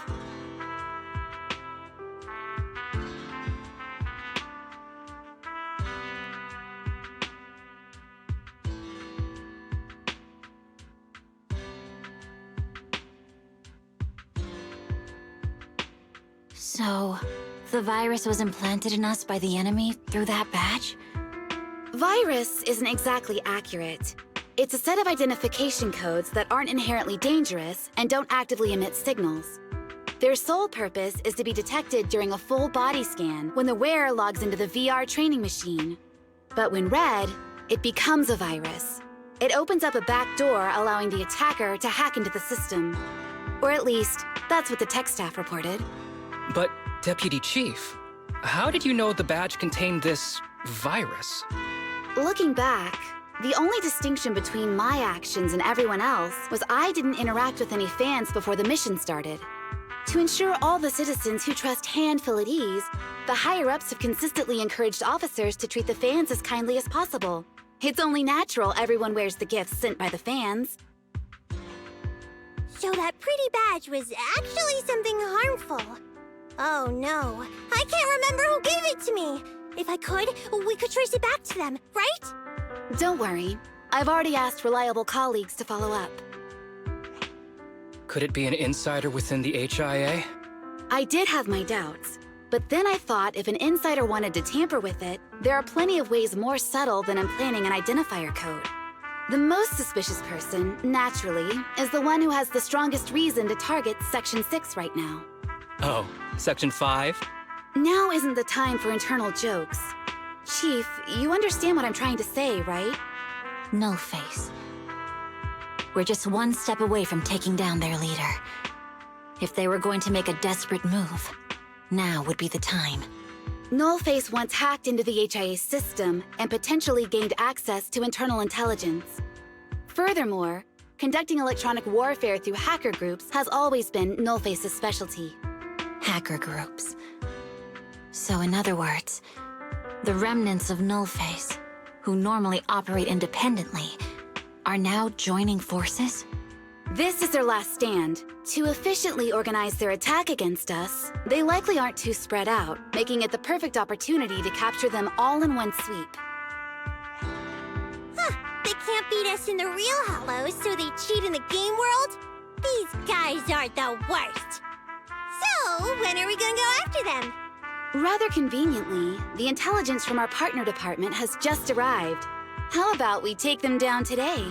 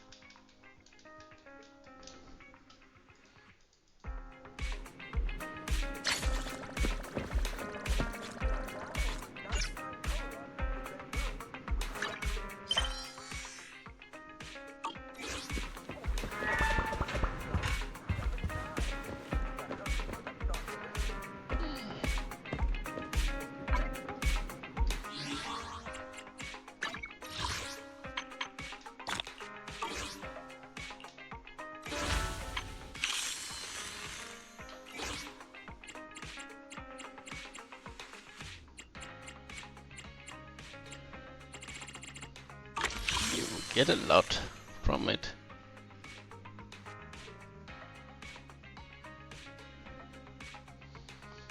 But it'll probably be too difficult for me since I cannot read that.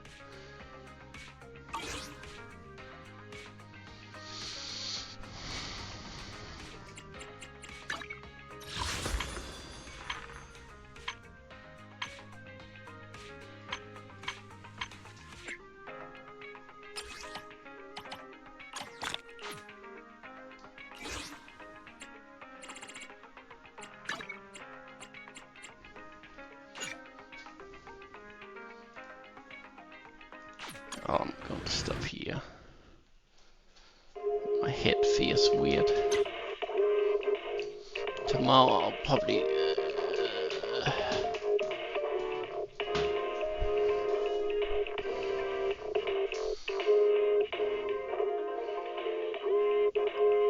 do something